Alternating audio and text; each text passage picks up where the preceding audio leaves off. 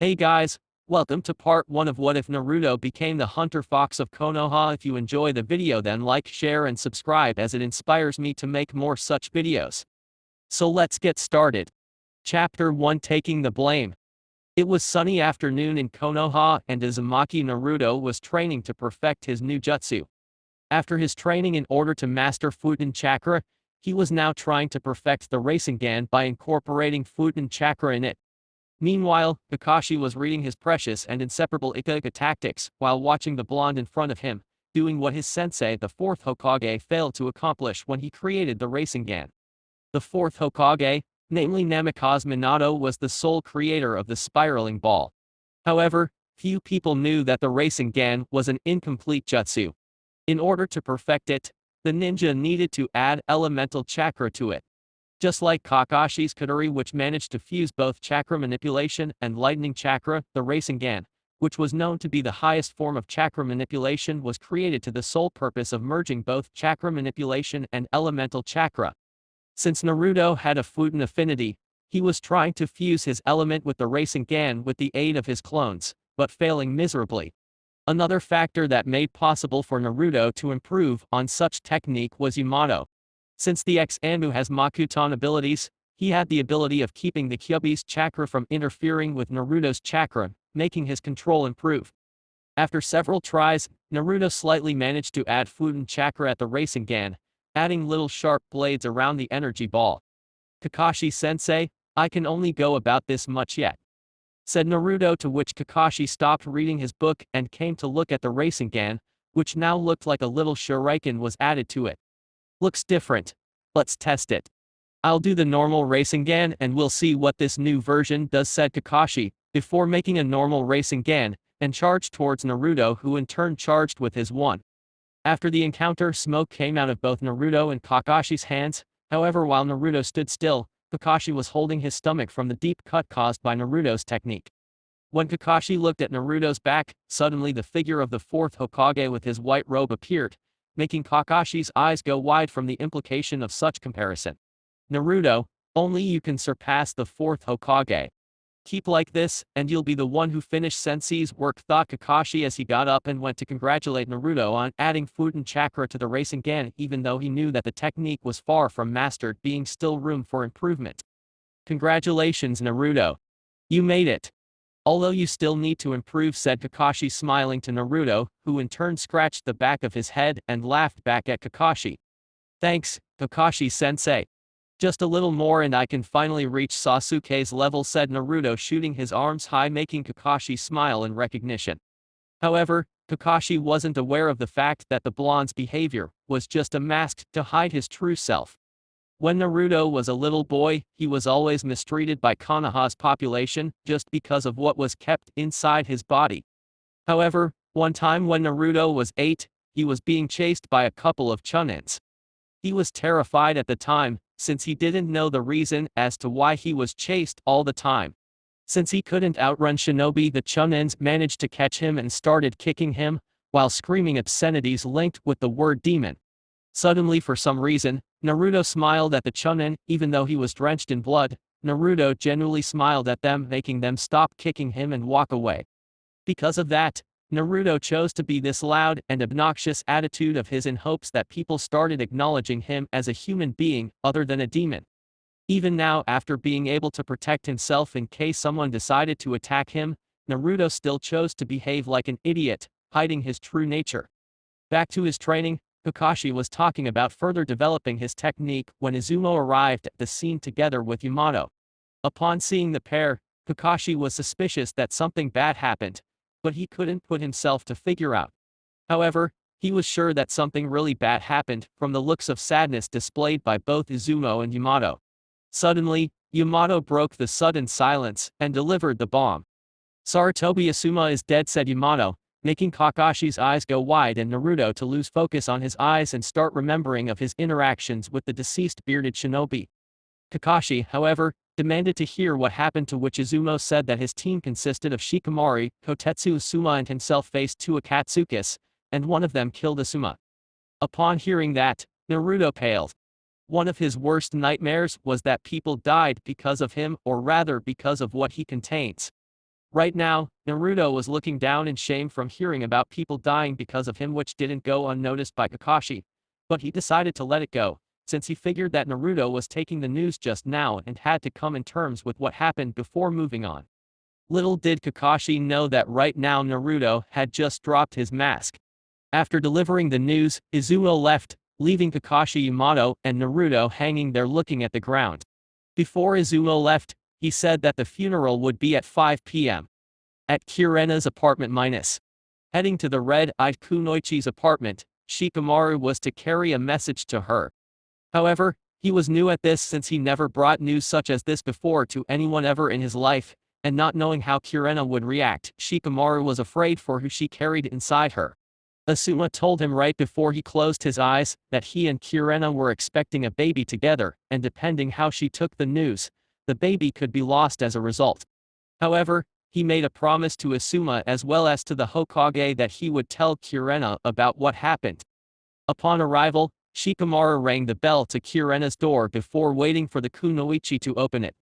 A couple of minutes after, and a few more bell ringing courtesy of Shikamaru, Kurena opened the door only to see Asuma's student with a serious yet down look on his face. Kurena for her part was having bad feelings about the bearded shinobi, and while in her line of work death was a common occurrence, she could not admit the fact that Asuma would get killed while on a mission, considering the fact that he happens to be one of Konoha's elite jounins. However, upon seeing Shikamaru looking like that, and the fact that he happened to be standing near her door, it could only mean that the issue involved her to some degree. "Yes, Shikamaru," said Kurena before seeing the Chunin raise his face up to eye contact with the brunette, who caught a glimpse of a single tear running down his face, just before he dropped the news that immediately killed her from the inside. "Kurena-sensei." "Asuma-sensei is dead," whispered Shikamaru, making Kurena's pupils lose their focus, and suddenly open tears starts to follow down her cheeks as she throws herself to the ground screaming for Asuma's name in hopes that the bearded man suddenly appears and envelop her in a hug. Seeing this, Shikamaru kneeled down as to comfort her the best way he could. As Shikamaru heard the girl sob on his shoulder, Shikamaru just closed his eyes, while remembering his interactions with his sensei along the way from his genin exam until the day he died. Shikamaru often beat himself because of not thinking of a way to save his sensei's life. However, being the analytical genius he was, he couldn't think of any solution to it. Not that it mattered anyway, since his sensei's life was now lost. However, as Kurena stopped crying, his ear caught a glimpse of the older girl whispering something. "Shikamaru, tell me. Tell me what happened to my Asuma?" asked Kurena, to which Shikamaru started relating the story. While looking down, "We encountered 2 members of Akatsuki. After that, our team engaged against them. However, even though we were able to hold them back a little bit, one of the members did some sort of spell using Asuma's blood, therefore transferring all the pain of his body to Asuma's. And without even slight of hesitation, the man known as Haiden took a long dagger and pierced his heart, transferring the blow to Asuma's body, killing him in the process," said Shikamaru before suddenly seeing Kurena's eyes flash with anger, which made him wonder if the girl would hunt Akatsuki. However, Kurena wasn't thinking about Akatsuki at all. Well, not directly anyway. The reason she was angry was the reason why those S-ranked missing nins were near Konoha in the first place and then killing her beloved Asuma. She knew who those men were after, and since emotion was clouding her judgment at the moment because of the shock of losing her husband, Kurena was actually blaming Naruto for the death of the only man she ever loved. Come to think about it, Naruto was the sole reason as to why those monsters came to Fire Country, and therefore he was the cause of Asuma's death. Shikamaru, still oblivious to what Kurena was thinking, only managed to see her turn her back to him and walk inside her apartment, slowly closing the door and giving him an understanding look, since she knew how Asuma cared for the Nara genius. Upon seeing this, Shikamaru turned and walked away towards his home, where he was supposed to get dressed to the funeral. However, he couldn't get himself to attend to the funeral. Therefore, the only place he could go, the place where his memories laid regarding his sensei, was his house's porch, where he played Shouchi with Asuma. At the Nara residence Upon arrival, Shikamaru simply placed the pieces and began playing by himself, oblivious to the fact that his father Nara Shikaku was watching his son since he arrived home. Shikaku was aware of Asuma's death on the hands of Akatsuki, and was sad that Shikamaru had to witness his sensei get killed in front of him. However, death was a part of being a shinobi, and therefore Shikamaru needed to come in terms with such facts since the boy, while smart, was still young in regards to experience. Back to Shikamaru, he just kept playing shogi, while the funeral was taking place at this moment. At the funeral, Naruto, upon becoming aware of someone dying because of him, was deeply hurt. He had swore some time ago in silence that the Kyuubi wouldn't cause any more pain to others ever again, and that he would take care of that himself. Now, however, seeing that Asuma-sensei was killed because of the Kyuubi, Naruto was at loss of what to do. Because of his training, he didn't know of Tsunade's mission assignment to all available shinobis in order to search for the Akatsuki, therefore he couldn't stop her from sending others to their death. And now Asuma was dead, and for what? Akatsuki sure won't stop knocking at Konoha's door, and I'm afraid they'll kill even more just to get to me. I can't let this continue. However, before doing what he was sought out to do, Naruto began to scan the funeral for familiar faces. Upon doing this, Naruto saw Tsunade, Shizune, Sakura, of course Asuma's team, however without Shikamaru, which confused the blonde for a minute. But then again Naruto somehow understood the lazy Chunin. Growing up through pain and suffering, Naruto could sympathize with the lazy Chunin. Upon more scanning, Naruto located Konohamaru crying and went there to comfort him by hugging the little genin. At last, Naruto's eyes caught glimpse of Team 8's Jounin-sensei carrying a bouquet of roses in memory of Asuma. Upon further look, Naruto realized that Kurena, even though obviously sad for Asuma, was looking at him as if she wanted to kill the blonde. Naruto knew that look since it pretty much appeared on his life daily. That look came from all Konoha citizens who mistook him from the Kyuubi reincarnated. Nevertheless, this time Naruto looked down, but which was once disappointment and sadness, now was filled with shame and guilt, which didn't get unnoticed by the silver-haired Jounin who happened to stand near him together with Yamato. Kakashi for his part was wondering what Naruto was thinking.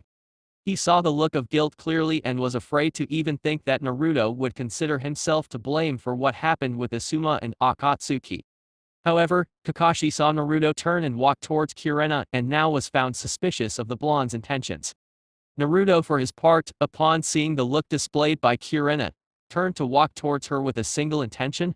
He knew now that what happened was because of him, and if he wasn't in Konoha or either from the hidden village, no one would have to suffer again. Upon arrival next to Kurena, he noticed that the glare was intensified, therefore taking away any doubts he had on what he was about to do. Kurena-san, I feel terribly sorry for what happened to Asuma-sensei. I started Naruto, but was cut off by Kurena, who chose this time to use Naruto as a scapegoat for all her negative feelings right now. Sorry. You are sorry. If it wasn't for your presence here, none of this would have happened. Konoha would be fine, and I'd have Asuma here with me. Now tell me, what part do you say you're sorry about?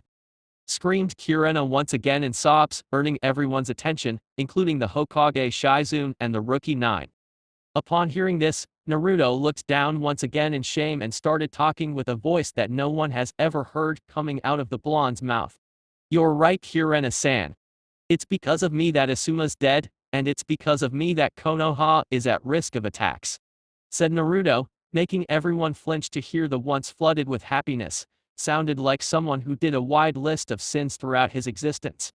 The others were literally taken aback because of Naruto's statement, as was Kurena, who wasn't counting on Naruto actually taking the blame for what happened to Asuma. Tsunade, Shizune, and Sakura were screaming for Naruto to take it back, since he wasn't to blame for something he didn't have any control over. Kakashi looked at the blonde with sadness from seeing Naruto like this, and even more saddened to see Naruto taking the blame because of what's inside of him. However, he couldn't get himself to not look something odd to Naruto's new kind of behavior. From what Kakashi was seeing, Naruto's somewhat serious expression seemed to fit him, as strangely as that sound. Naruto, I know what you're doing, and while I won't dissuade you out of it, you are a grown-up now and responsible for what you chose, thought Kakashi. Kurena-san, I have a last favor to ask of you. Take this kunai and shove it in my heart. End your and everyone's misery right now, said Naruto, now abandoning his will to live, if it meant to rid the village of Kyuubi's burden, once again scaring everyone to their very core. Kurena for once took the kunai and started looking at it, and then to Naruto, who by now was with his eyes closed, waiting for the finishing blow. Upon seeing the blonde submitting himself to her wish, Kurena was in turmoil. She blamed him for what happened to Asuma, and for as most as she wanted to avenge the bearded shinobi, she just couldn't put herself to do it. Therefore, Kurena threw the kunai on the ground and ran towards her apartment for safety, leaving Naruto to pick the kunai that was to be aimed at his heart and end all the misery. However, Naruto didn't even see the slap that hit his face. While not even carried with chakra, the slap was channeled with sadness and disappointment. When Naruto looked up, he met the eyes of Tsunade, who upon seeing Naruto's eyes, which once was ocean blue, so full of life now was dark blue, filled with void and dread. Tsunade couldn't bring herself to open her mouth after such interaction. She was going to teach the brat not to waste his life like that. However, upon seeing Naruto's face, Tsunade suddenly couldn't see the Naruto she once knew. Naruto, for his part, seeing that Tsunade wouldn't talk, turned away towards the Hokage monument. He knew that what he did scared a lot of people, but he knew that when he let the mask drop, people would be shocked to see the result of Naruto's real life. Striving for affection once, Naruto put up that mask so that people could see his smile and somehow be kind to him. Now, Naruto needed to take care of some things if he wanted to achieve what he intended to become. While still loyal to Konoha, Naruto felt that his presence inside the village would only destroy it in the long run. At the Hokage monument after arrival on top of the Yondaim's head, Naruto seat and start looking at his favorite view of the village that was doomed to extinction in case he chose not to proceed with what he planned to do. Suddenly, a soft gust of wind blew his hair away, and somehow his face expression was at ease. He thanked the heavens for blessing him with a food affinity, simply because he enjoyed its nature. The wind could be calm and peaceful at times, however, without any warning, it could become strong and fearful, destroying everything in its path. However, when Naruto closed his eyes, he immediately regretted, since he felt the damn fox driving him inside his mindscape for a little chat. When Naruto opened his eyes, he came across a wide-grinned Kyubi, which seemed somewhat amused by the whole situation. So, finally decided to let the mask drop, huh? Quite interesting, Naruto, although I'm quite surprised with the amount of time it took for you to do it, said the nine-tailed fox, to which Naruto looked down and gave his answer to the fox. I thought that if I kept the mask, people wouldn't get hurt, however after seeing what happened, there isn't any purpose anymore. Imbecile, your mask never had a purpose. On the contrary, it only made others look down at us. However, now that you realize that on your own, you can grow stronger now. It's time to show them what we're made of. You know what to do, said Kyubi, before seeing a nod from Naruto. The blonde knew how proud was the fox, and also it unnerved him to see Naruto losing on purpose all the time, simply because he didn't want others to know that he didn't need help in order to defeat his opponents. Now, Naruto knew what he had to do, and that meant getting stronger. Since his ninjutsu affinity was Futen, he decided to head to the library and copy all Futen jutsus he could find and learn them. He hoped that as his control over wind improved, the completion of the elemental Rasengan would be much easier to complete. You only wasted your time with that mask of yours. Nevertheless, now that you realized your mistake, it's time for us to train our way. Since you're fused with me, that means you already have an affinity for fire as well. However, you must use my chakra in order to use katana attacks. In time, Naruto will manage to unite our affinities, and then everyone will think twice before messing with us, said Kyubi, earning a nod and a smile from Naruto. Seeing that his presence was no longer required inside his mindscape, Naruto closed his eyes and opened them now to see Konoha from a certain distance. However, he wasn't alone. As he turned his head, he found that a certain silver-haired jounin was there waiting for him while reading his book. I see that you're awake. Had a good night's sleep? Asked Kakashi, hoping to light the mood a little bit, but to no avail. Naruto didn't even twitch his lips, which concerned Kakashi deeply, since he couldn't recognize the blonde.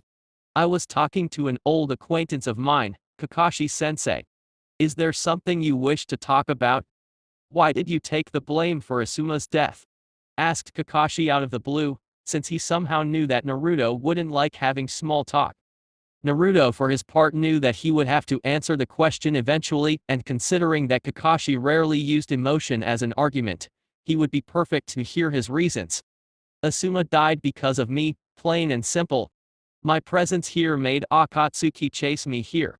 So it's only logical that I'm to blame for their presence here, therefore blamed for Asuma's death, said Naruto with emotionless voice, only pure rationality, which made Kakashi look at his eyes for a few moments, as a way to gauge any hint of emotions. However, even with his wide experience at looking at the underneath of situations, in this case he was having trouble deciphering. So what's next now? Are you going to leave? Asked Kakashi after he stopped trying to access the situation. Yes, answered Naruto, making Kakashi look down again at another one of his students who chose to defect the village. However, his thoughts were cut short since Naruto wasn't quite finished. And before you wonder if I'm doing the same thing as Sasuke, don't. I'm loyal to Konoha, however I can't stay within these walls. Well, you're a smart guy, you'll figure out, said Naruto, lifting and turned back to back with his sensei, who by this time already knew what Naruto intended to do. You want to become a hunter-nin, aren't you? Asked Kakashi, though it was more like a statement than a question. You're not strong enough to fend for yourself, stated Kakashi, using his last resort to convince him to stay, however to no avail since the blonde's mind was already settled. That's for me to worry about. Not you, said Naruto before vanishing within a swirl of leaves, leaving Kakashi alone on top of his sensei's head. Minato-sensei, he is as stubborn as I was, isn't he? With Naruto minus. After leaving the monument, Naruto went towards the place he knew where all of the techniques would be located. Already packed with a couple of scrolls in order to copy all the Fuden ninjutsu and its theories, Naruto stopped right in front of the library. When he entered, he proceeded to look at the many shelves that happened to be packed with books and scrolls. After a while, he reached a roll with the word ninjutsu in it and went along the roll in order to find the Fuden section. Upon arrival, he came across the Fuden section, slightly disappointed to see that compared to other elements, Fuden was the least popular area of the library. Still, he thought that would at least a dozen Fuden jutsus for him to use. Of course, Naruto intended to learn Katan ninjutsu as well, but since Kyubi told him that it would teach him later on, he decided to focus entirely on Fuden. Quickly picking the scrolls, he positioned them on top of the tables near him and proceeded to copy all of them. As he passed through the named, he recognized the one called Fuden Daitapa Wind Style, great breakthrough jutsu that the snake used on his team at the Chunin exams. After writing a bit, he came in contact with another familiar one called Fuden Kei's no Yeba Wind Style, Wind Sword Jutsu. He remembered hearing something about Hayate's wound being caused by a sword made of wind. After a while, he copied all of the Fuden jutsus using the entire scrolls he had at his disposal. Wrapping it up, Naruto left the library carrying with him the scrolls with the information he gathered with Fuden ninjutsu. Calmly, he went home and went straight to bed, since he knew that tomorrow would be the day that he voiced his request to the Hokage, and he was sure she would protest immensely. The next day one day later, Naruto woke up and immediately dressed up. He knew that Tsunade would begrudge him after his request, so he wanted to take care of it as soon as possible. However, he needed to do something else first. Even though he didn't quite agree with Kakashi's assessment of his abilities, Naruto knew that he would face eventually an S-ranked missing nins because of his chosen profession. So he needed to up his physical training as well. Being proficient in taijutsu was good enough, however the nine-tailed fox told him to purchase a katana, since Kyubi wanted to teach him some ancient kenjutsu style that was used by a strong samurai nearly 500 years ago. Therefore, he picked some cash that he kept inside his apartment from not trusting the bank, and left his apartment towards a weapons shop he knew about that was located near his home. Upon walking, he noticed people staring at him like they were waiting for him to show his wide smile or something peculiar to his usual behavior. As people passed through him, he was more and more thinking that the damn fox was right and even cursing the fact that because of their link, the fox could hear his thoughts as well, making the beast laugh his ass off, unnerving Naruto a little bit. At the weapons shop After a while between walking and having to hear Kyubi's way of saying "I told you so" inside his head, more like laughing at him for being right the entire time. He gauged the place from outside a little bit and shrugged it off since he didn't care for appearance. In fact, he knew that appearances were what made his life a living hell in the first place. As he entered, he was astonished to see that the store could easily fill an army. Tons of different types of swords, kunai, exploding tags, shurikens and clothes. Naruto was at loss of words right now. However, his attention was diverted when an old man made his presence known with a little throat clearance. "Welcome customer, can I get you anything?" asked the old man, to which Naruto turned to study the man a little bit. The blonde was suspicious of the fact that the man was treating him like a normal customer, since it was clear that he knew what Naruto has inside of him. However, the old man was just looking at him like expecting a request soon, so Naruto just shrugged it off for later and turned to give him the list. "Hi-do, I'm looking for a set of training weights of 20 pounds each, 2 sets of kunai and shurikens and a katana," said Naruto, earning a surprised look from the old man. "A katana, you say? Are you a ninja? I've never seen any shinobi wanting to purchase a katana. Not that I agree with those bastards, always preferring speed over force.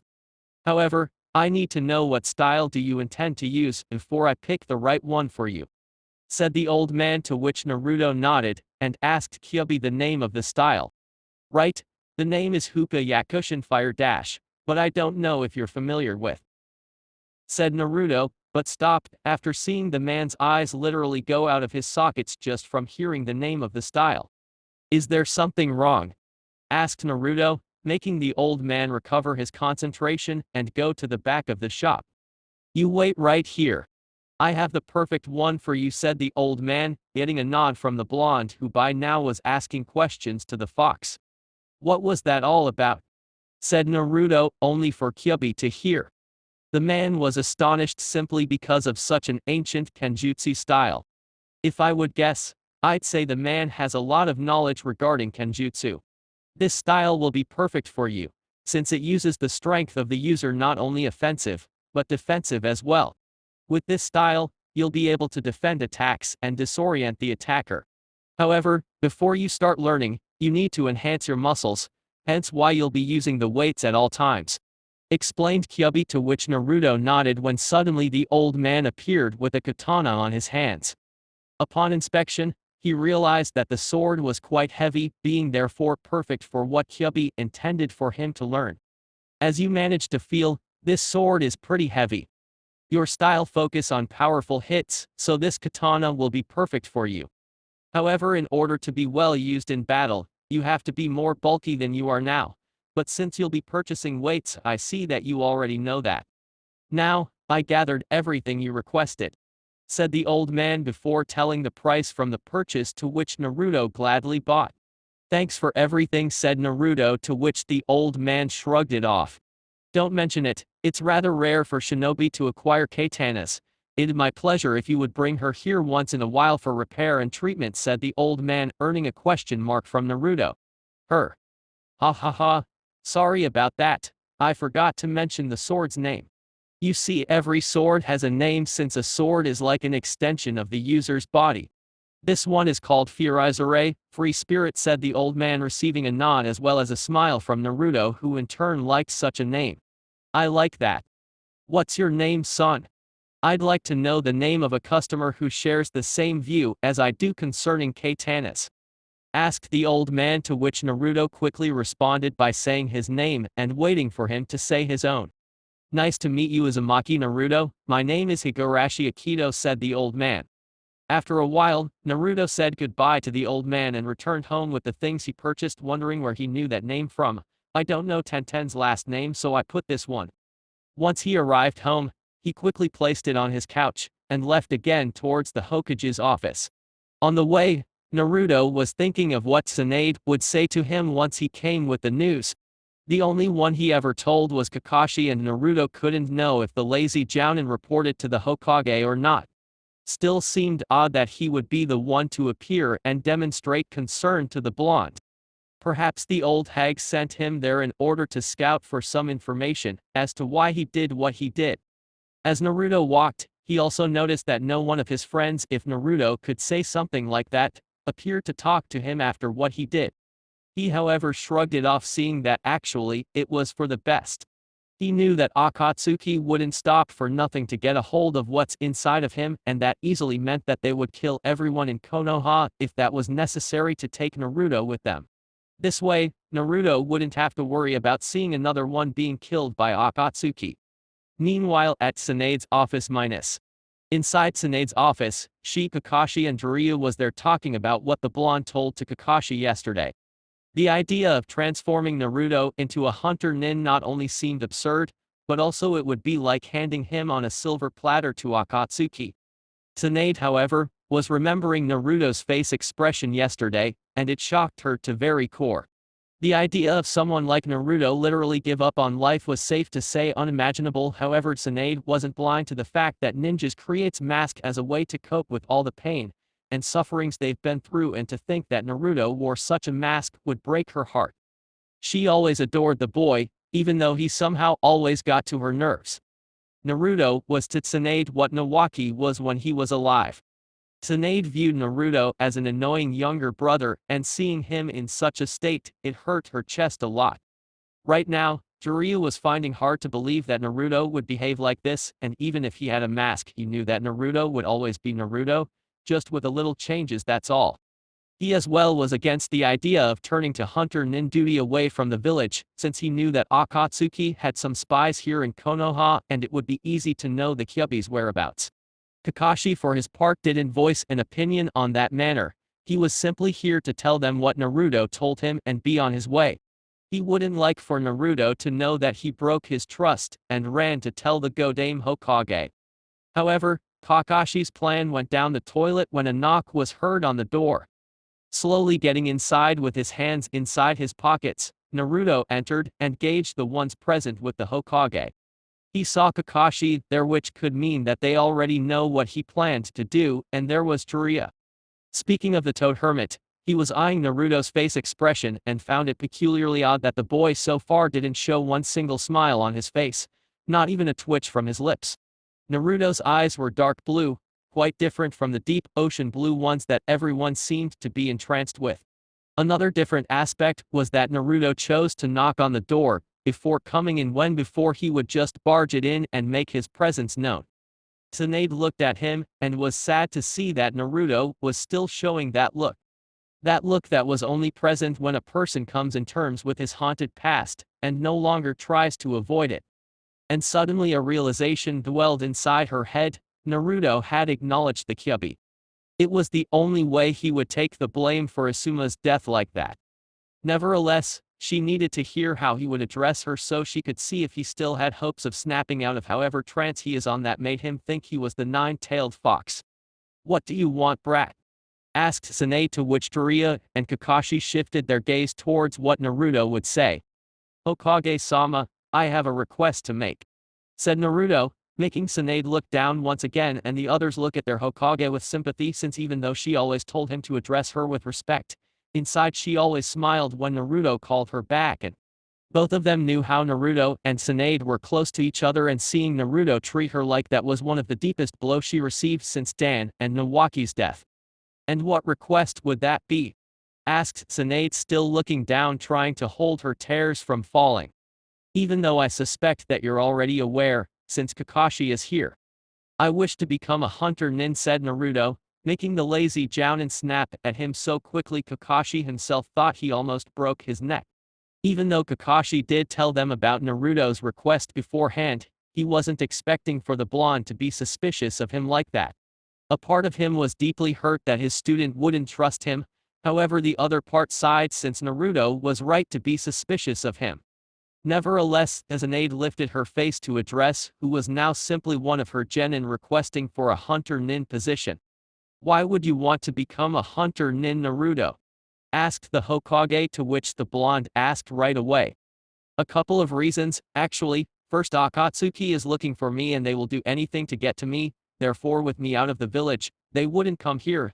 Second, I believe Konoha would be a better place without the demon walking around," said Naruto, however with little to no emotion, which made Jiraiya flinch after hearing the boy's somewhat icy tone, even more after considering himself the demon. Seeing Tsunade not even trying to convince Naruto to stay, Jiraiya moved to the Akatsuki argument. Naruto, think about what you want. If Akatsuki knows that you're out of the village, they'll come for you. You're not ready yet to face them on your own. Also, how long do you think it'll last before they know that you became a hunternin? Asked Jiraiya, using it more as a statement than a question. However, Naruto interpreted as a question and proceeded to relate his plan. Well, Jiraiya flinched from the sudden respect coming from the boy. If you must know, I've that already covered. First of all, I would request 2-month training in order to perfect mine and Kyuubi's affinities and then proceed to hunter nin duty. Now regarding the information leaking, my plan is to give me a code name and hide the file deep within the Hokage's desk or even vault if necessary. With my identity being regarded as she-death, no one will know that it would be me and therefore no one will know of where I am. Said Naruto before seeing everyone gasp upon hearing Naruto's plan. All of them were impressed of Naruto's strategy, and all of them realized that if they followed Naruto's plan, no one would sneak on the Hokage's office just to see Naruto's hunter nin identity. However, while his plan was ingenious to say the least, both Jiraiya and Tsunade suddenly remembered that they have to dissuade him of what he plans to do. Naruto, think about this. What about your friends? They would be devastated to see you leave like this. Said Tsunade. What's the point of hiding my identity? If I were to tell anyone else about it, the less they know about me, the better. Asuma's death awoke me to see that the longer I stay in Konoha, more people will be killed by Akatsuki, and therefore I plan to serve Konoha outside its borders while training to exhaustion and eliminate them for good. Said Naruto, gaining understanding nods from everyone present in the room that happened to agree that if Naruto were to be a hunter nin, and also hide his identity, the less people who knew about it, the best. However, there still remained the fact that the rookie 9 would ask questions about him, and Tsunade very well knew about that. Very well, Naruto. I see that your mind is set up for this. I will not dissuade you out of it. I'll also grant you 2 months of training, and then I'll be sending your mask and an updated copy of our bingo book. Now, one more thing I should ask, since you pretty much thought of everything. What should I tell in case anyone asks about you? What should I say? Asked Tsunade, to which Naruto turned to think a little bit. He wasn't considering that situation, however he didn't have much to think about it, since he had the perfect idea. I doubt that anyone will ask about my whereabouts, so keep throwing solo missions for me. Tell them Jiraiya here is training me in information gathering, and tell them I'm meeting his spying network and introducing myself to them. Explained Naruto, to which Jiraiya laughed a little bit, since he would eventually send the blonde to meet his spy network in the future. How long have you been planning all of this, Naruto? How the hell could you believe that it would be best for you to leave, huh? Screamed Tsunade, at loss of what she should do, since Naruto had beaten all their arguments like they weren't worth even mentioning. What can I say? 2 heads think better than 1, I guess. Now that I have clearance to do what I requested, I shall leave you be, Hokage-sama, said Naruto before turning and leaving through the door, while all the people present were staring at his back. After he closed the door, Tsunade scowled him for deliberately betting his life like that, to which Jiraiya sighed, seeing that in fact this Naruto wasn't the Naruto he came to know. Also, Jiraiya was wondering about some of Naruto's words. He mentioned about mastering his and Kyuubi's affinity, which was odd considering that not only Jiraiya didn't teach him elemental ninjutsu, but also nobody knew what Kyuubi's affinity was. Also, he said that 2 minds think better than 1, so that must mean that the Kyuubi is aiding him in this quest. Jiraiya now was at loss on what to think of this situation, however he would be a fool if he would sit around and miss Naruto and Kyuubi's idea of training. With Naruto now walking straight to his apartment in order to study the theory behind the jutsus, Naruto started to ponder about his interaction with Tsunade and Jiraiya in regards to becoming a hunter nin. He actually felt it went well, despite the fact that Tsunade was visibly angry at him for requesting such a thing. Underestimation is one of the main reasons a powerful opponent loses his battle. Said Kyuubi, pretty much answering Naruto's hidden questioning. Yeah, Look what happened to you, after you underestimated the fourth Hokage," said Naruto, playing with Almighty Fox, who by this time stopped trying to put some sense into Naruto's head about such a lousy mistake he made 15 years ago. "Quit trying to mock me, I'm serious. They underestimate your potential, therefore they think that we'll get killed easily," said Kyuubi, to which Naruto nodded. Naruto's interaction with Kyuubi improved after 6 months of Jiraiya's training trip. The beast at the time said that since their bodies were linked to each other for life that they should work together to stay alive on Naruto's part and satisfy Kyuubi's bloodlust every once in a while. Actually, the hunter nin situation pleased the beast greatly, since hunter nins were supposed to kill missing nins and bring any sort of proof to their kill, like the enemy's hand or a very rare possession of his, in order to identify his death. "Well, first phase of the plan is in action," said Naruto, to which Kyuubi nodded. "Indeed." Chapter 2: Training for the Job. After Naruto entered his apartment, he left the scrolls and his sword on the table and went towards the kitchen to fix a bowl of instant ramen. No matter how much Naruto changed, ramen was simply his favorite meal, period. One time, the fox warned him to eat healthy stuff like some vegetables and scowled Naruto pretty much every time. What few people knew was that the fox was also responsible for the blonde's high metabolism. Therefore, when Naruto used to eat up to 16 bowls of Ichiraku ramen, everyone seemed to ask where the food would go. While the noodles were being prepared, Naruto stood next to it, waiting eagerly to eat the food from heaven, as he liked to call on occasions. 3 minutes later, the instant ramen was ready, and he fixed the table for dinner. Looking across the table, he saw an empty chair and sighed. Still today, he never even remembered why the hell he thought of buying a pair of chairs for his table. Naruto grew up alone his entire life, and while his academy sensei Uriko was rather close to the blonde, they only met at Ikirakus or at the academy. Furthermore, even his genin team didn't visit him once. So why bother, he thought.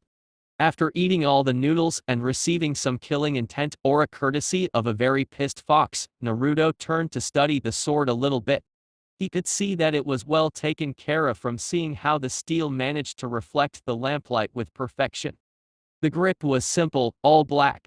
In fact, Naruto never once considered personalizing the katana to suit his style, simply because he couldn't think of any symbol to put. As he yielded it off the holster, Naruto had to force his arms in order to move the sword around, simply because it was so damn heavy to move with it. The heavier it is, the better it goes for training. Not only will help your kenjutsu style, but also improve your muscle mass. Sometimes, you have to rely on physical abilities in order to win a fight. Therefore, you are going to train your body to the ground, and while you do that, your clones will be learning Fuden ninjutsu from the scroll, and Katan ninjutsu from me," said Kyuubi, to which Naruto nodded his consent, and then put the sword back in the holster. "Speaking of jutsus, we're going to be up all night, reading all this information. In that case, I'll be fixing a bowl of," said Naruto, but was interrupted by the sudden yell from Kyuubi, who threatened Naruto that if he were to eat another bowl of ramen today, that he would throw everything up. Needless to say, Naruto stopped thinking about the noodles, since he didn't like the idea of throwing ramen away. "Okay, damn it. I won't eat ramen tonight," mumbled Naruto, earning a satisfactory sigh from the fox. After the little interaction, Naruto started reading the first scroll, which made an introduction to Fuden ninjutsu. Upon reading, he realized that Fuden techniques were divided into 2 categories: sharpening the wind of cutting and slashing, or enhancing the strength and speed of the wind, which meant that he would need to practically master both of them. Well, more like the second one, since Naruto already knew who to cut using Fuden chakra from Kakashi and Yamato's training before. Therefore, he kept reading line after line with great interest. By tomorrow this time, Naruto hoped to understand the technique's concepts and just make the clones practice the technique. Kyuubi said that on the first month his clones would only be learning Fuden ninjutsu, and the second one, they will be learning Katan. While the clones are doing ninjutsu, the real Naruto would do physical exercises incorporating taijutsu, kenjutsu, and bodybuilding workouts. 2 hours later, Naruto still didn't finish reading, but from the looks of it, he wasn't even worrying about a night's sleep from being so immersed in mastering all the Fuden jutsus, and possibly the Katan jutsus in the future. He grinned at the prospect of fusing his techniques with Kyuubi's, simply because of how the wind affects katan techniques. After another hour, Naruto managed to finish the scrolls, which he was proud to have been able to memorize the theory. Great, now to practice, thought Naruto, to which Kyuubi snorted at the boy's naivety. I hope you aren't thinking of being able to master all of them tomorrow, are you? "'Cause that would be the most stupid thing you've ever said," laughed Kyuubi, earning a scowl from the blonde. "No, of course not, although I'm already able to use Futen chakra. I'm not even close to doing a single Futen jutsu yet. Do not worry, Fox, if it's one thing I'm not, is being a genius. I just hope that at least I can manage to learn all of them in a week or two, so that the rest, I can practice doing it and hopefully master," said Naruto, earning a nod in recognition from the fox. "Good, now training tomorrow will be tough on you. So I suggest that you rest a little so that you don't complain at me tomorrow," said Kyuubi, to which Naruto just ignored and went to sleep. The next day As the sunlight engulfed Naruto's apartment, he opened his eyes and got off his bed. Walking slowly towards the little balcony of his apartment, he turned to look at the rather pleasant view of Konoha and the Hokage monument. However, his eyes were as always focused on a certain point, which was the fourth Hokage's head. For some unknown reason, Naruto always looked at the Yondaime Hokage's head, and because of this, he began wondering what would happen if the man was still amongst the living. It was an A-ranked secret in Konohagakure that the fox wasn't defeated by the Yondaime. Instead, he trapped the demon inside an infant at the time by the name of Naruto. As he closed his eyes, he was suddenly even more relaxed after a soft gust of wind came washing all of his worries and simply transformed them into nothing. For a moment, then Naruto felt like he could do this all his life. It seemed quite logical that Naruto liked the air breeze, seeing which his elemental affinity is. After a while, he went back inside the apartment and began to change. Quickly going through the necessities, he grabbed the scrolls, the sword and the weights and left the place straight, the furthest training ground there was. Training ground number 43, being next to the Forest of Death, would be perfect for Naruto to train without being interrupted by someone wanting revenge, or one of the Rookie 9 asking questions about his action at Asuma's funeral. It was not that he regretted saying what he did, far from it actually. The acknowledgement of being the one who shared the body with Konoha's worst enemy did have its setbacks, and sometimes being the population's scapegoat wasn't easy in the slightest. Constantly having to deal with hate, stares, and anger, Naruto grew accustomed to all of this and more. However, he had only 2 months to train, and then he was back to active duty as a hunter-nin for Konohagakure. As he jumped rooftops, he wondered how much his life would change from now on. First of all, his missions would be all the same, tracking missing nins and exterminate them. However, Naruto knew that outside of Orochimaru and Itachi, there is many powerful missing nins as well. Another thing will be not seeing the ones who grew up together and their respective jounins, well, the living ones at least. He doubted Kureno would ever approach him in the future, and the fact was that he was fine with it. At last, those whom were considered family to him, named Gaara, Tsunade, Urka, and Kakashi, would be safe, at least from Akatsuti's hands. Just thinking about Asuma's death once again made his blood boil in frustration.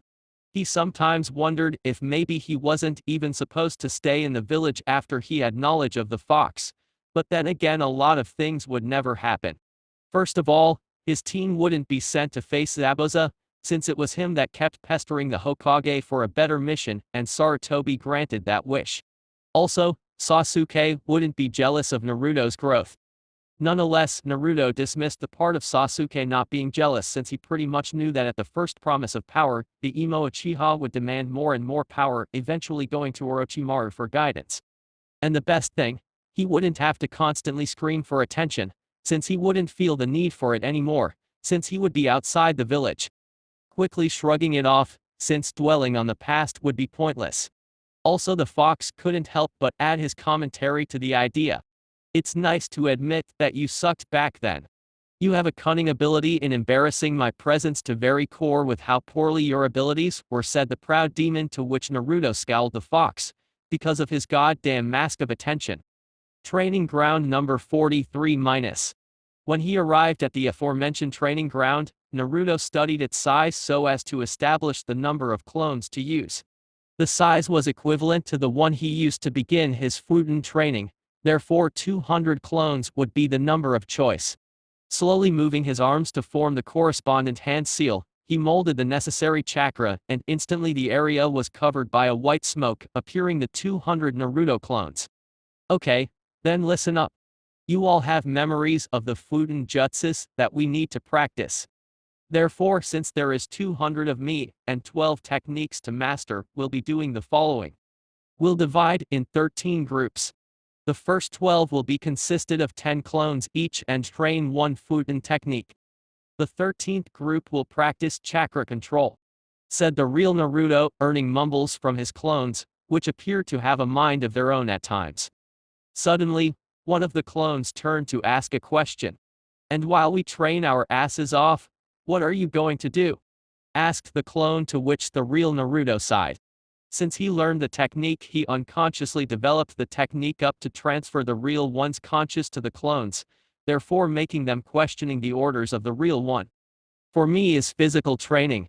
I'll be adding 20 pounds to both arms and legs. We'll be doing this for the equivalence of a week. Now let's get to work," ordered the real Naruto, earning screams of recognition from the clones. After seeing the clones divide into groups, the real one added the weights to his limbs and began running exercises around the area.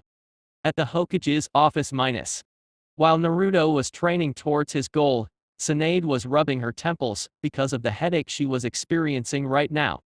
Because of Naruto's resolve yesterday, the blonde Hokage decided to release the tension by drinking a little bit. Sadly, what first became a few drinks at the end of the night, she already drank 2 bottles of sake. Therefore, it was safe to say that hangover was tormenting her at the moment.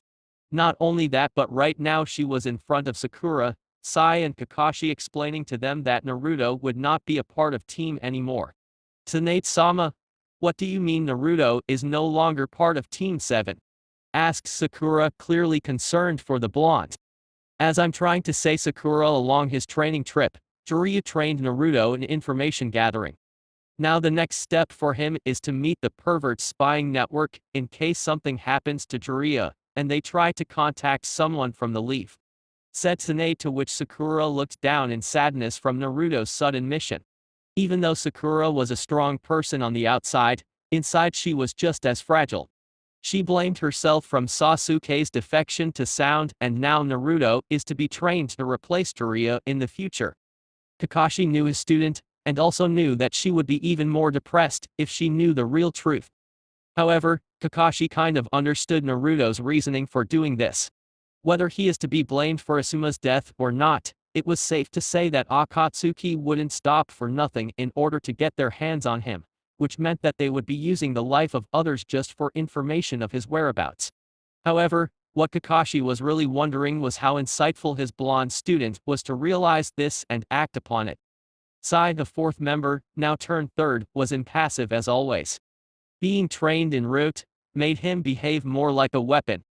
Deprived from emotions, Sai grew up as just a weapon for Konoha and nothing else. However, when he met Sakura and Naruto, he started changing his behavior, much to the point of requesting to be permanently assigned to Team 7. Now, here he was hearing the Hokage's explanation of Naruto's sudden mission, and truth be told, he didn't believe it at least one bit. He knew Naruto to be unpredictable from time to time, so he was inclined to believe that everything concerning the blonde would be more complicated than it looked. Nevertheless, Sai wasn't much of a meddler in people's affairs, so let it be for the moment. Returning to the issue in hand, Sakura was coming into terms of what will happen from now on, much to Tsunade's happiness, since she didn't feel like revolving around this certain topic concerning her blonde little brother. "Now, Team 7, you have a B-ranked mission close to Suna. The Kasage requested some help in dealing with some troublemakers that are attacking some merchants. You are scheduled to leave in 2 hours, so gather everything and head up there. The Kasage informed us that one of their jounins will be meeting your team close to the border between the 2 countries," said Tsunade, to which the team accepted and left. With Team 10-, Shikamaru, Chaochi and Ino were now having lunch at the barbecue place in memory of their dead sensei. Chaochi was barely touching the food, demonstrating how sad he was. Shikamaru and Ino were discussing about the future of Team 10, now that their sensei was gone. Shikamaru was relating that one must be able to apply for Jounin very quickly so that the team could continue to be together. Both of them knew that the Hokage would distribute the now incomplete team around, or set them up with a different Jounin to be captain. Shikamaru, there is something troubling me about what happened at the funeral. Since you weren't there for Kami knows why there was a discussion between Kurena-san and Naruto. Said Ino, perking Shikamaru's interest right away. Ever since Asuma died, Shikamaru vowed to protect the family that he left behind, meaning Kurena and the yet-to-be-born infant. Ino for her part, upon seeing that the Nara was interested, turned to explain what happened. Along the explanation, Shikamaru's eyes were getting wider and wider, as if it was even possible after some time. However, when he heard that Kurena called Naruto a demon and Naruto took the blame for his sensei dying, he was speechless to say the least. Shikamaru was considered to have an IQ of more than 200, however no matter how much he tried, he couldn't figure out the reason as to the two's sudden behavior. Resolving on investigating it after lunch, or even asking the blonde genin, he shrugged the topic off for now. At the library after saying goodbye to his peers from Team 10, Shikamaru headed to the library so as to try if he could find something pertaining Naruto, and why Kurena called him a demon in the first place. Quietly moving through the library's shelves, since he practically memorized them, Shikamaru went straight for the history section. He thought that if he could see what happened during the time of Naruto's date of birth until today, he could get the answer that he was looking for. Upon looking at the shelves, Shikamaru found the history book of Konoha. Inside there was all the facts that occurred in Konoha from the date of the village's foundation until today.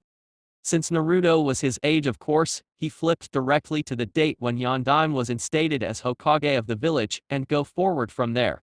As he flipped through the pages, he saw Konoha's victory on the last shinobi war against Iwa, courtesy of the Yondaime's Rasengan and Hiraishin no Jutsu.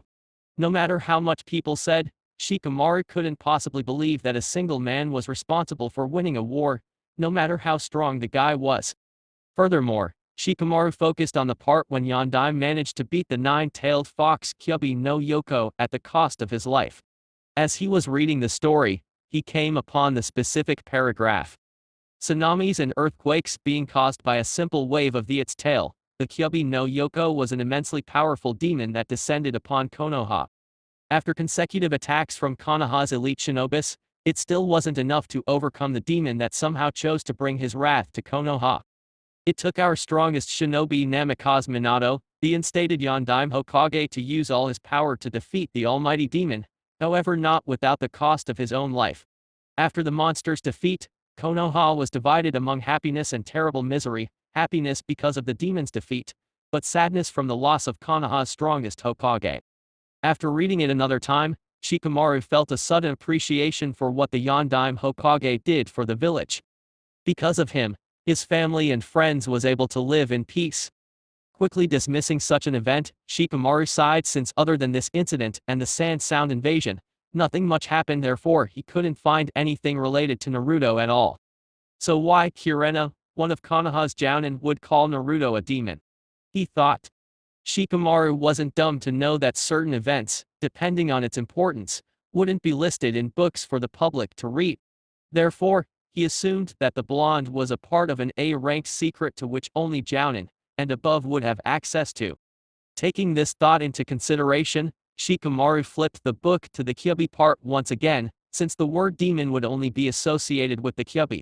Looking at the monster's photo, he began to compare the fox with Naruto, trying to find at least something. However, other than whisker marks, he had nothing. On second thought, why would Naruto even have whisker marks in the first place, he thought. Right now, Shikamaru was sweating profusely upon the indication that Naruto and the Kyubi are somehow linked. Shikamaru was surprised to see that the monster's incident happened the same day of Naruto's birthday, which was strange considering that the blonde was an orphan, so maybe Naruto's parents were killed by the Kyubi. A lot of ideas were passing through his mind right now, but not one of them involved Naruto actually being a demon. So the question remains. Why would Kurena say that he is a demon? He thought, well, more like rubbing his temples for not being able to find the answer. Looking at the time, he realized that he just spent over 2 hours in the library and still wasn't even remotely near the answer.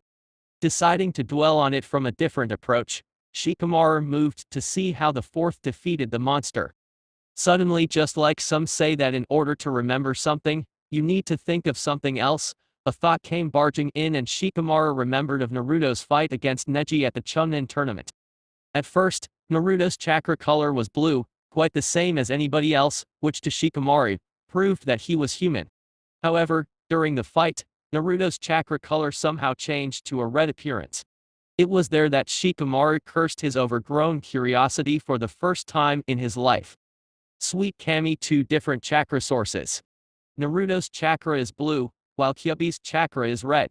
Thought Shikamaru as he imagined a line splitting Naruto's image with being in the left side, Naruto representing the blue chakra and on the right, Kyuubi representing the red chakra.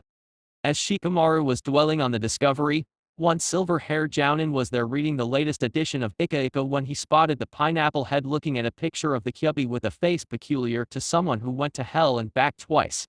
Sighing, Kakashi concluded that Shikamaru was indeed a genius, and thus, the truth would be clear to him. I assume that by the look on your face, and the subject you're reading that you know the connection between Naruto and Kyuubi, said Kakashi, making Shikamaru look at him, still looking like shit from such realization.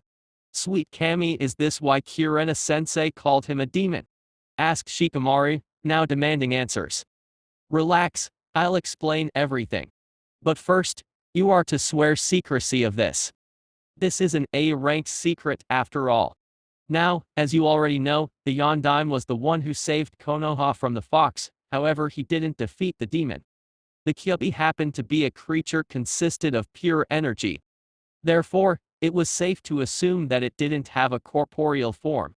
Being a master of the lost art of Fuinjutsu, sealing technique, Yondaime created a seal that was able to trap the demon and keep it in place. Nevertheless, the demon's jail couldn't be an inanimate object since the Kyuubi would break free in seconds.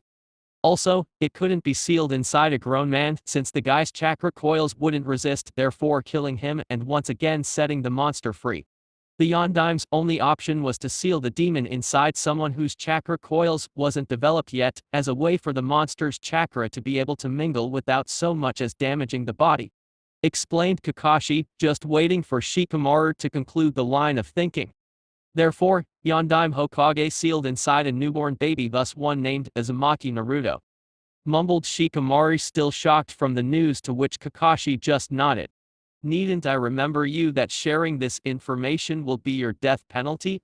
I only told you because you already knew some aspects, said Kakashi, to which Shikamaru nodded in acknowledgement. But being the over-curious and not one bit judgmental, Shikamaru turned to ask. So Kurena was right then? Naruto is the demon? Asked Shikamaru, before being able to see Kakashi flinch at such notion. Kurena was moved by sadness from losing Asuma, so it would be only logical that she used him as a scapegoat. However, Naruto is no demon, he never was, never is and never will be. And before you ask why Naruto took the blame for Asuma's death, while his theory is true from a certain point of view, it's safe to say that Naruto isn't a demon, said Kakashi, interrupting Shikamaru, which was in fact going to ask that. So, what is his theory? Asked Shikamaru, to which Kakashi sighed and wondered when the lazy bum began to show interest all of a sudden. According to him, both him and Kyuubi share one body, therefore he believes that he's Kyuubi just as Kyuubi's him or something like that. After hearing Naruto's theory, Shikamaru managed to see reason to it and understood why he took the blame for his sensei's death to a certain point, but he knew he would have the blonde's word for the rest. After he once again expressed his reason for keeping secrecy, and stood up to leave towards his house when Kakashi stopped him. Whether you think he is a demon or not, it's your call. Naruto has a lot of people that don't like him, one more wouldn't make a difference, said Kakashi, and then left the Naruto. Wondering about the blonde, Shikamaru didn't need to think about it. He knew Naruto wasn't a demon. However, he concurred with Naruto on the point of sharing a body with a demon. Training ground number 43-. After some time of training, the real Naruto was sweating profusely. Today, he thought he exercised more than a whole year without the use of weights. Sure, Until then he didn't have the slave driver kind of sensei practically beating him up inside only for Naruto to keep on going. As he was resting the 5 minutes granted by Kyubi, who in turn was already healing Naruto's strained muscles for the last training run, Naruto suddenly heard shoutings. Fuden de Tapa wind style, great breakthrough, said one of the clones before exhaling a huge gust of wind towards a huge boulder nearby. Fuden K's no Yaba wind style, wind sword jutsu, shouted another clone, and out of nowhere a tree in front of him was sliced open. Fuden K's no Heishi, wind style, furious wind jutsu, shouted another clone, which then was enveloped by strong wind force peculiar to the technique's name. 3 techniques already learned, not bad. I bet the 4th one will be done by the time I end my last run around the training ground, said Naruto before getting up and proceed the running. So Kyubi, how is the training so far? Asked Naruto, thinking of throwing small talk while running. Your body mass is rising considerably, however this is just the first day, so in about a week, we'll get ready to learn the Kenjutsu style. Tomorrow, you'll be training Taijutsu with the weights, so as to be accustomed to it. As to the jutsus, 4 techniques will do for now. The others will come out eventually. Since the clones already managed 4 techniques, you can now assign more clones to do the other more complex jutsus, said Kyubi, detailing how the day went when suddenly both of them heard one clone shouting Futen Idama no Jutsu wind style, air bullet jutsu. At Naruto's house minus. After the last run, Naruto was dead tired for the first time in his life. Quickly dragging his ass to his home in order to get Kyubi's approved dinner, which sadly to Naruto didn't have any ramen involved. Rather, the meal consisted of some sushi and vegetables. After the meal, which was surprisingly good by the way, Naruto threw himself on his bed, and just let his eyes close slowly. While the body slept, the fox inside was beginning his work. Every time Naruto rested, he would heal the strain in his muscles so that Naruto wouldn't need to wait a while before continuing training again. 1 week later minus. Upon returning to his apartment after a long day training, Naruto was amazed about how much he was able to learn in 1 week by utilizing the Kage Bunshin style of training. Naruto's ninjutsu increased exponentially, since Naruto managed to make the last one called Fuden Suden no Tatsumaki wind style tornado tunnel jutsu, so he was able to make all the 12 techniques listed so far, 13 if he was to add the Fuden Rasengan. Now concerning his body structure, he grew up a few inches and was slightly ripped with muscles being quite visible at naked eye. Taijutsu with weights were a good thing, since in time Naruto managed to do some precise katas. Tomorrow, it would be Kenjutsu time and Naruto was eager to finally be able to use the katana properly. Once again drifting to sleep, Naruto was suddenly awake by the fox, calling his name. Before you go to sleep, I believe you must know that I will be teaching you katana ninjutsu theory and some fire techniques as well, said the fox, earning a scowl from Naruto, and him mumbling quietly, am I supposed to be sleeping, or not? Thought Naruto, to which Kyubi responded with a smile. Of course, you'll be sleeping, imbecile meat bag. The only difference would be I teaching your brain, katana ninjutsu, so that tomorrow, while you learn Kenjutsu, your clones will be performing katana techniques, said the fox, to which Naruto nodded, and quickly closed his eyes sleeping. Okay, then. Now that he's asleep, let's implant some memories about the jutsus I'd about to teach him. Kyubi was impressed to see that Naruto has some strong lungs, which could gather lots of air for combustion, therefore being able to learn the most difficult and most dangerous techniques. Meanwhile with Shikamaru minus. Along the week, Shikamaru thought a lot about the blonde Jinchuriki. During the week, Team 10 did a couple of C-ranked missions, since they didn't have Asuma with them anymore.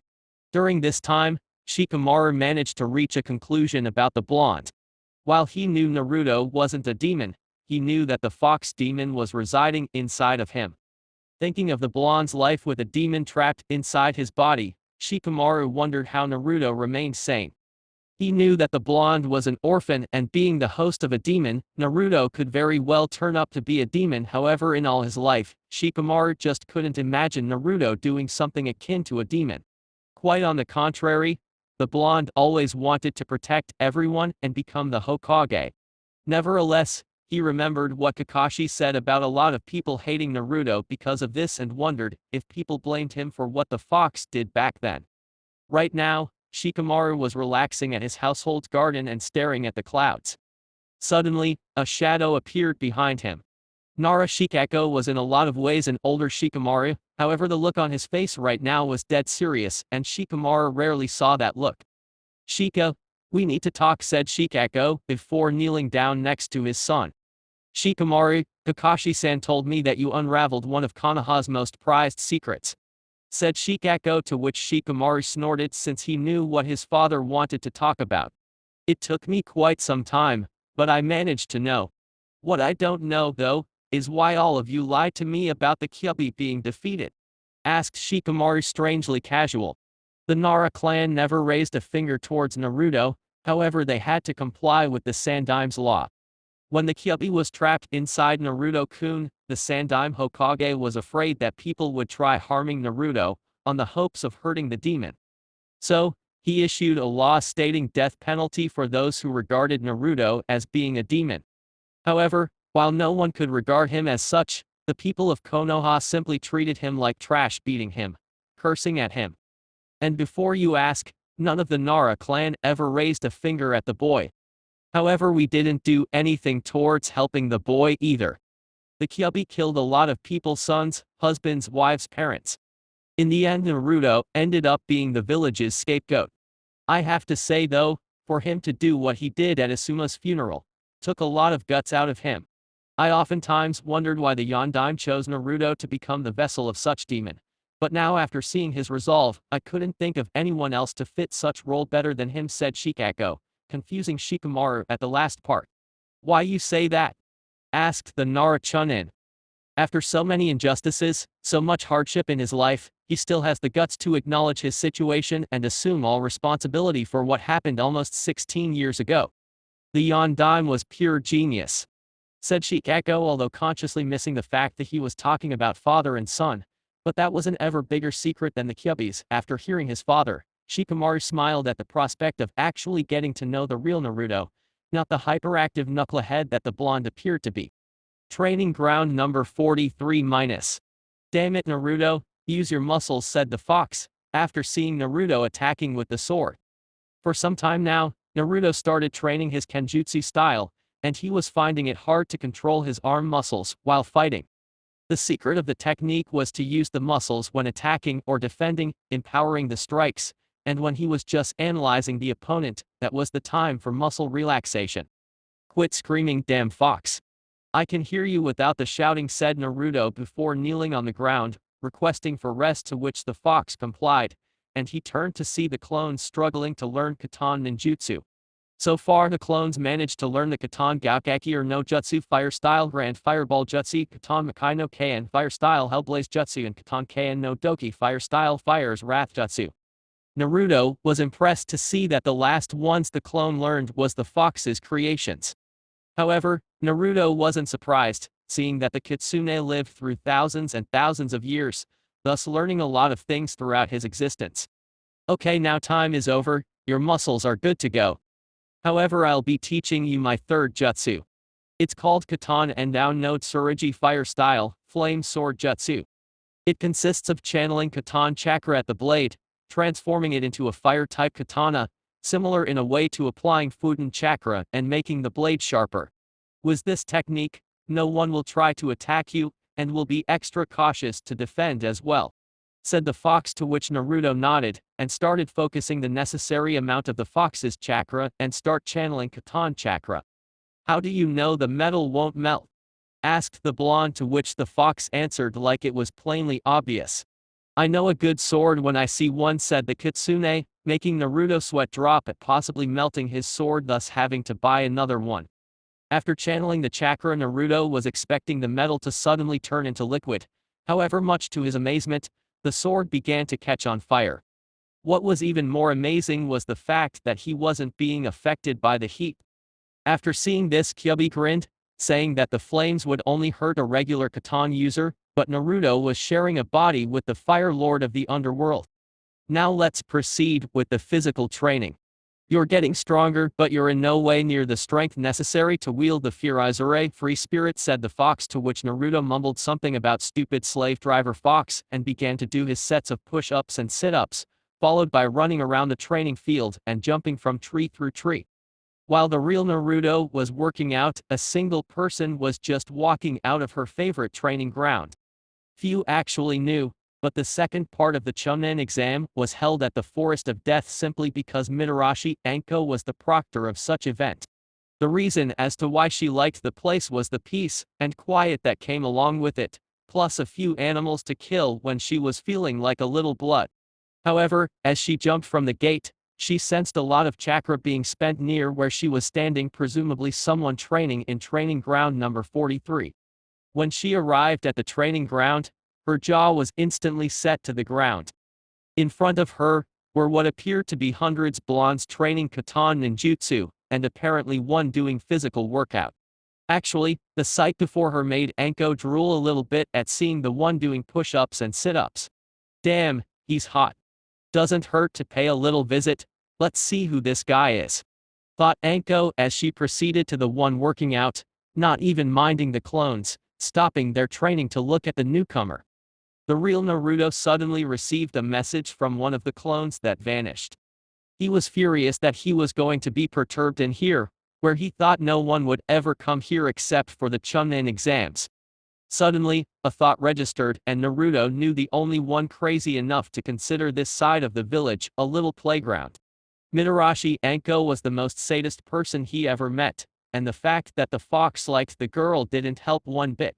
There were times when Naruto would dream that he and Anko was inside the training ground number 44 aka Forest of Death, doing naughty stuff together, and only now he knew that it was the damn fox delaying images inside his head, just for his amusement.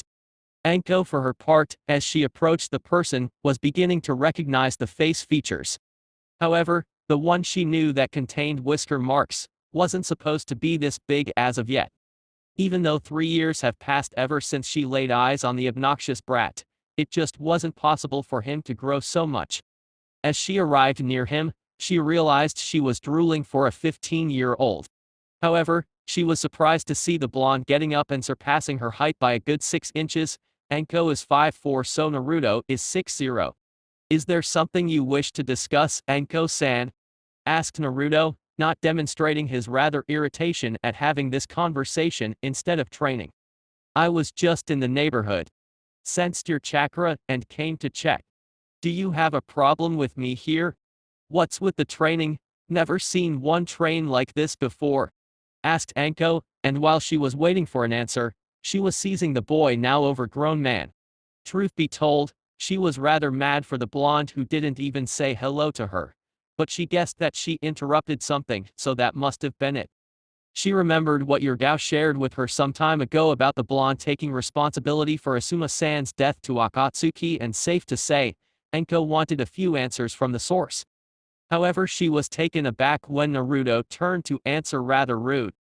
I chose this area so that no one would bother me, just like you have your own. Now, as to the training, I happen to have quite a lot of chakra to spend, said Naruto, to which Anko scowled at him. Truth be told, she liked the tranquility at the Forest of Death, so like the blonde, she would be furious if someone interrupted her. However, being accused of doing the opposite, she was pissed to say the least. Okay, I get it. So you're saying I got in the way of your train? Oh, I guess I did it, didn't I? My bad, said Anko, after she looked around and noticed that hundreds of Naruto were looking at her. Seeing that Naruto wasn't training anymore, he dismissed the clones one by one until all their memory came to him, and he sat near the tree he was in. Of course, while he was looking at the snake mistress, Kyubi was behaving like an animal in heat, making Naruto be rather uncomfortable. Would you stop that, you damn fox? She's human and you're a goddamn fox, thought Naruto out loud, to which the fox responded. I'll stop as soon as you get in bed with her. Besides, I can take the shape of a man and start doing stuff to her that you even began to dream about, mumbled the fox, to which Naruto scowled and started paying attention at the real world. If you want to know about my training, just know that what the Kage Bunshin learns, the real one will receive his memory after he is dispelled, said Naruto, to which Anko sat by his side. Oh yes, Kakashi's invention. Say, why you are sweating so much? Not that I'm complaining about it, said Anko, to which Naruto appeared inside his mindscape and blamed the fox for the sex images inside his head. It only got worse, though, when Kyubi advised for Naruto to tell her the truth. To say Naruto was uncomfortable now it would be an understatement. He was having trouble to control such lust, and if he told Anko that the fox has the hots for her, he knew she would jump at his neck instantly. What the hell? At least this will go away. And mind you readers that he isn't gay, he just hates perverts. Anko-san called Naruto, as his breathing was becoming agitated from the huge lust and the sudden response from his hormones because of the pictures inside his head. Anko for her part was confused on what was going on. First Naruto starts sweating, and now she could smell the lust leaking out of his body, thus affecting her as well. Why? Naruto-san? Asked Anko, almost on the verge of exploding, to which Naruto turned to explain their current situation. Would you believe it, I told you that this lust you're feeling, it all belongs to the fox inside? Asked Naruto, now having trouble breathing. Anko, after hearing that, gritted her teeth from the lust pressure. Of course no human would be this horny, and certainly not Naruto, who openly cursed the perverted Sannin from peeping at the naked women. Why is the fox doing this? Asked Anko, now believing more than anything. There, since we met you, he has been doing this from time to time. I don't know what to do to control such urge, said Naruto before suddenly he heard moaning coming from Anko, worsening the situation even more if that was possible. Anko for her part was impressed with the boy's resolve against becoming a pervert. Being able to control this urge for 3 whole years and not jump at nearly any female in front of him was a feat on its own. However, she didn't have that kind of control, and it was unlikely that she would get rid of this feeling anytime soon, so she'd help the blonde with this. Naruto-kun, I doubt that we could control this urge. It's best to just go along with the flow, said Anko before moaning louder. Naruto for his part, because of his increased sense of smell, could sense Anko's pheromones reaching volcano temperatures. However, after a whole 3 years of this, only a gay wouldn't be fazed about it. Suddenly Naruto saw Anko taking off her coat and come forward, becoming face to face with the blonde, then smashing her lips with his own. While the kiss was going on, Naruto was going nuts inside.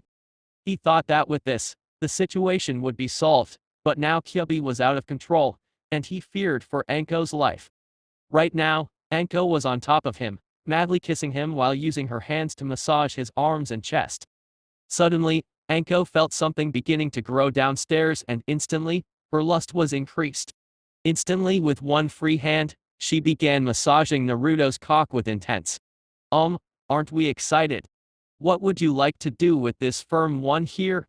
Asked Anko, not even waiting for Naruto to answer, before kissing him once again, and then take off her fishnet clothes that happened to be the only piece of clothing separating Naruto from her breasts. After Naruto saw the breasts, all sense of control he had until now vanished literally. Therefore, he attacked Anko's breasts with his mouth, sucking them dry, making Anko cry in pleasure. Truth be told, she was having hard times controlling her orgasm after Naruto's stunt. Suddenly, when Naruto's free hand started to massage her downstairs, she convulsed. Anko Mitarashi was what could say a proud woman, and thus losing to someone is not something she enjoys. Therefore, after taking the time to feel the bliss that came with the orgasm, Anko woke up, yanked Naruto's pants off with force, and started sucking Naruto's cock with intensity. Meanwhile, the fox inside of Naruto was smiling deviously at his successful plan. He knew that his host had a thing against perverts, however that didn't mean he couldn't have sex. Therefore, he began sending images of a naked Anko to his mind, and increases the body temperature in hopes of breaking the boy's control. Back to Anko and Naruto. Naruto was losing control of his orgasm, while Anko was sucking every inch of his firm member. He had to hand to the girl, not only a good kunoichi, but also quite skilled at the sex arts. Anko for her part was particularly enjoying the taste of his cock inside her mouth. However, she was trapped by a sudden urge to feel his dick inside of her.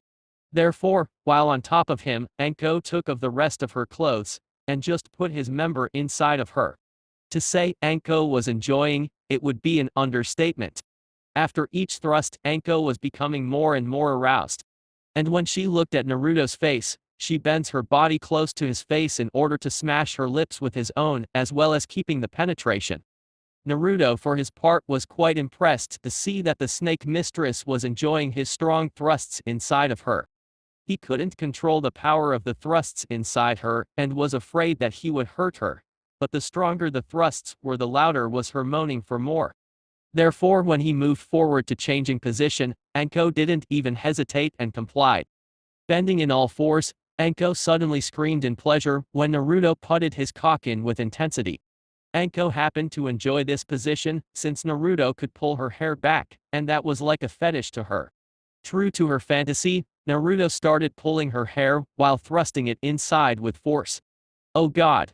That's it, Naruto-kun. Keep it up, I need more.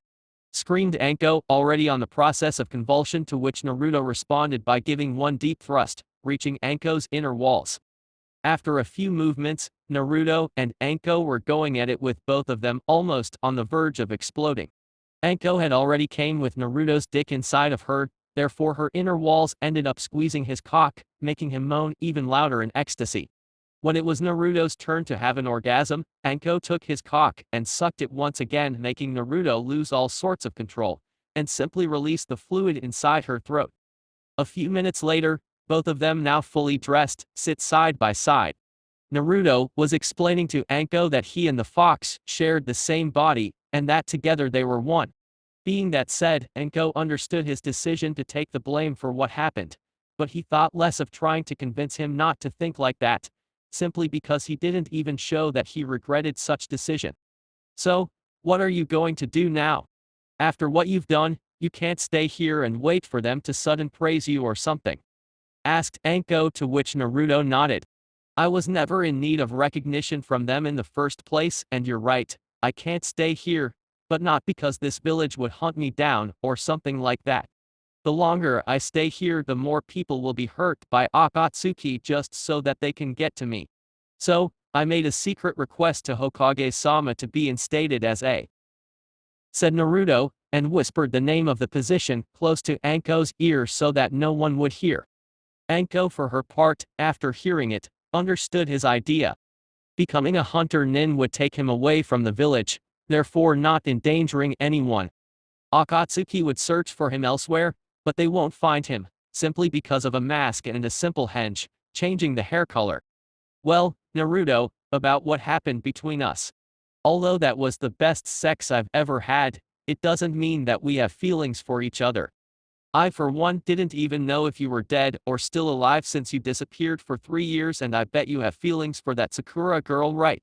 Asked Anko, to which Naruto simply nodded in the negative. Sakura is nothing more than a teammate to me. My supposed crush for her was more of my sudden drive for attention in the past.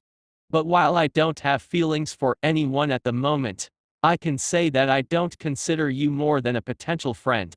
Like me, you also suffered hardships in life, and right now, you know a secret of mine that only the Hokage Jiraiya and Kakashi know of, therefore ask for secrecy in this, said Naruto, to which Anko smiled, appreciating the honesty and getting up. In all honesty, the sex happened simply because of the uncontrollable lust that surrounded the area, therefore while usually girls would be upset from the rejection, Anko was one to hate falsity, so she began respecting the blonde in front of her even more for his honesty. Good luck on your journey, Naruto. When you return, make sure to tell me about the trip, and don't worry, your secret is safe with me. Said Anko, to which Naruto smiled and nodded. Thanks. I'll be sure to send you a few heads if you want to, said Naruto, to which Anko smiled genuinely for the first time in her life. No thanks, I enjoy a little bit of blood, but not actual human flesh. I'll be hearing good things from you, Naruto. Just don't be greedy. I happen to know a few hunter-nins that happen to be killed because they tried to capture Orochimaru or Itachi. Said Anko, earning a nod from Naruto. Those will have to wait for the moment.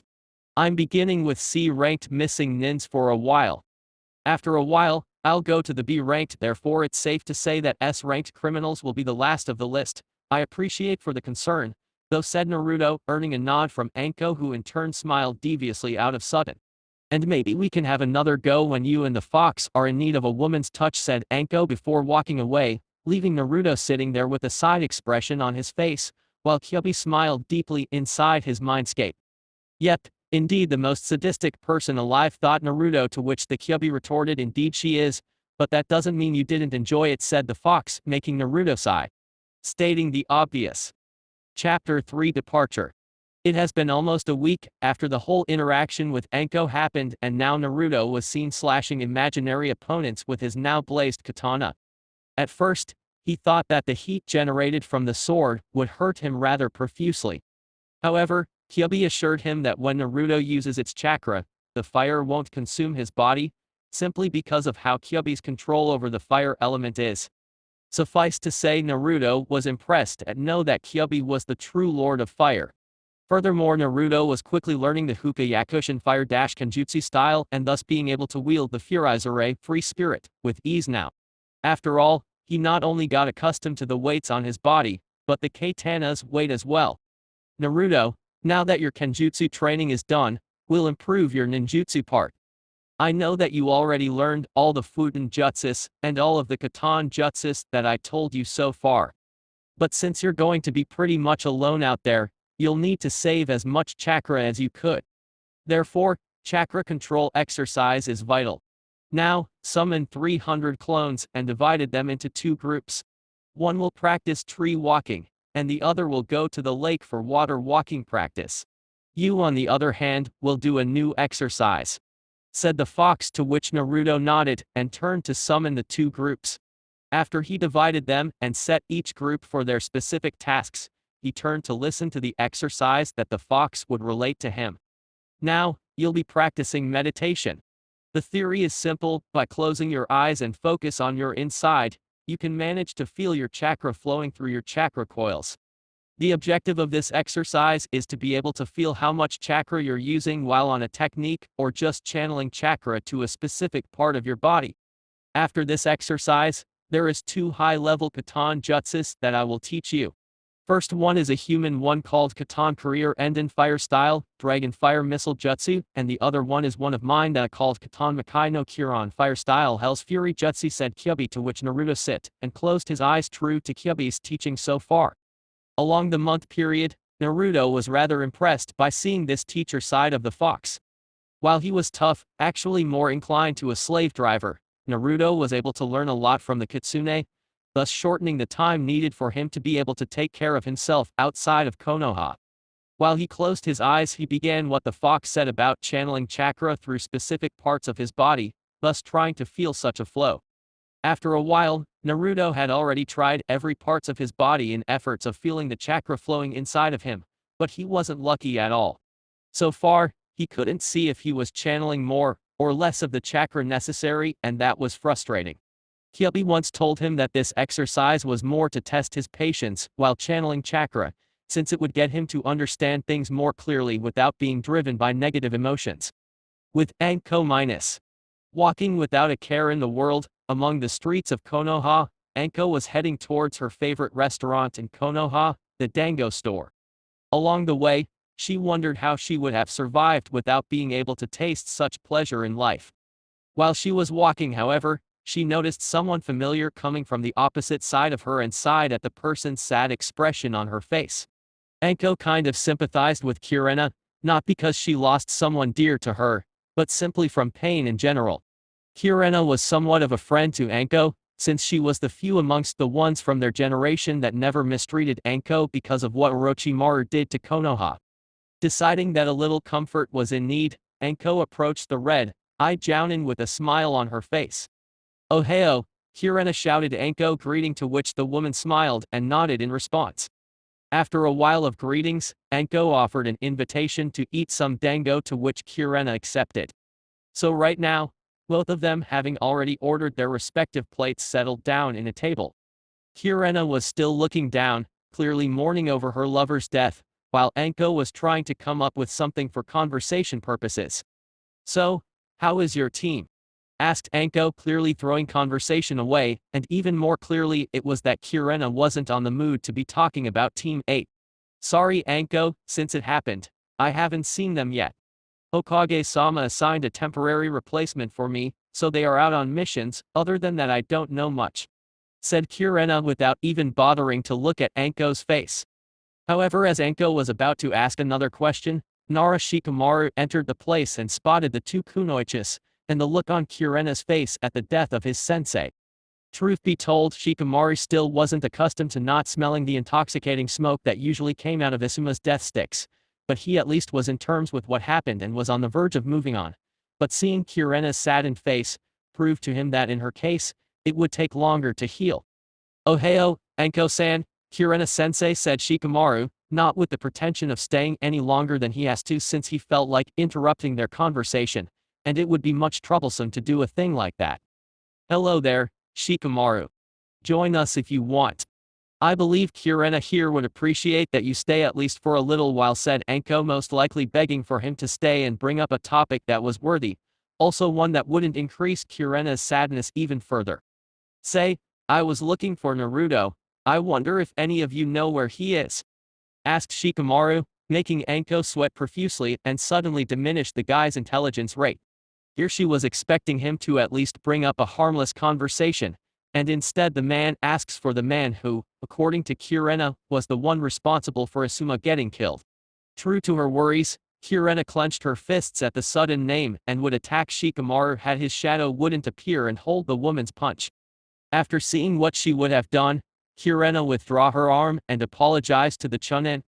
"Sorry Shikamaru, I didn't mean to lash out on you, it's just," said Kurena, to which Shikamaru filled in the gaps for her. "Every time you hear Naruto's name, you get angry." "There is no need for apologies, Kurena-sensei," said Shikamaru, to which Kurena nodded and looked down again. "It was his fault that Asuma is dead. If he wasn't here, Akatsuki wouldn't come here searching for him," said Kurena, almost like expecting to be contradicted by any of the two, but strangely no one said a word, making the red-eyed kunoichi look at both shinobis on the table. First, she noticed that Shikamaru was sad as well, but she knew that the death of Asuma was the only reason. However, Anko was with her eyes closed, presumably thinking. True to Kurena's wonderings, Anko was indeed thinking, and the reason was Kurena's comment regarding Naruto staying here in the village. She wondered if Kurena was saying that simply because of Asuma's death, or that Kurena really believed that Naruto staying in the village would only bring misfortune to the village in the future. Suddenly, she remembered the blonde saying something to her that. Flashback on. "So, what are you going to do now? After what you've done, you can't stay here and wait for them to sudden praise you or something?" asked Anko, to which Naruto nodded. "I was never in need of recognition from them in the first place, and you're right, I can't stay here, but not because this village would hunt me down or something like that. The longer I stay here, the more people will be hurt by Akatsuki just so that they can get to me." Flashback off. "Naruto, no matter how much suffering you've been through in your life, no matter how much adversity you overcame, still you have to bear the burden of forever being Konoha's scapegoat. Such as the life of a Jinchuriki such as yours. If I were to choose, I'd gladly committed suicide a long time ago. My congrats to your will for living, and I hope that the villagers and Kurena will eventually stop blaming you for what happened," thought Anko as she looked at Kurena one more time before saying all that she needed to say. "Do not worry anymore, Kurena, you'll never see his face ever again," said Anko before lifting from her chair and leaving Kurena and Shikamaru looking at her trench coat. Shikamaru for his part was intrigued by what Anko said. He knew that Naruto wouldn't abandon the village, simply because he wouldn't stand as low as the Uchiha traitor. However, why would no one ever see his face again? A mask perhaps? Thought Shikamaru, wondering that Naruto's face would be forever hidden by him using a mask. So that meant that either he entered the Anu program, or he was listed as a hunternin. Knowing that such doubt wouldn't solve the mystery that is Uzumaki Naruto, Shikamaru turned to address Kurena that he was supposed to meet his father, to which Kurena nodded and bid him goodbye. After Shikamaru left, Kurena got to think about what Anko said for a moment. Since her interaction with Naruto at the funeral, Kurena was getting more and more convinced that the blonde would be better off gone from Konoha even before he was born. Of course, she knew, deep inside, that she began to think about him as being the one to blame because of Asuma getting killed. Kurena never viewed the boy as being a demon. Actually, She even found her student Hinata's crush on Naruto to be actually cute. However, at the funeral, Kurena was in turmoil over Asuma dying, so yet again Naruto was used as her scapegoat for her frustrations. Kurena remembered all of the interactions that she so far had with the boy. Out of few times she got in contact with him, however, what caused the most effect on her consideration of the boy was the time he helped save Yakumo for her inner demon. At the time, Yakumo was trapped inside her own mind, trying to understand what really happened that killed her parents. In the end, Kurena was able to wake Yakumo up by using Naruto's life as an example.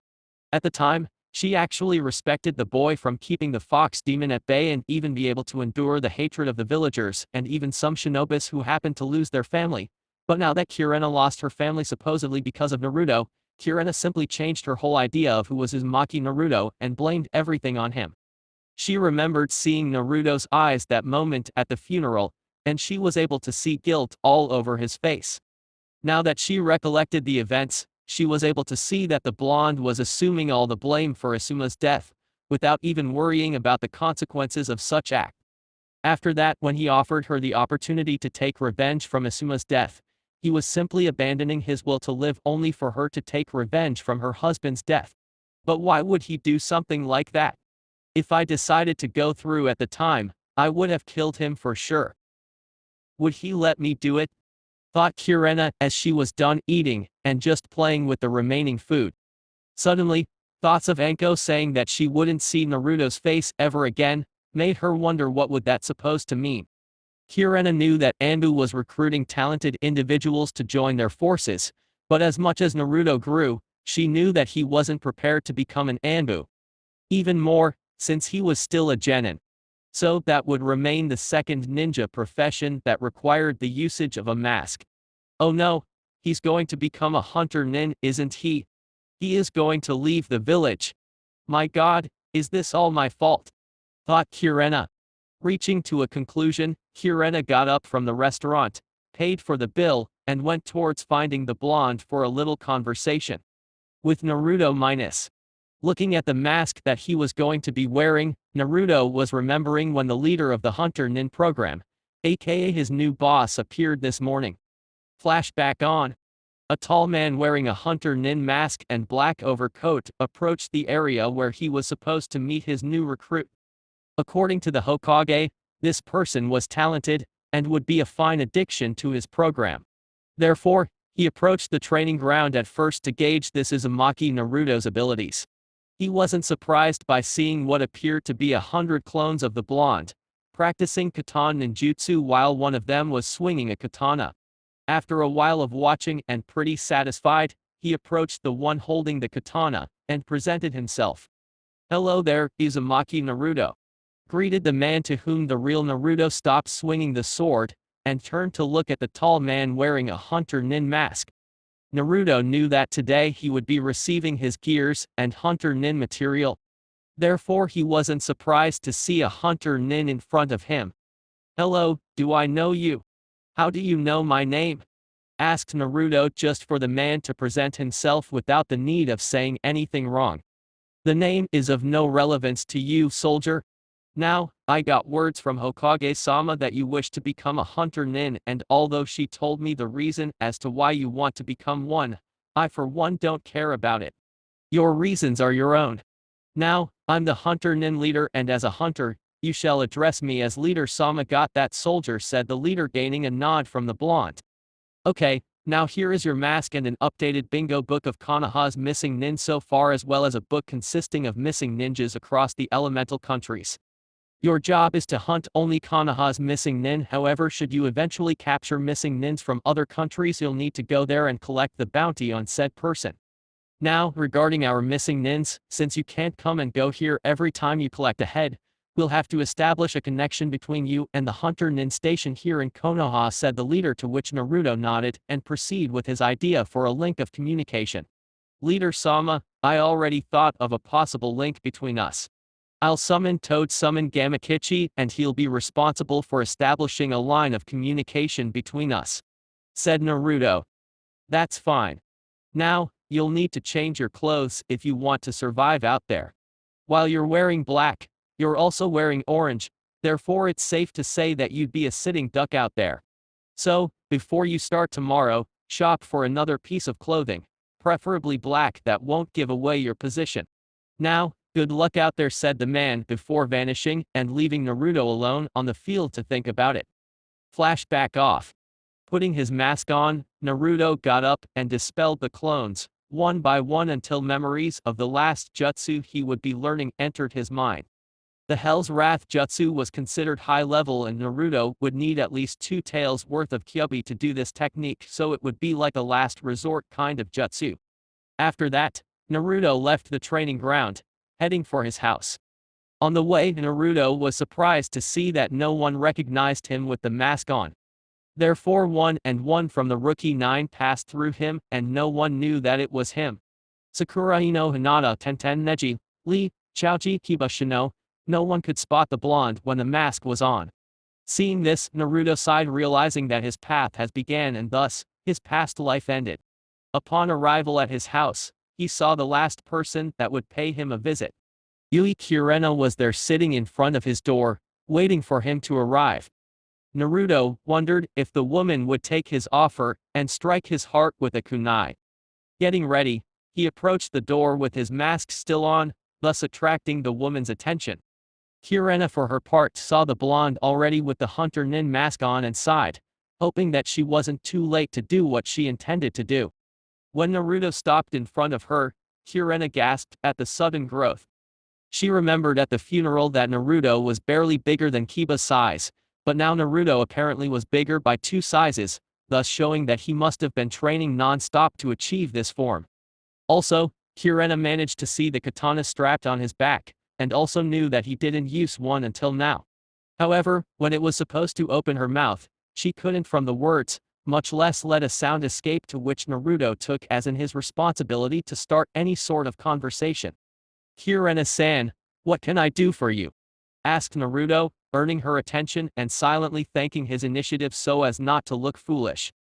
Naruto, first of all, I wanted to apologize for what I said a month ago, said Kurena, and then waited for a reaction out of the now masked shinobi. No need for apologies. What you said was nothing far from the truth, and you as hell know that. Spoke Naruto, making Kurena look down in sadness from seeing this boy was delusional as to his situation. You can't seriously believe that. I shouldn't have spoken that to you, you're not the fox, Naruto shouted Kurena, however not even phasing the blonde. Whether you believe it or not, Kurena-san, the truth is that Kyuubi and I share the same body, so he is me and I'm him. Now, I'll just go inside and grab some money for shopping, be right back, said Naruto, not even waiting for a response. After he came back, he was surprised to see that she was still there waiting for him. You're still here, I see, asked Naruto, to which Kurena nodded and turned to ask him about where he was going, to which Naruto responded by saying he needed to buy new clothes for the job. Naruto knew that Kurena saw his mask, thus wouldn't try hiding his profession to her. Can I come as well? I want to talk to you about your choice of being a hunter-nin, asked Kurena, to which Naruto lifted his shoulders, as in telling her that he didn't care whatever happened. On the way, Kurena was apprehensive by looking at the masked blonde.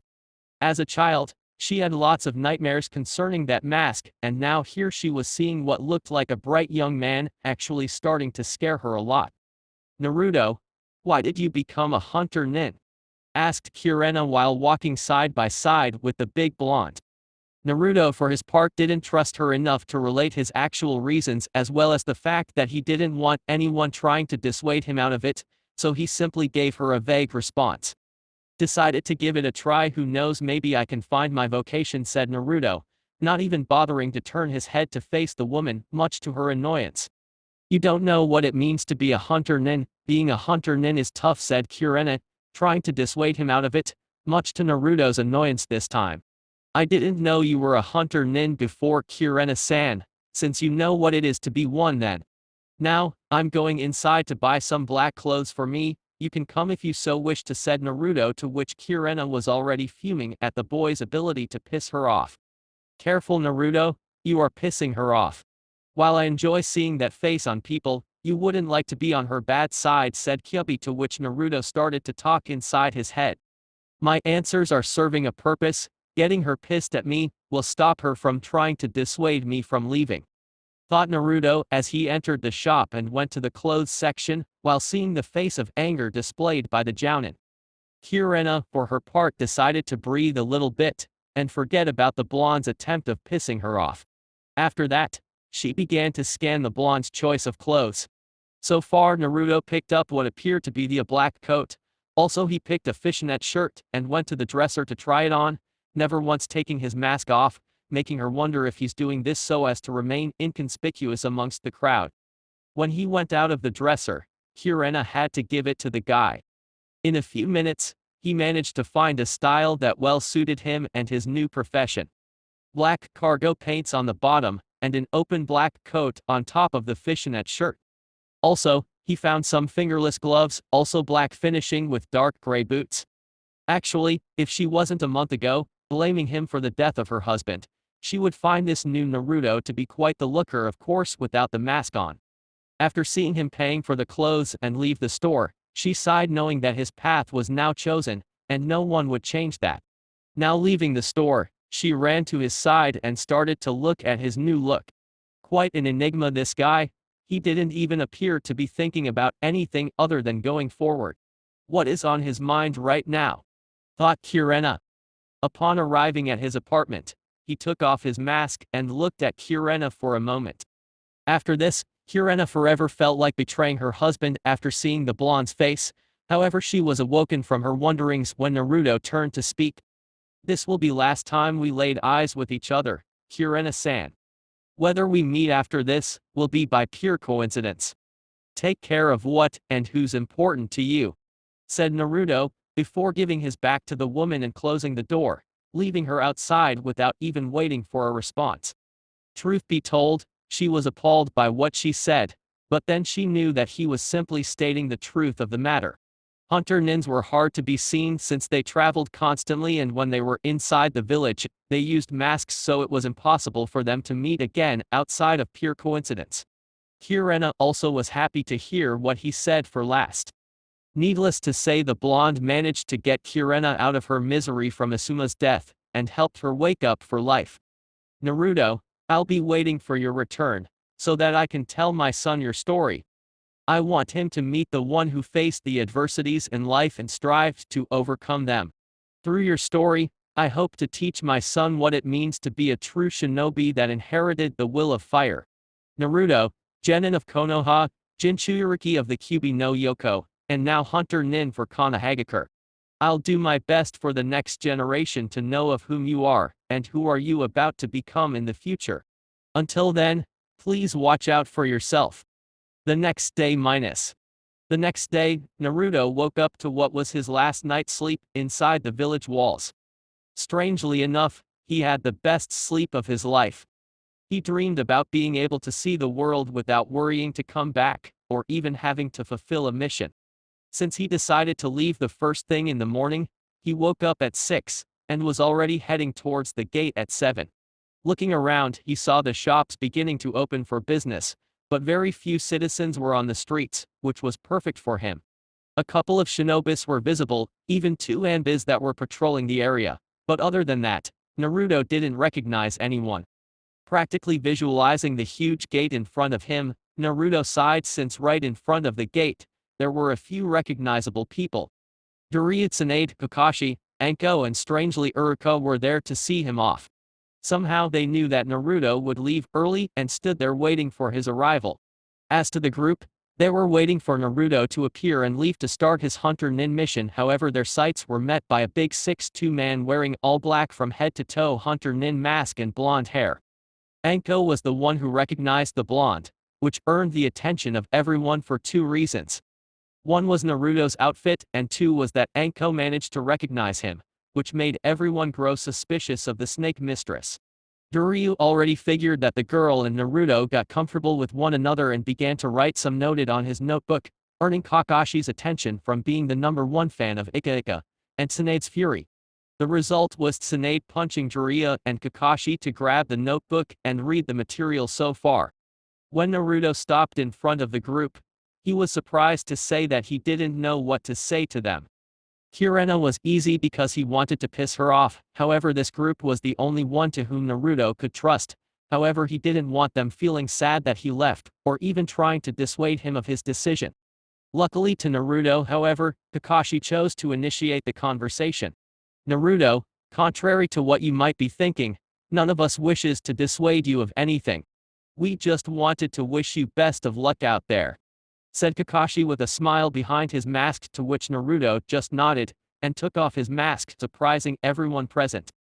This new Naruto was somewhat different.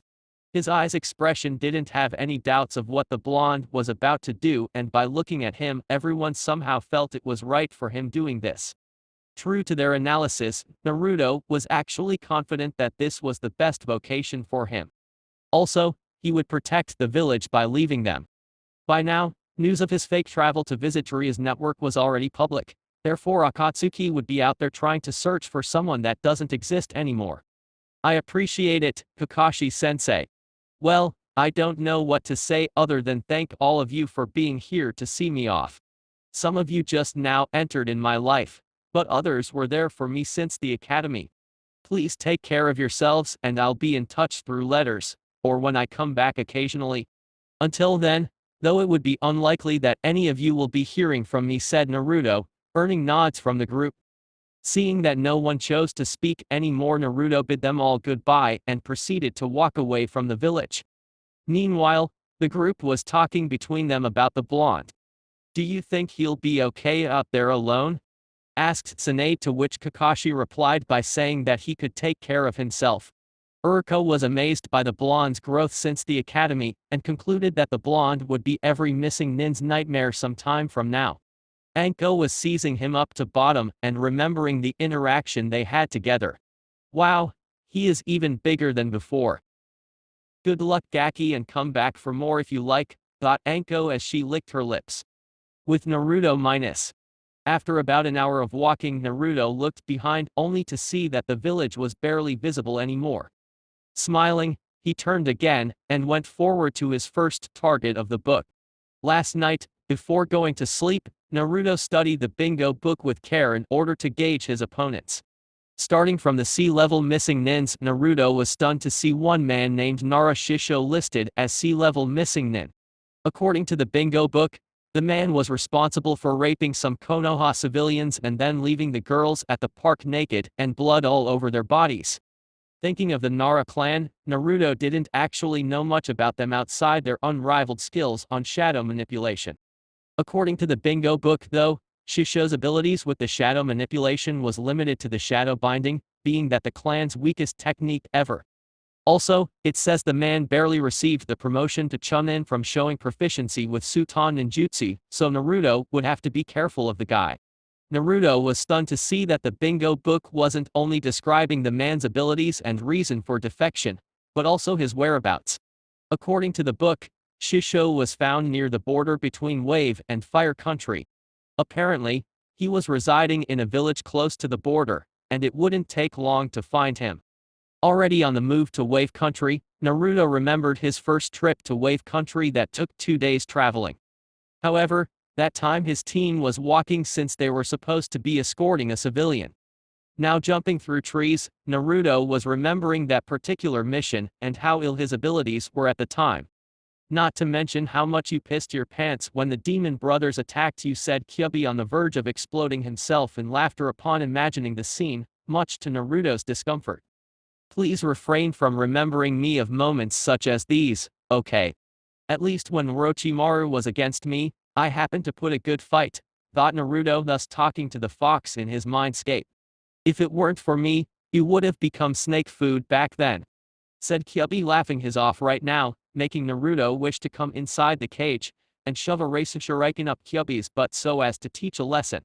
It was moments like these that Kyubi showed his fun side, taunting Naruto and hearing his thoughts about it afterwards.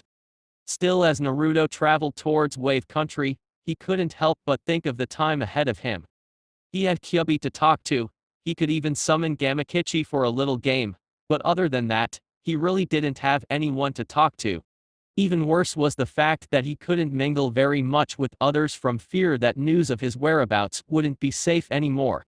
Putting his thought aside for the moment, Naruto focused on the battle ahead. Even though the man was considered a C-level missing nin, Naruto could very well get caught if he wasn't careful. After a while of traveling, Naruto suddenly heard a sound of woman screaming. Therefore, he went towards the source to see what was happening. Upon arrival, he suddenly clenched his fists in anger at the sight. According to his view from the tree, he could see his target forcing his way into what appeared a brunette civilian, since he couldn't see any headband. Also, no kunoichi would get caught like this, unless it was a group that kidnapped her. Mentally kicking himself in the gut from taking advantage of the raping, Naruto took 2 kunais from his pouch, and carefully aimed against the neck of the shadow user. Little did Naruto know, however, that the girl was extremely familiar.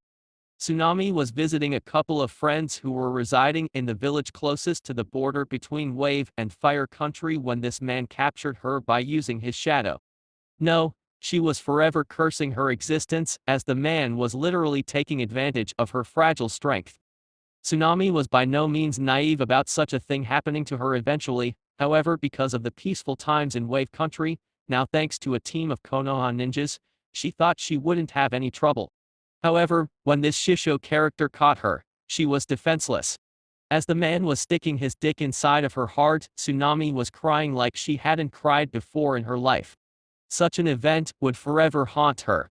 It didn't help that the guy was laughing at her desperate cries of pain and anger. Suddenly Tsunami heard a sound of knife-piercing flesh and turned to look at the aggressor who was already killed. Looking at the guy's neck, Tsunami almost shouted upon seeing 2 knives embedded against the man's neck, almost cutting his head off. Instantly, Tsunami picked whatever clothes remained and covered her body. She was trembling now in unconditional fear. Whoever did this would surely kill her as well. Suddenly, a big man wearing all black and a white mask landed in front of her and looked at the Nara clan member dead. "Serves you right, moron," said Naruto, as he began to study to see if the man was truly dead before cutting his head off and burn the body. Should anyone capture this man, the Nara clan would be in serious disadvantage. "I have to destroy him," thought Naruto as he took his katana in order to cut his head. However, he stopped upon hearing the woman breathing hard and trembling in fear. Upon looking at the woman, Naruto was appalled to see that the girl was no other than Tsunami Inari's mother and Tazuna's daughter. God damn it! What is she doing here? Wave is very far away from here. Was she kidnapped? I must take her to Tazuna then. Off to Wave Country then? Tsunami-san, don't be scared of me. I was after this guy. Would you please close your eyes for a moment? What I about to do won't be pleasant to the untrained eye, said Naruto, calming the woman down a bit since she kind of recognized the voice, but it seemed a more masculine voice than she remembered. Naruto, is that you? No, it can't be, but how does he knows my name? Thought Tsunami, but complied with the man's request. After Tsunami closed her eyes, Naruto cut the man's head fast, managing to sever the man's head without spilling much blood. Afterwards, he channeled a bit of Kyuubi's chakra and proceeded with the hand seals for Katan Makai no Ken, fire-style Hellblaze Jutsu, exhaling a thin line of fire which upon contact with the body, engulfed it completely in flames. Afterwards, he kept the man's head inside a scroll, and summons Gamakichi in order to take the scroll to Konoha for the bounty. After the toad left, Naruto authorized for Tsunami to open her eyes, to which she did, only to blink in surprise that where the body of the rapist was located, now only flames could be seen. "Tsunami-san, are you alright?"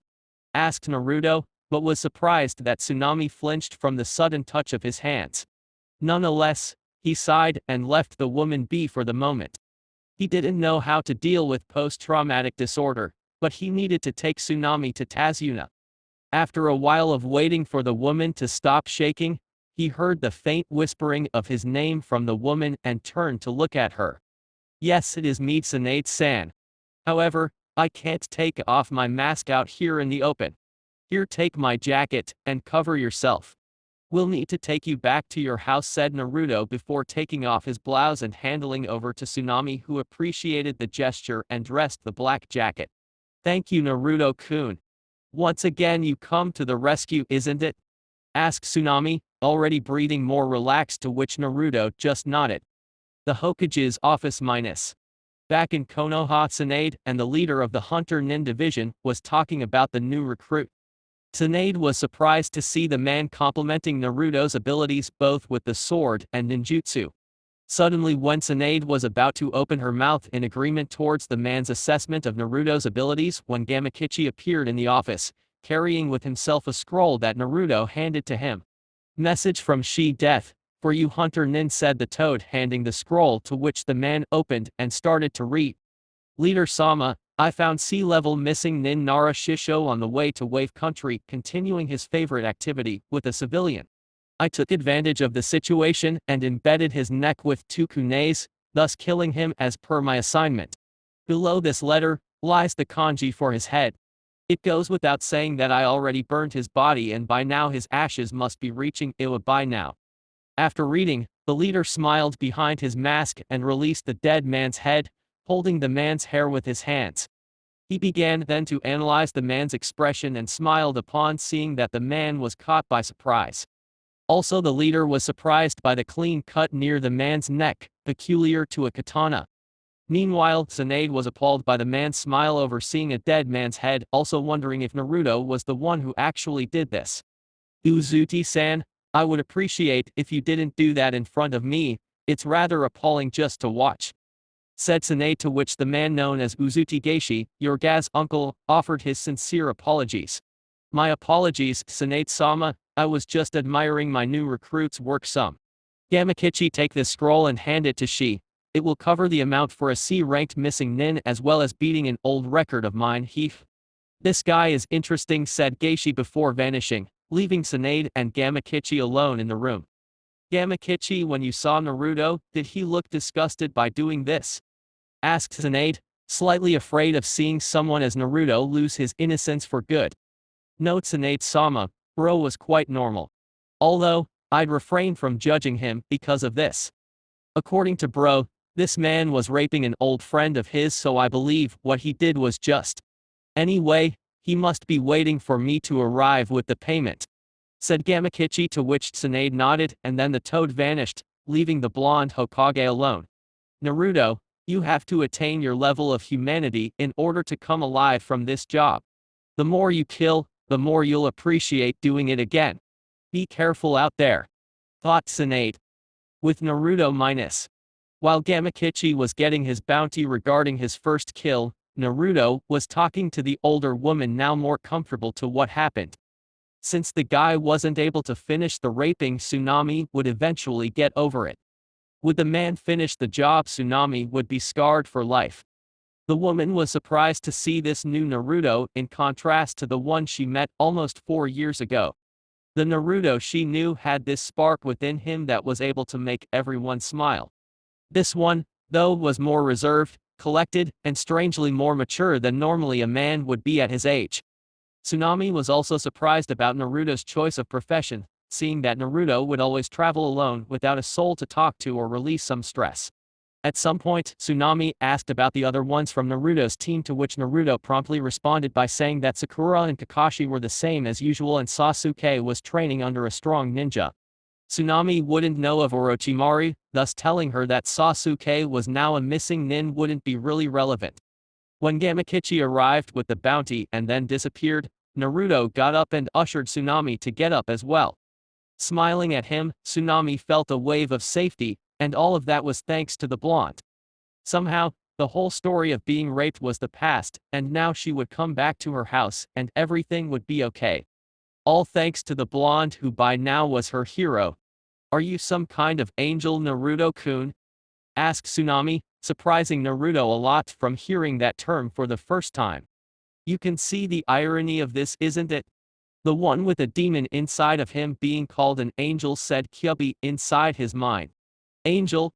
I don't think so, just being the right place at the right time, said Naruto as he walked towards her house in Wave Country, making Tsunami giggle at the modest comment. Well, I believe you're an angel that came to help Wave Country and now you saved me from being victim of rape, said Tsunami, grabbing Naruto's arm and leaning strangely closer to him. Shit, I was afraid of this happening, thought Naruto, to which the fox concurred and manifested. Since you're the one who saved her, she's showing feelings to her savior. You're in for quite a ride, there Naruto.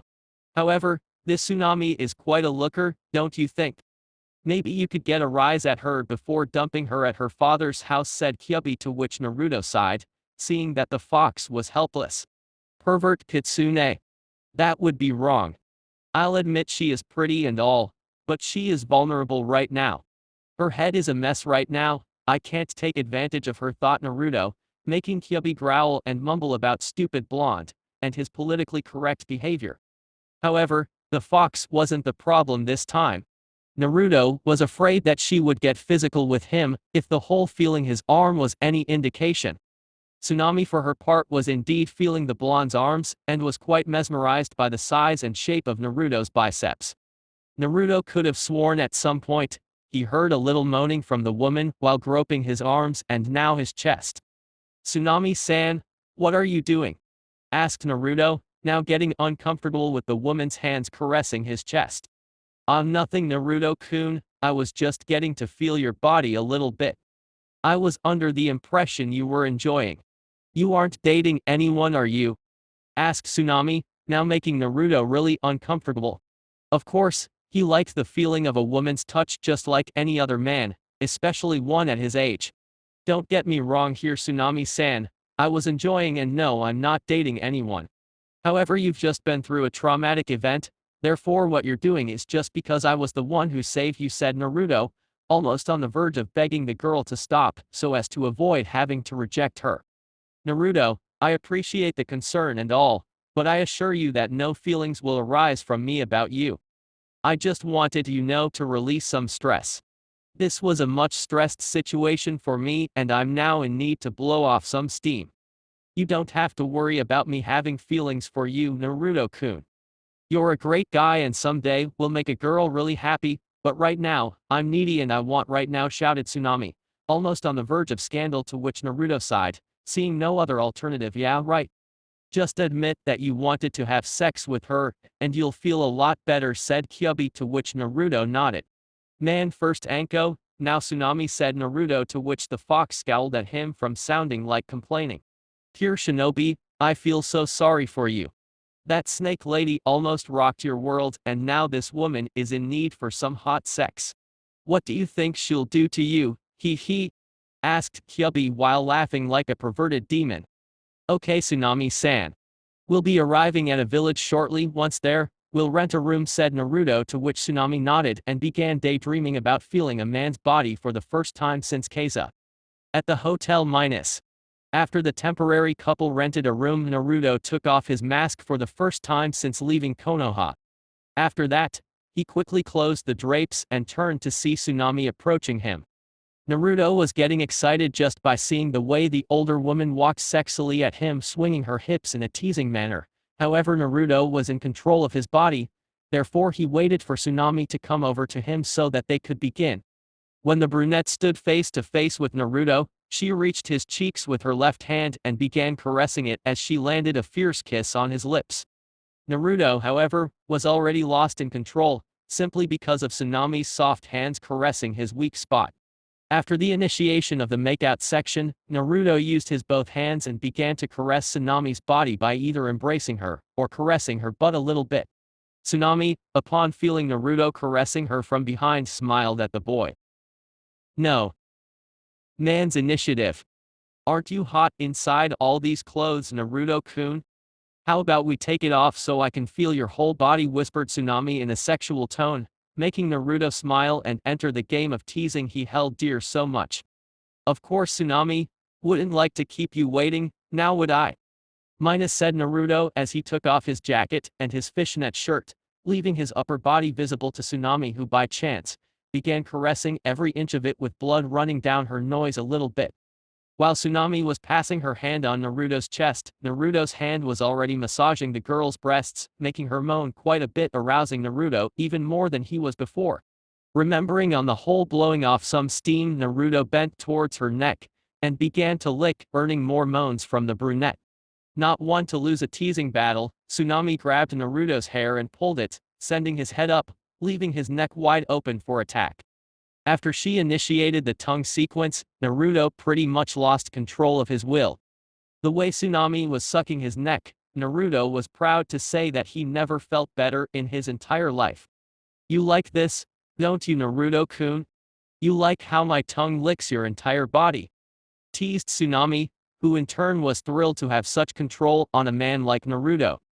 "You know, if you ask nicely, I can do the same thing down there for you," said Tsunami before her hand grabbed Naruto's dick from outside the pants and began to massage it smoothly, making Naruto shiver in excitement and anticipation. "That would be great, however I have something else to do first," whispered Naruto close to her ear and began to massage the area in which her pussy was located, making Tsunami moan in excitement, and also smiling at Naruto's experience. "You know, Tsunami, you are wearing way too many clothes. Care to take it all off?" said Naruto, to which the brunette complied and took her kimono off, leaving nothing on her body, making Naruto tremble in pleasure. "Like what you say, I presume. So how about you, aren't you going to take it off?" said Tsunami, quietly hoping to see Naruto's hard dick emerge from his pants. However, Naruto said no with his finger and ushered the woman to lay down on the bed for what he was about to do to her. Not one to complain, Tsunami lay down and opened her legs, letting Naruto's tongue enter her inner walls. The result was Tsunami moaning and moaning, being the sound of it louder and louder by the second. After a while, Tsunami was grabbing Naruto's hair, while screaming his name in pure pleasure. "Yes, continue. Continue. Oh sweet Kami, this is wonderful," shouted Tsunami. However, she was taken aback when Naruto lifted her from the bed and laid down where she was, calling for her to rest her pussy at his mouth while sucking his cock at the same time. Tsunami was already touching herself in anticipation to Naruto's firm cock inside of her.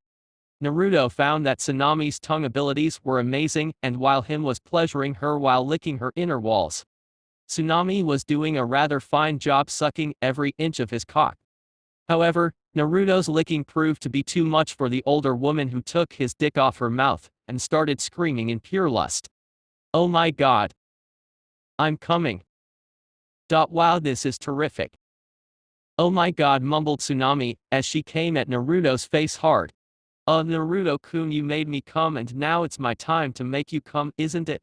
Now please tell me you've brought a condom along with you," asked Tsunami, to which Naruto smiled and handed the protective rubber to the girl, who smiled deviously in response.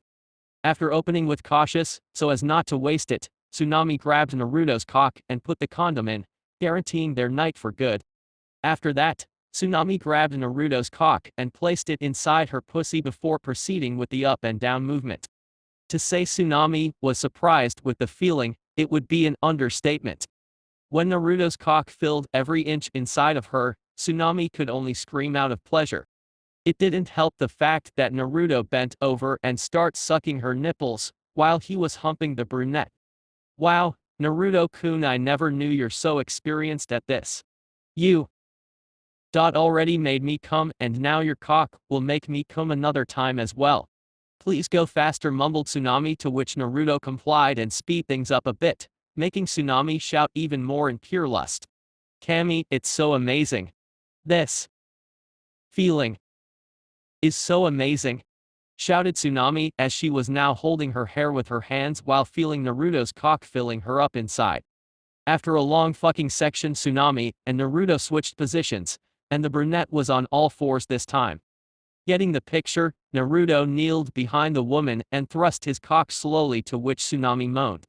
"Oh my god, it's so good," mumbled Tsunami, to which Naruto felt like saying a word or two. "Tsunami-chan, you're so tight inside. It's a wonderful sensation," said Naruto, earning Tsunami's nodding, and proceed to watch Naruto's movements, while taking her from behind. Tsunami, after a few of Naruto's insertions, was beginning to squeeze the sheets from barely able to hold her own against Naruto's cock. "Oh sweet Kami, I'm coming. I'm coming again," shouted Tsunami, as her inner wall squeezed Naruto's cock inside, making it difficult for him to hold his own, thus having to release the pressure inside the condom. It went without saying that Tsunami was indeed able to blow off some steam. Chapter 4, Tough Opponent. After dropping Tsunami in Wave Country, Naruto was now seated on the beach contemplating his next target in the bingo book. However, memories of dropping Tsunami came in full view, and he knew now that his chosen path was the right one for him. He couldn't afford to be seen anywhere that might endanger his plan of being blown. Flashback on. After Tsunami and Naruto had their way together, Tsunami went to the shower so as to get cleaned up. Between the raping in the woods and the sweat sex making with the blonde, she could say a bath was needed. However, as she entered, memories of the one to whom she just had sex with be nothing more than a child 3 years earlier.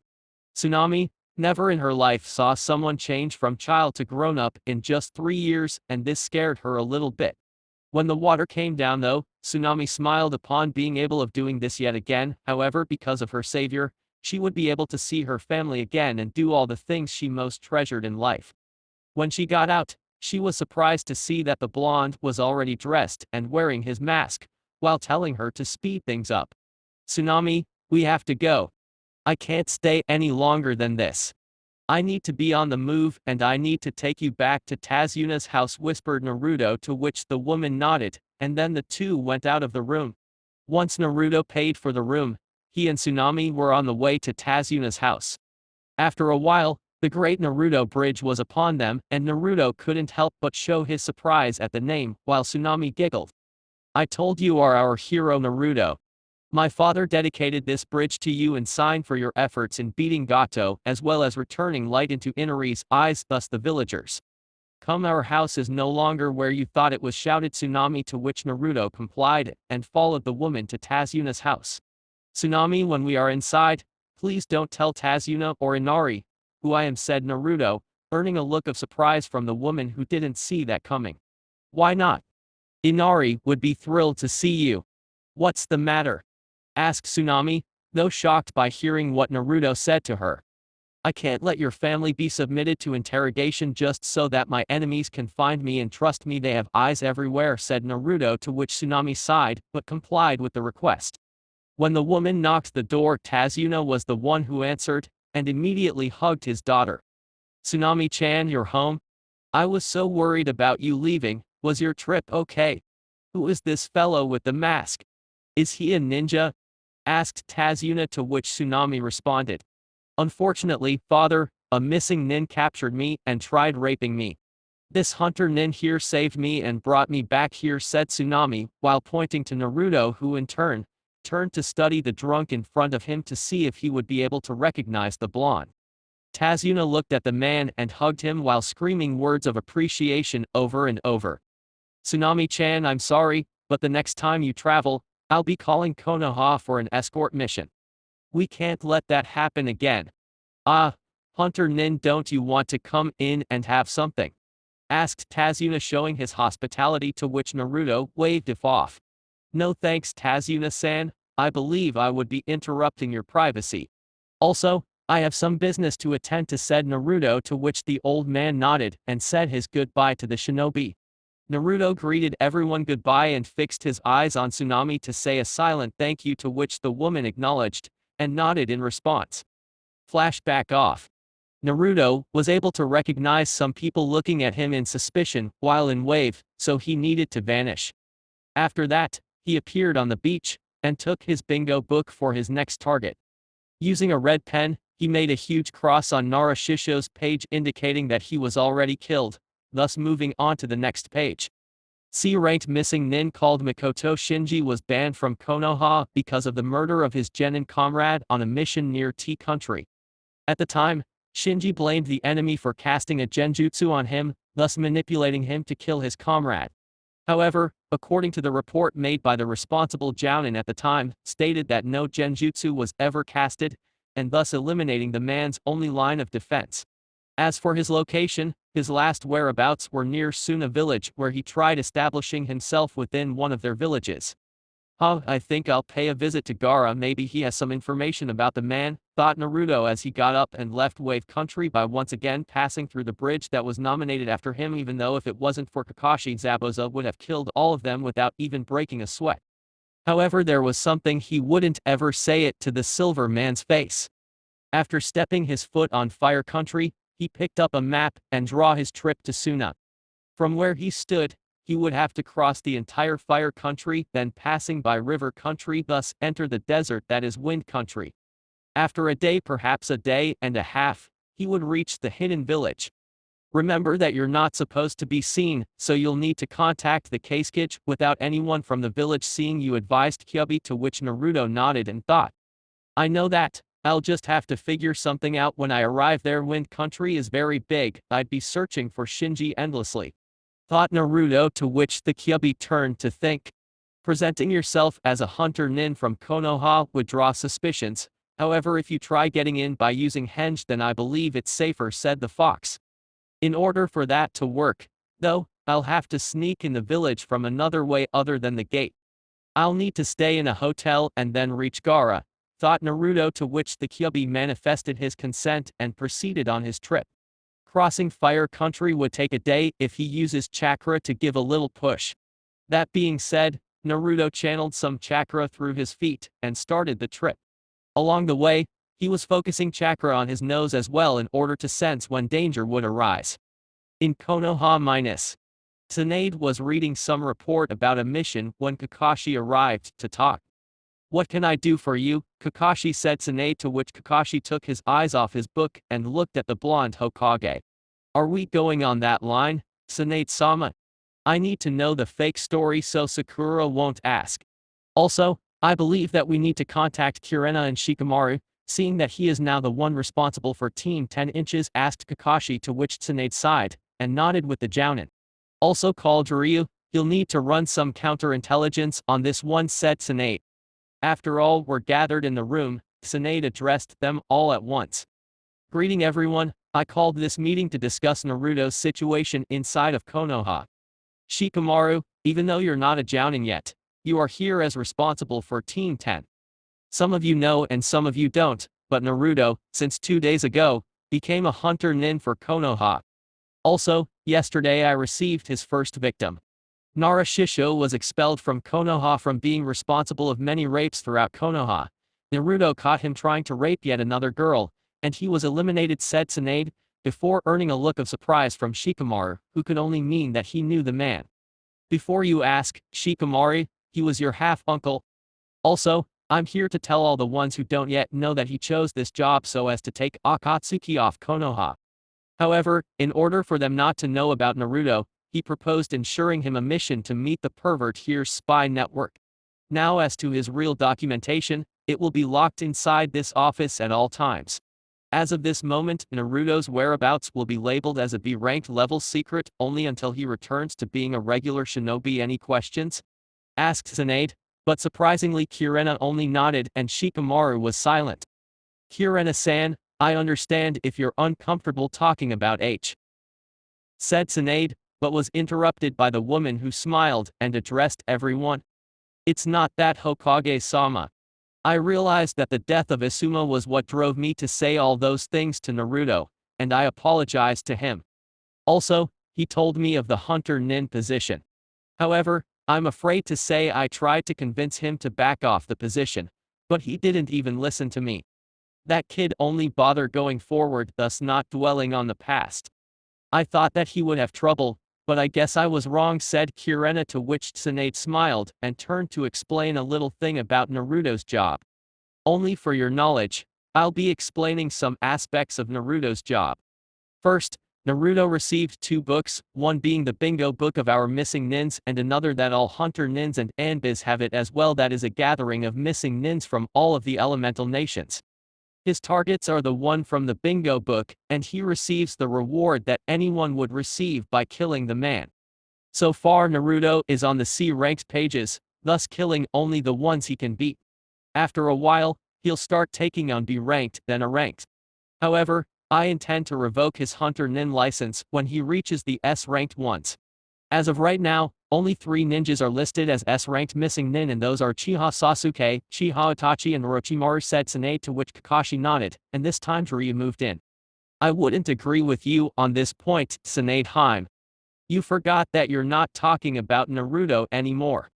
This new being has the body of Uzumaki Naruto, but the mind of both him and the fox, thus he is now proficient in fighting against any type of enemy. My guess is that the fox wouldn't want a weak vessel, so he will stop at nothing to bring Naruto into shape in order to battle against the S-ranked level missing nins. According to Naruto himself, he used the 2-month training in order to improve his Fruitin affinity, and also learn the katana affinity that is peculiar to the fox. Also, I found that Naruto was carrying a katana, so Kyuubi must be teaching him a kenjutsu style that could help him. Now, I'll be running some counterintelligence, and be constantly filling his mission report with fake locations of my spy network. This way we'll be able to keep Akatsuki from capturing Naruto, and also find who is spying for Akatsuki within these walls, said Jiraiya, earning surprised looks from Kurena and Shikamaru. How can you know that someone is passing information to Akatsuki? Asked Shikamaru, to which Tsunade chose to answer. We have reasons to believe that Akatsuki is receiving information regarding the village's situations. It was strange how just after Konoha was victorious after the Sound Sand invasion, Itachi and Kaizen was here and tried to capture Naruto. Also, Jiraiya's spy network warned him about Akatsuki mobilizing towards Fire Country after leaving Kumo, where they managed to capture the two-tailed Jinchuriki. We don't know if Orochimaru also has a spy inside Konoha as well, but we are sure Akatsuki has one and will use Naruto's fake mission in order to find him, said Tsunade, before earning a nod from Shikamaru. Tsunade-sama, how did he go on his first one? I mean, although I wasn't around much, he's still my student, asked Kakashi with his head down, to which Tsunade recognized it as guilt. Kakashi, I don't know if you'll be proud of him or disgusted, but according to the hunter-nin in charge of the program, Naruto severed the man's head by using his sword. Also, he was admired by the clean cut of the man's head.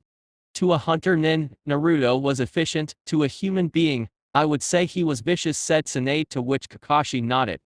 I'd say he was more human than you think, Tsunade-sama. As you said, Shisho was raping someone when Naruto caught him, so he had it coming.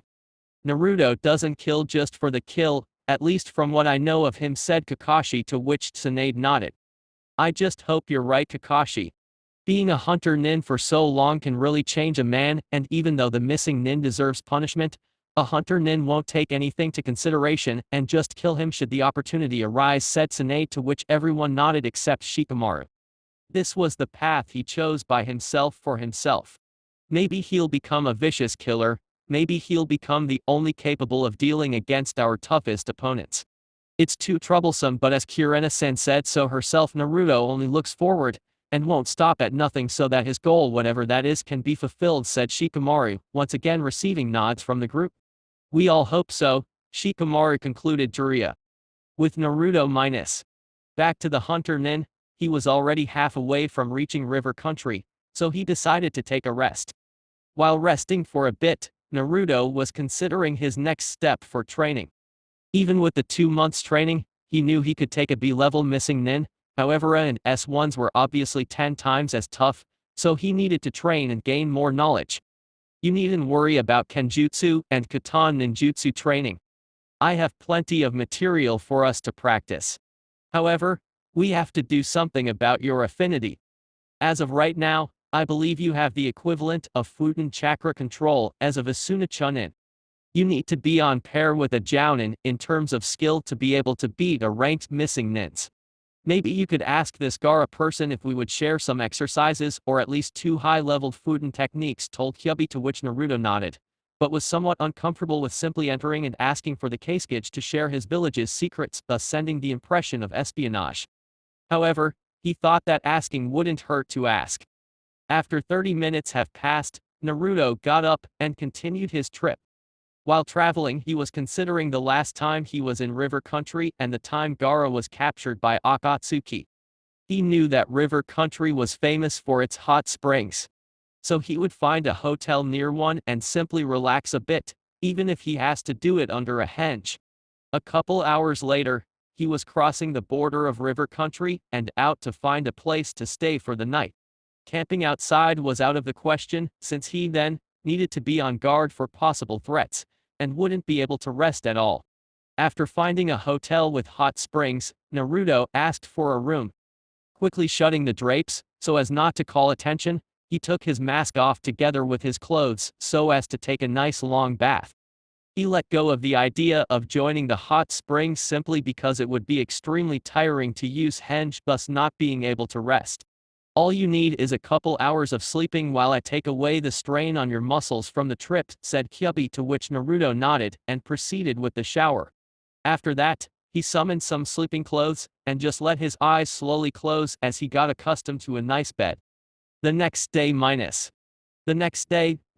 woke up, and without further delay, he changed into his hunter-nin clothes and checked out of the hotel, not even bothering to have breakfast. Quickly finding a dango stand, Naruto bought a few and ate while on the way to Wind Country. Unfortunately, Naruto wasn't aware of how large River Country actually was, so he couldn't know how much time he would take to cross the country. However, he knew that he needed all his rest to cross the desert and reach Suna, so he chose to find another place to stay near the border between River and Wind Country. Take your time, Naruto, and let's get some practice before you proceed with your trip. Find an open and secure place. When you find it, summon 10 clones to learn a new Katan jutsu that I remembered seeing it once. Also, I'll be adding 5 more pounds on each of your limbs, so it will be Kenjutsu training combined with strength and speed as well, said Kyubi, to which Naruto at first complained. However, he complied in the end since he would have to see a place at the end of the day anyway. Right, now that you found the place, the jutsu is called Katan Kasumi and Bun no Jutsu Fire Style Mist Waltz Jutsu, and what it does is create a large combustible mist that when in contact with fire, it will ignite in an explosion. I'll send the hand seal sequence through your brain and some explanations for you to practice on. However, this jutsu must require some flame to ignite, otherwise it won't do any good, said Kyubi, to which Naruto complied, thus summoning the needed clones to perform the technique. Now, it's time to raise the weights a little bit, said Kyubi. After the process was completed, Naruto kneeled down a bit because of the extra weight and slowly lifted. When he got accustomed to the weight, he took his katana and traveled through the katas that Kyubi taught him. While he was doing that, the clones were trying the new jutsu, however none of them were getting even closer to perfecting the technique. One clone did manage to blow a thin layer that resembled combustion mist, but other than that no such luck. For this jutsu to work, you have to do the seals perfectly, and then gather the most amount of air inside your lungs as you can and simply blow it, said Kyubi as he instructed the clones to try it once again. While the clones were going at it, Naruto was dancing with his sword as he viciously slashed through every single imaginary opponent that went to face him. By now, Naruto's proficiency with the sword was enough to be a chunin level. However, in order for him to become a jounin in terms of skill with the sword, experience would be the only training method available. After a while of slashes, Naruto stopped to rest a little bit and looked at his clones when suddenly a huge combustion mist appeared from the mouth of one clone, and the other threw an exploding tag in it, thus creating a rather large explosion in front of the clones. Jutsu mastered, Naruto. Now rest for 10 minutes and then let's head to the desert, ordered Kyubi, making Naruto snort at the fox for acting like he was the boss or something like that. You'll learn to respect me, pathetic imbecile. I'm teaching you all these and I expect that you treat me with respect, shouted Kyubi, to which Naruto sighed and explained to the fox. Never had I disrespected you, Baka Kitsune. It was just that the last thing you said sounded more like an order, thought Naruto, to which Kyubi ignored and cut off the link, leaving Naruto to talk to himself. Ignoring the fox's bitching, Naruto rested for a little while, and then got up to head towards Wind Country. On the way, Naruto was considering how he could improve the control of his Futon chakra, since he already made the 2 exercises required for being able to perform Futon ninjutsu. Why not controlling the air? Asked Kyubi, as in barging in Naruto's thinking. How can someone control the air? There just isn't possible, is it? Thought Naruto, as in wondering if Futon users could somehow manipulate the air molecules to the point of molding it.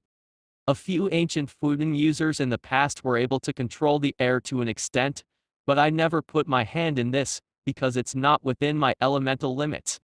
Nevertheless, imagine the possibilities of being able to control the air. You can make the air thicker by adding chakra, or make it lighter where you can flow.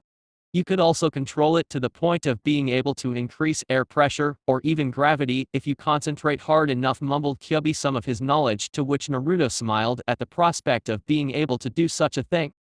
However, as you know or do not know, air molecules are consisted of oxygen and hydrogen, thus being the molecules that while together generate water. I believe that the Nadame Hokage was able to use Suton ninjutsu just by using the air molecules, thus generating water. I don't know if you have to learn Suton manipulation in order to be able to control air, thought Kyubi, to which Naruto asked a question. If what you're saying it's right, then I wouldn't need to worry about hydrogen, since my interest wouldn't be generating water.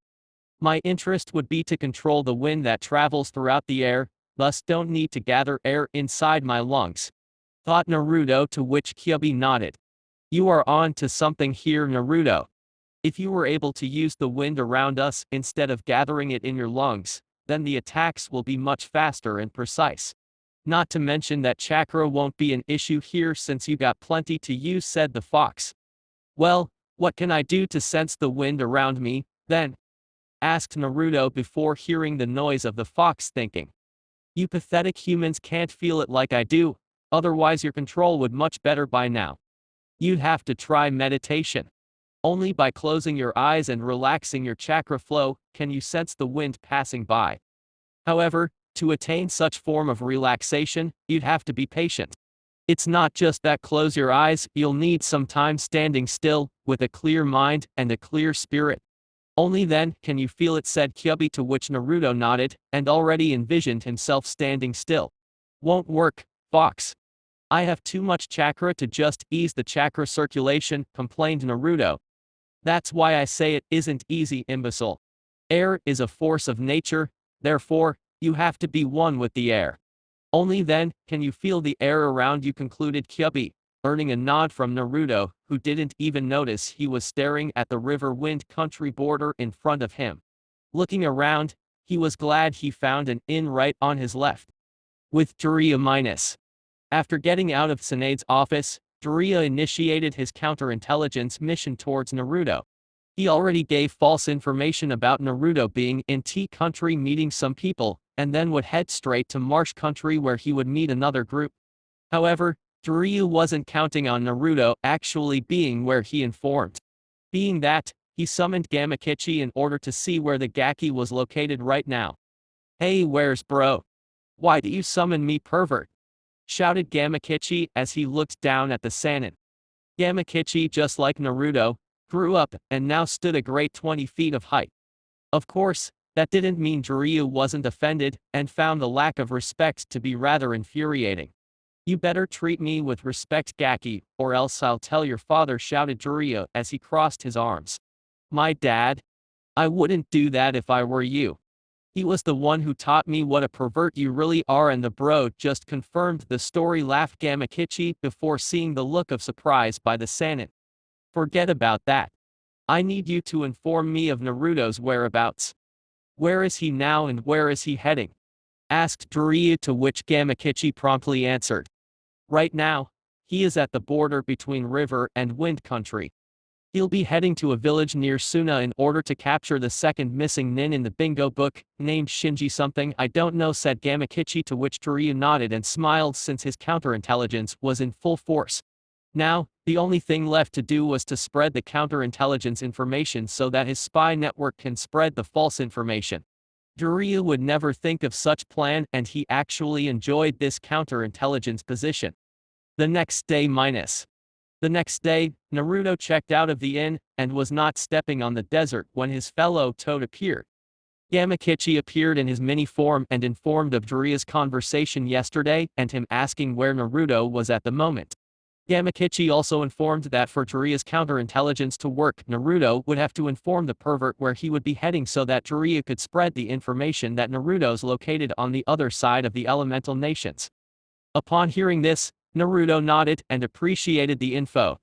Before leaving, though, Gamakichi extended a question made by his father Gamabunta as to why he wasn't summoned in a while. Naruto then informed that because of his identity being a secret, summoning the Toad boss would ruin everything. Naruto then assured Gamakichi that once he has the ability to face Akatsuki, he'd summon the boss. Satisfied with the answer, Gamakichi vanished, thus leaving Naruto to begin his travel towards Suna.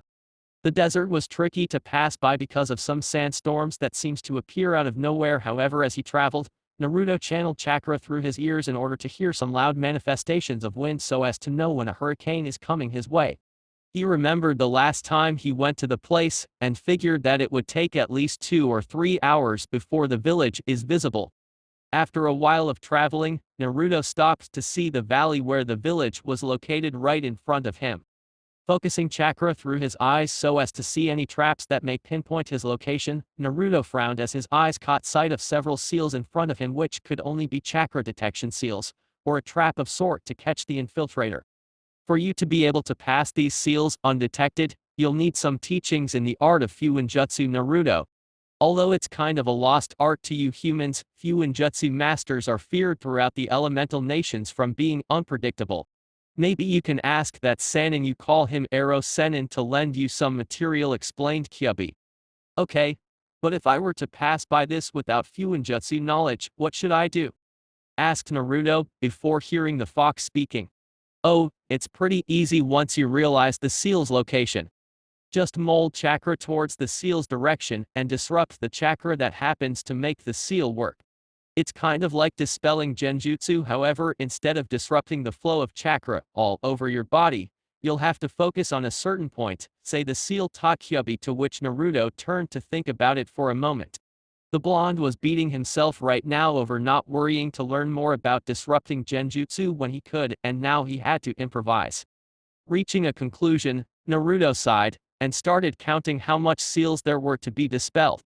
When he counted the last one, he was surprised that only 5 of them were positioned on this side of the valley. I don't think they'd realized that someone would enter the village through the top of the valley. Now, focus on the seal and say Fuinkai, seal release, explained Kyubi, to which Naruto nodded and began the seal dispelling. After breaking the first one, Naruto realized his mistake as all the 4 started to glow, which indicated a trap. Quick Naruto, the seals are linked with each other. You have to disrupt all 4 of them as quickly as possible, shouted the fox. Not wanting to lose one of them, Naruto summoned 3 cage bunshins and sent them to disrupt the other 3 while he would disrupt the 4th one. Letting the air he didn't know he was holding, Naruto looked at the village from above for a place to land until he could reach the ground. Observing the village for a while, he found that he was right in front of a dead alley that practically no one would see him land. Quickly dashing to the nearest landing point, Naruto began his movements down the valley until he reached the ground safely. Looking around for any shinobi or kunoichi that could spot him, he found that no one was around.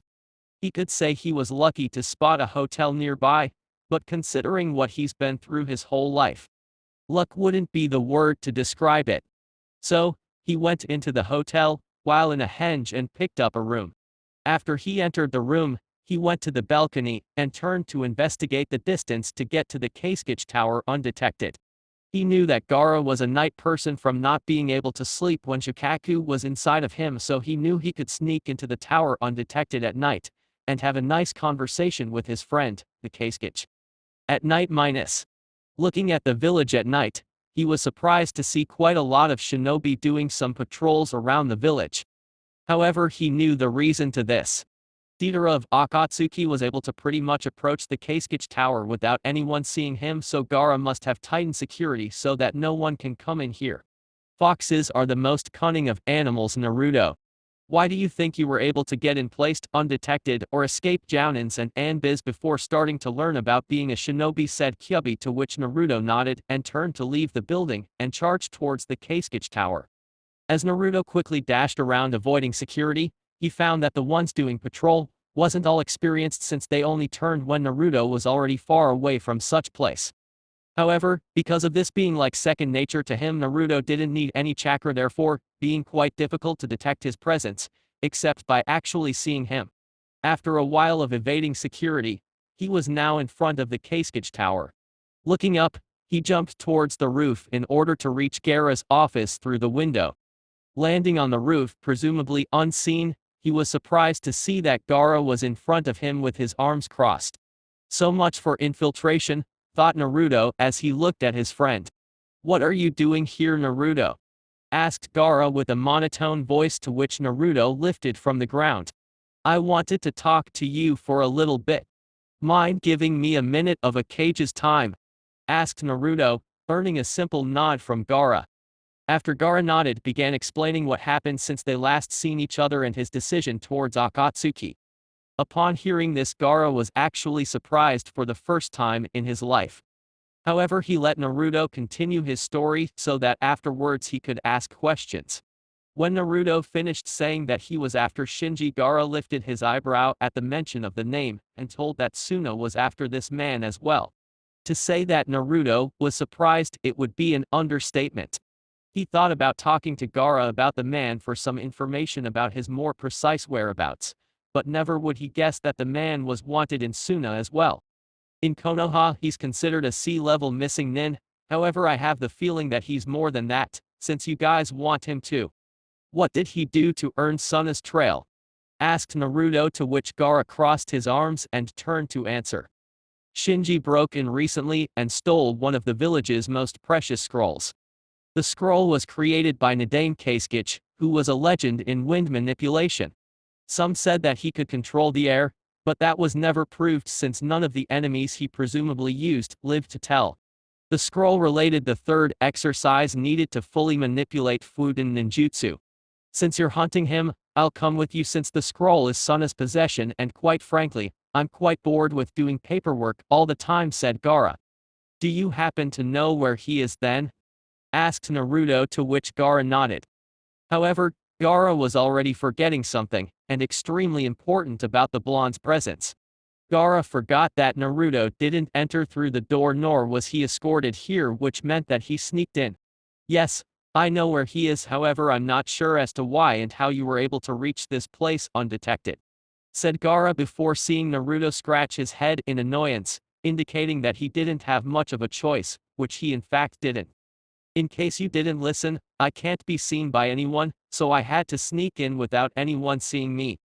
As to how, I'll leave it up to you to figure out, mumbled Naruto as he shrugged his shoulders as in not his problem, earning quite the angry face from Gaara, which resembled that of Shikaku.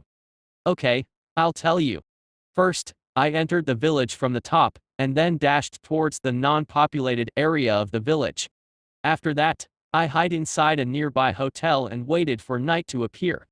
When said time approached, I came here without any of your guard noticing me, explained Naruto, as though it was the simplest thing in the world. However, the Keisuke wasn't so thrilled since his village once again suffered a breach in security, which meant that no matter how much trouble he had coming up with a solution to this problem, once again one man was able to sneak in and once again reach the Keisuke's office without anyone noticing. Naruto, after noticing that Gaara was in deep thinking, sighed, and turned to question the man about the missing nin. Naruto, I'm afraid I won't be able to guide you through this hunting because of your little breaking in. So, I'll be asking you a favor and return the scroll that is rightfully Suna's possession, asked Gaara, to which made Naruto think. I'll do it. Also, seeing that my affinity is wind, I am in need of further perfecting such manipulation. I've already done the 2 exercises needed, but I know I don't have what it takes to fully control it. Could you offer me some advice? Asked Naruto, to which Gaara turned to think. Being the wind shadow of his village, he was well aware of how Fuden ninjutsu worked and how could a person increase its control. However, such information would be limited to Suna, thus sharing with the blonde would act as treason. Sorry Naruto, but such information is considered Suna's secret, thus I can't reveal it. I'm well aware of your problem with your new Fuden technique and how much pain was caused since every aspect of Akatsuki is shared between the villages. So, I can't help you, said Gaara, to which Naruto nodded as in dismissing the issue. Okay, just tell me where the guy is and tell me where and who should I deliver the scroll? Asked the blonde before seeing Gaara vanish for a while and then appear. This first scroll contains the map of the man's location. After you retrieve the scroll, just send it here via summon, as I'm sure you have a contract with the toad, said Gaara, earning a nod from Naruto, who in turn said his goodbye and jumped back to the ground in order to leave Suna through the same way he entered, thus leaving Gaara to analyze the blonde's escape for future references regarding security. With Naruto minus. After getting some safe distance from the village, Naruto looked at the map in order to find Shinji's location, and perhaps the scroll containing Fuden ninjutsu training. Looking at the direction needed, he stored the map inside his weapon holster and charged towards the destination. It wasn't long until he stood in front of what appeared to be a deserted village in the middle of the desert. According to the bingo book, the man was quite proud of a peculiar line of cloth that consisted of a vest that resembled a Konoha Chumnin vest, although in black color. However, upon looking at the handful of people that appeared on the streets, Naruto sighed, seeing that the man wouldn't simply be walking around waiting for someone to kill him. After all, he isn't a missing nin for nothing.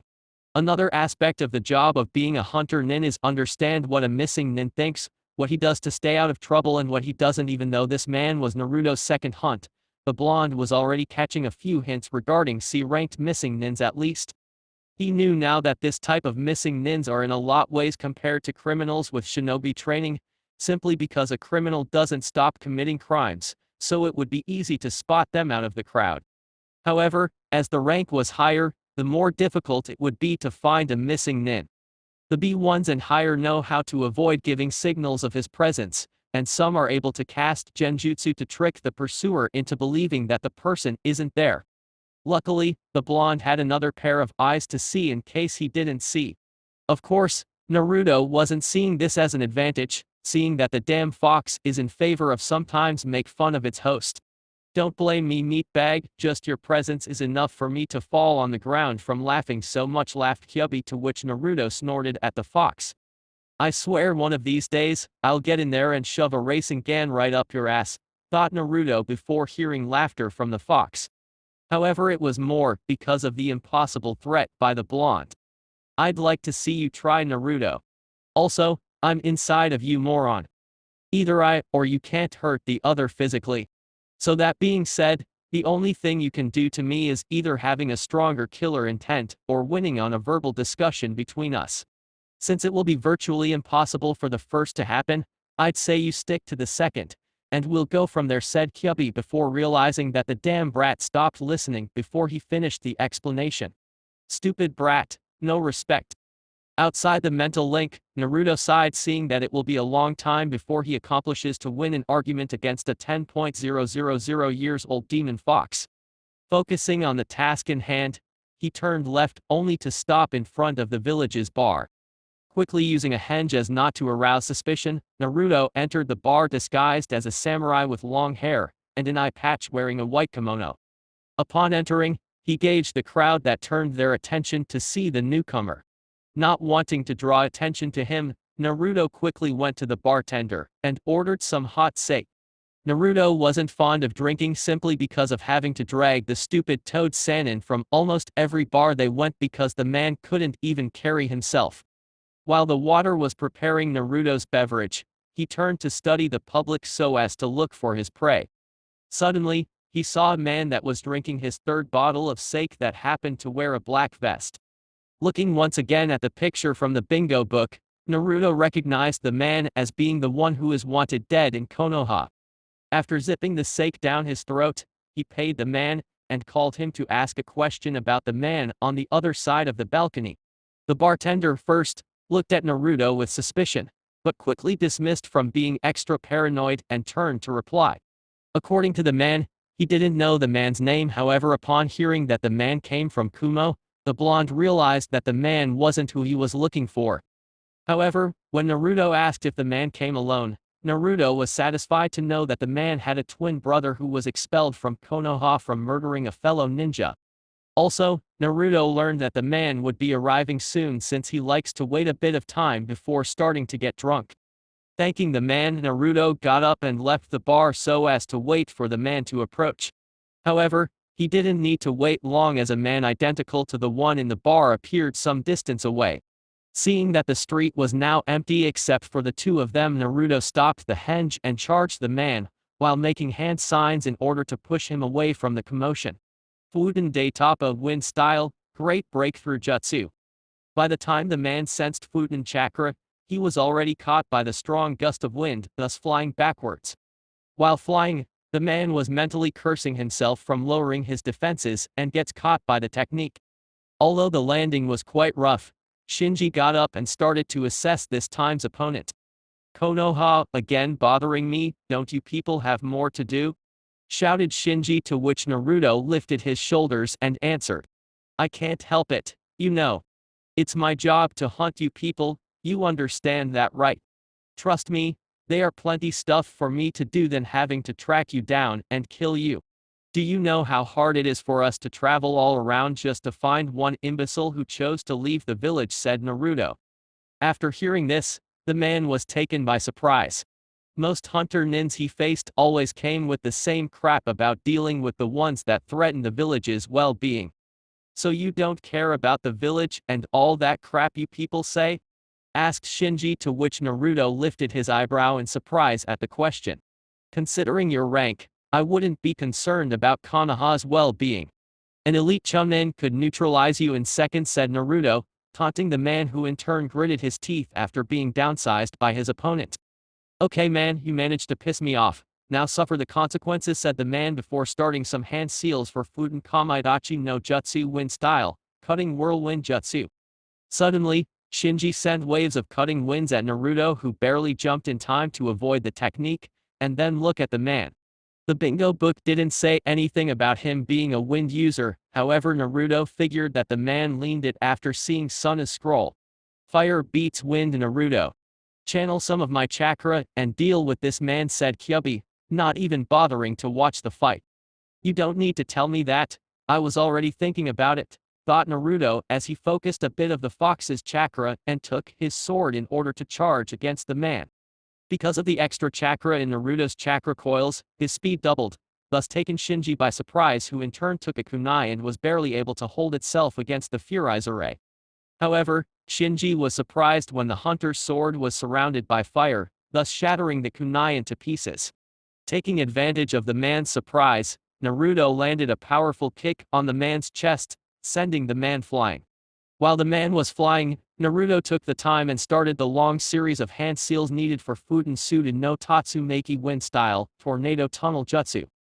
Although the attack landed, Shinji at the last minute switched places with a nearby rock, thus evading the attack and appearing side by side with the hunter. Futen K's no Yaba wind style, wind sword jutsu.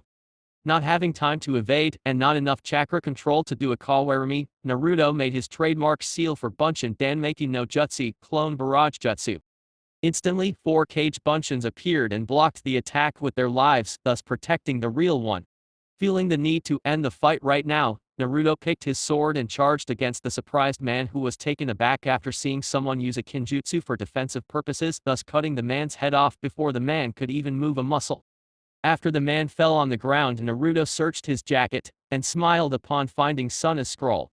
After putting the man's head inside a scroll, he labeled it for Konoha and summoned Gamakichi, who took both scrolls and nodded.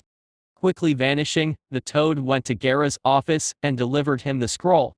The Kasugage was surprised to see the toad in his office, but then remembered about Naruto's mission, so he thanked Gamakichi and handed him a scroll to give Naruto. Once Gamakichi was back, he handed a scroll for Naruto, who unrolled it began to read. "Naruto, thanks for retrieving the scroll. Once again, I'm in gratitude towards you for helping the people of Suna. As reward for your trouble, below there is a hint to the next phase of Futen ninjutsu training.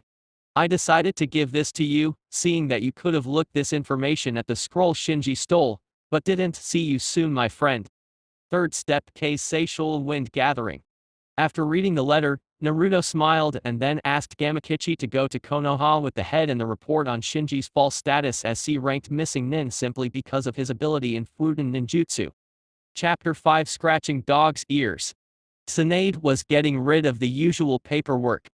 A few moments ago, Gamakichi arrived with Naruto's second victim and his report on the battle. Tsunade was somewhat impressed with Naruto's career as a hunter nin, considering that inside of Konoha, he wasn't really good in anything except being a stamina and chakra powerhouse. She also called Shizune to rank the missing nin up to B ranked and sent Gamakichi back with the amount for a B rank capture. Back to assessing Naruto's real capabilities, she thought about it and wondered why the blonde was hiding such abilities all this time. Moving on, she and Rio had other mission to attend to as well, and that was finding the rat that's inside of Konoha relating information to Akatsuki. However, since no one bothered to know anything about the blonde in a while, she figured that the spy wouldn't as well. With Naruto minus. After receiving the money from Gamakichi, he rested for a while and began to read Gaara's letter and try to figure out what's the last step of Futen ninjutsu training. The technique called Futenkei Seishou Wind Release Wind Gathering Jutsu was considered an A-ranked jutsu in Suna, not because of its power for its complexity. Naruto also learned that such technique is vital for a Futen user to become Jounin, simply because only one with significant skill in Futen element could begin to learn the theory behind the technique. In reality, the concept was simple. The ninja has to focus on the air around you and simply start gathering wind at the top of the shinobi's hand. Although it was a supplementary jutsu, Naruto knew of the usefulness of such technique. For instance, the Futen Daitapa wind release, great breakthrough jutsu would be seriously improved if he managed to gather the wind on its hand and then expel it with force, thus sending the enemy flying. Of course, the blonde wasn't known for taking the easy way out of things. He was sure that this technique, although easy in theory, it would be certainly tough to perform it. Of course, imbecile, it isn't a Jounin level technique for nothing. As I said before, you'll need to feel the wind before you can learn how to gather it. Also, in order for you to be able to feel the wind, you'll need to learn some meditation exercises. Now, kneel on the ground, and I'll teach you how to meditate, said Kyubi, to which Naruto nodded and sat down on the floor. Closing his eyes, he started to focus on his chakras movement inside his body, as per Kyubi's teachings. Naruto was finding extremely awkward that a demon such as the fox could know meditation exercises such as these, and the fox made every possible way to curse the blonde for the lack of respect. However, the blonde was far from being patient at the moment, thus not being able to focus.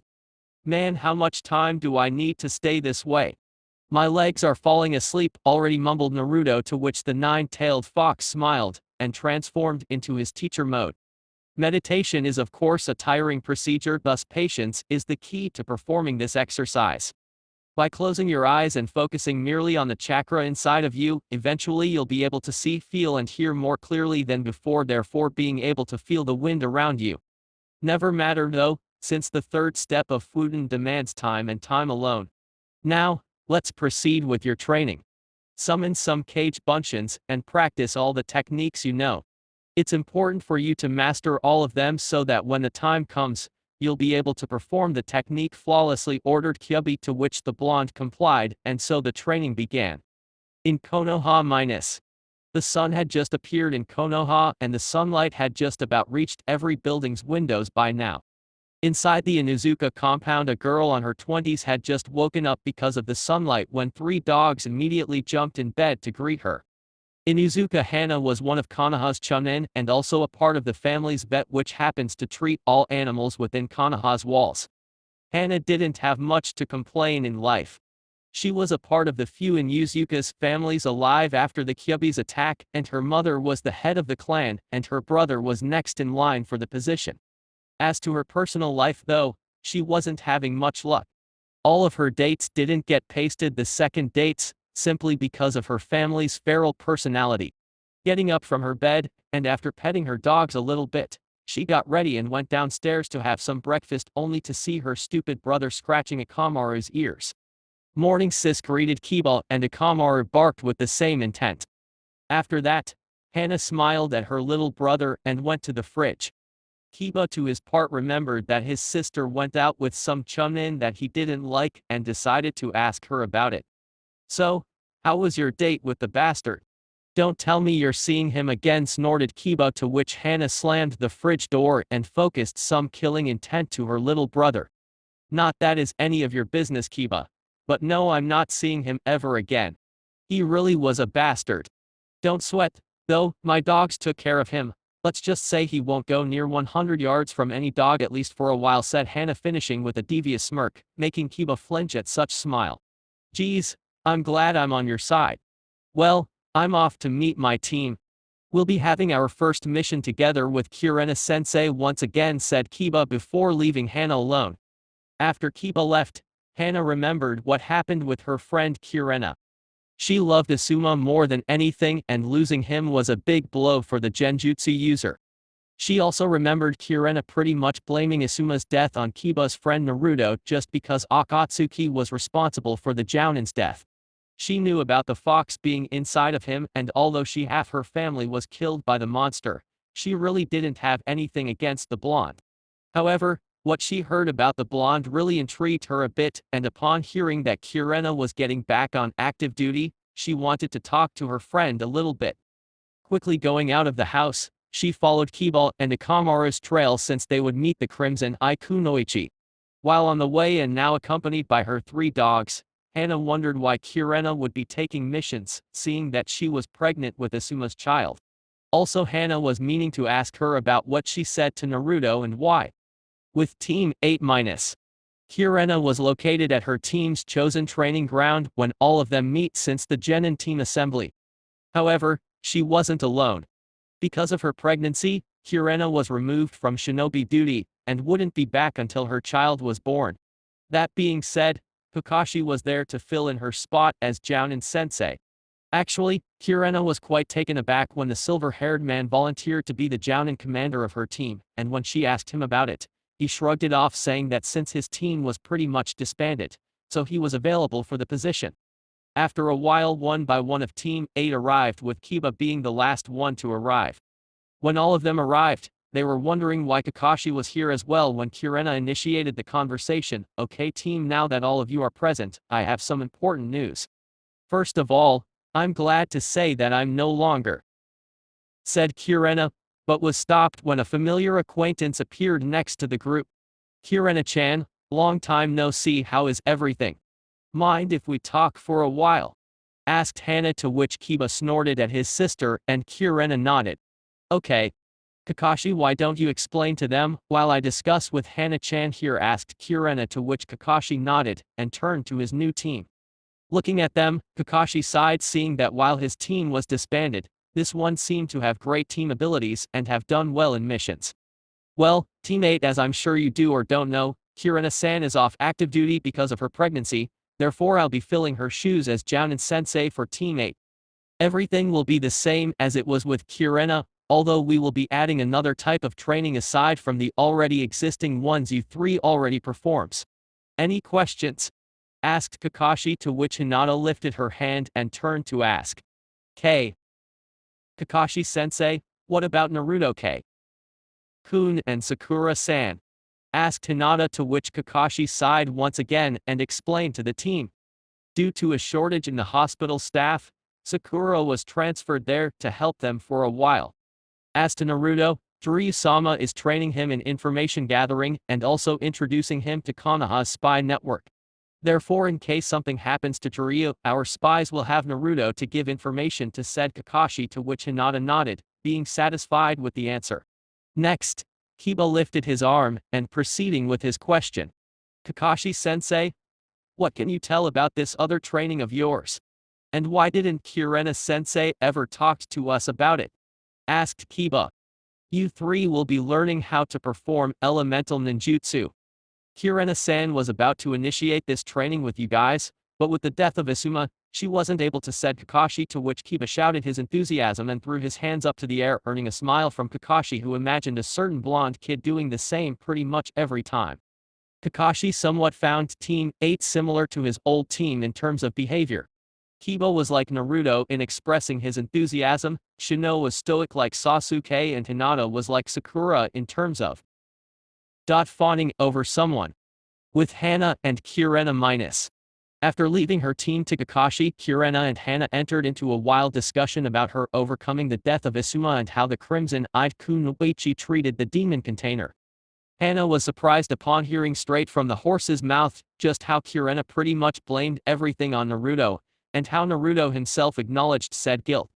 Hana was also surprised by hearing from Kurena what Naruto said about himself and Kyubi sharing his physical body, and that he took the responsibility for everything that the fox did. Kurena wanted to tell Hana about Naruto being a hunternin, however, seeing that the Inuzuka Kunoichi was just a chunin, she couldn't be privy to a B-ranked secret. However, that didn't keep Kurena from telling Hana about how much what the boy said to her and that he was the one responsible for her getting over Asuma's death. According to Kurena, the way in which Naruto strives to overcome all adversities in life and overcome them was what helped her get over Asuma's death.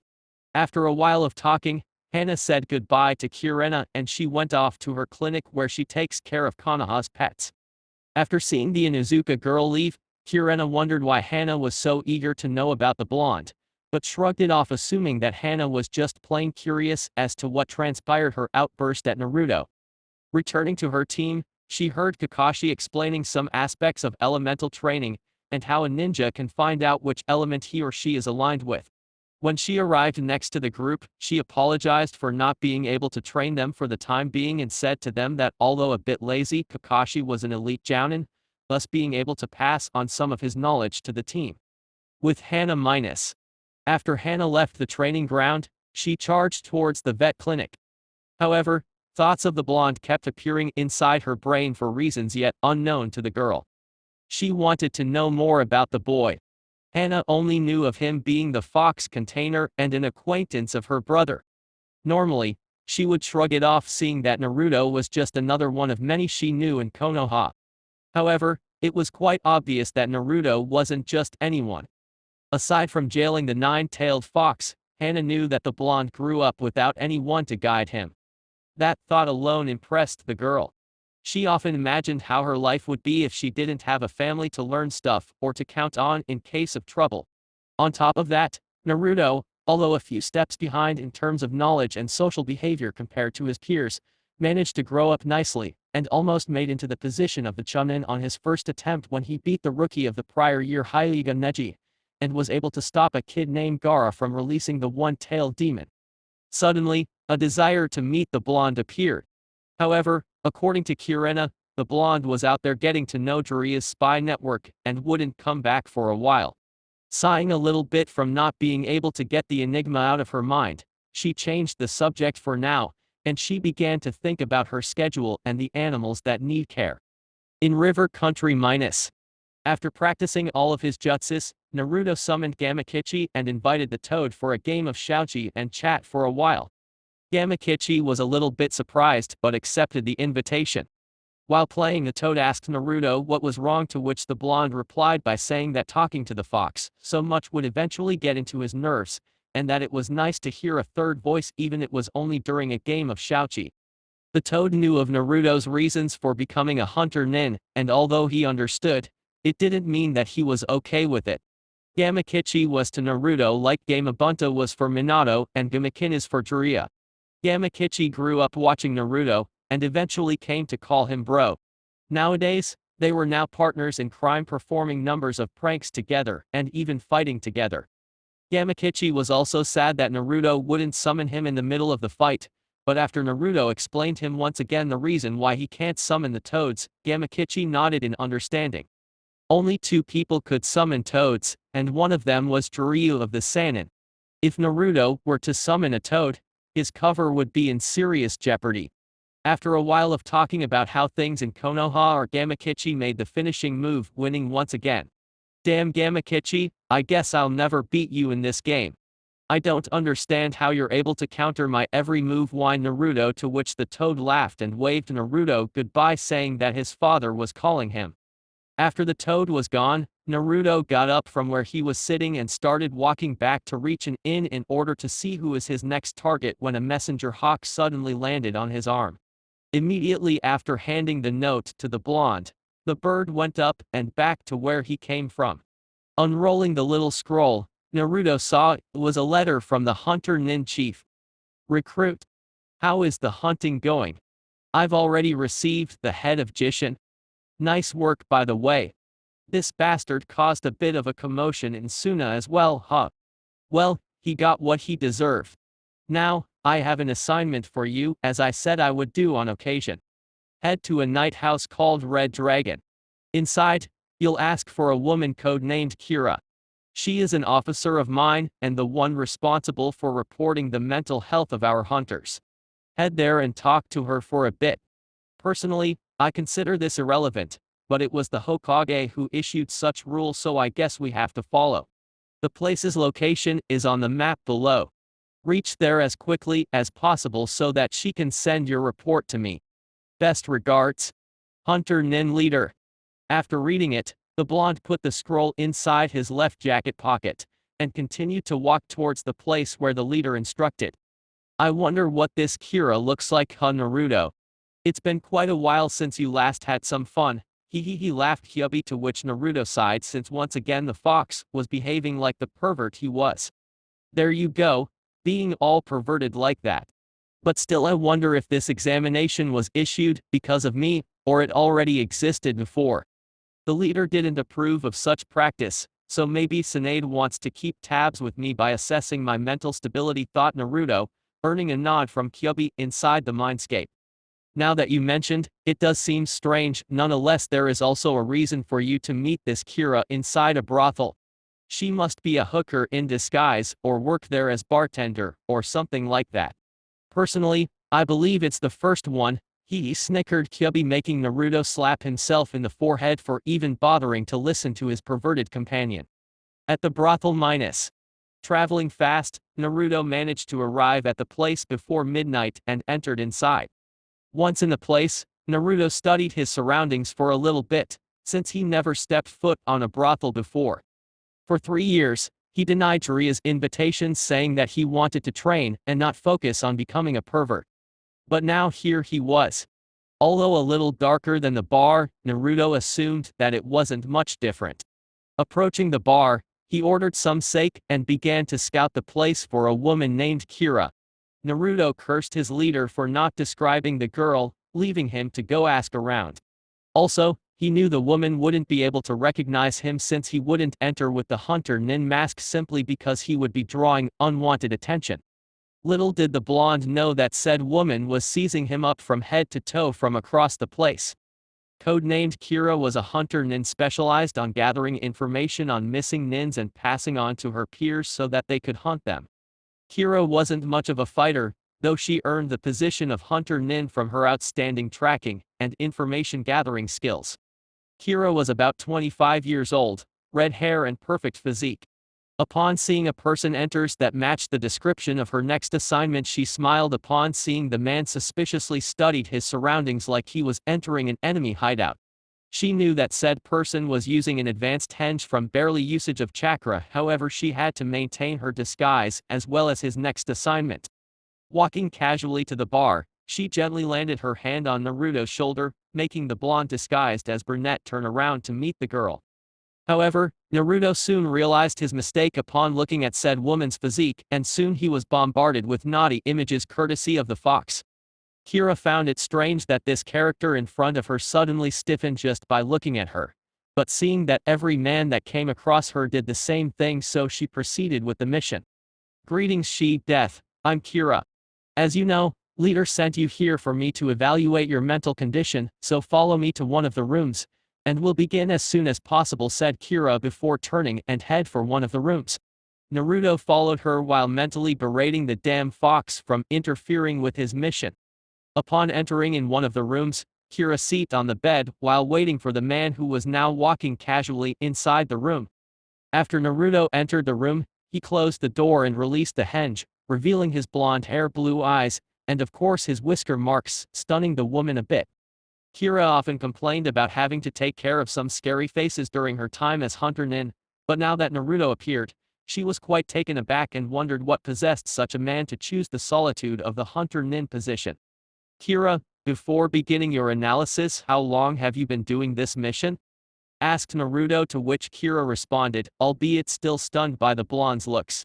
I'll be completing 8 years next week. I was a medic nin in Konoha, but I always wanted to go outside the village, so they offered me this job to attend hunter nins. Now, we'll begin with your checkup. If you please just take off your shirt so that I can run a couple of diagnostics, said Kira, though somehow the thought of seeing this guy's body was tempting.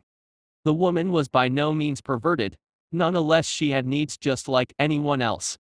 Naruto for his part did as he was told and took his shirt off and stood standing while the girl ran her green glowing hands through his body in order to assess his physical health, but also assess his physical assets as well, while hoping that said blonde wouldn't mind.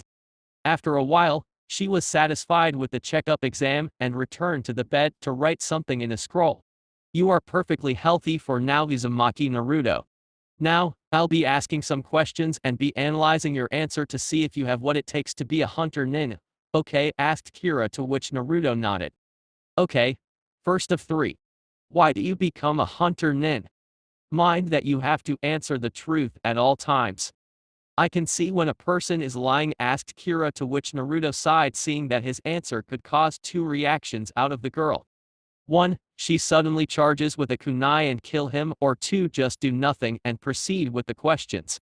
Due to a jounin called Sarutobi Asuma's passing away because of me, I knew that Akatsuki would be after what I keep inside of me, so I became a hunter-nin in order to protect the village. As to what's inside of me, I believe you can figure out, said Naruto before waiting for realization to appear and punch Kira with more force than a ton of bricks. Kira was shocked to say the least, seeing that the being responsible for her becoming a medic nin was there in front of her. The woman was 12 when the Kyubi no Yoko attacked Konoha and was one of the people who helped attend the ones who survived the battle. However, Kira was an orphan at the time, so she didn't have any of her parents killed by said fox. Naruto for his part wondered if the woman would try to kill him, seeing that she was in a lot of thoughts. Sighing, he grabbed his shirt and was about to leave when Kira awoke from her dreams and reached out for the blonde not to leave. Wait, Naruto, I'm sorry, I was trapped in a lot of thinking. Don't worry about me judging you or anything, I just didn't realize you of all people chose such a lonely position, asked Kira, now quickly forgetting about her mission and wanting to know the blonde a little better. Naruto for his part smiled and closed the door. Turning to meet the woman, Naruto began explaining his reasons for leaving and what happened after that. Kira, while listening, was surprised to hear that Kirena of all people would call him by such names. Although Kira doesn't know Kirena that much, she knew about her personality and wondered how much the death of this Asuma must have changed the woman's thinking. As Naruto was talking about pretty much his entire life, Kira couldn't help but wonder why the blonde was stoic about. All his life, Naruto didn't have anyone to look after him, and yet he didn't even show any sign of being angry or sad about it. One thing was for sure though, if his life wasn't enough to snap the guy's mind, Kira was sure nothing would. After Naruto stopped the story, Kira thought about asking some more questions, but considered against it. There wasn't any need for it though. I suppose you're okay. Your physical exam showed no illness whatsoever, and according to what you told me, there isn't a need for psychological exam, said Kira, to which Naruto shrugged it off and turned to leave towards finding a room to stay for the night when Kira once again called him.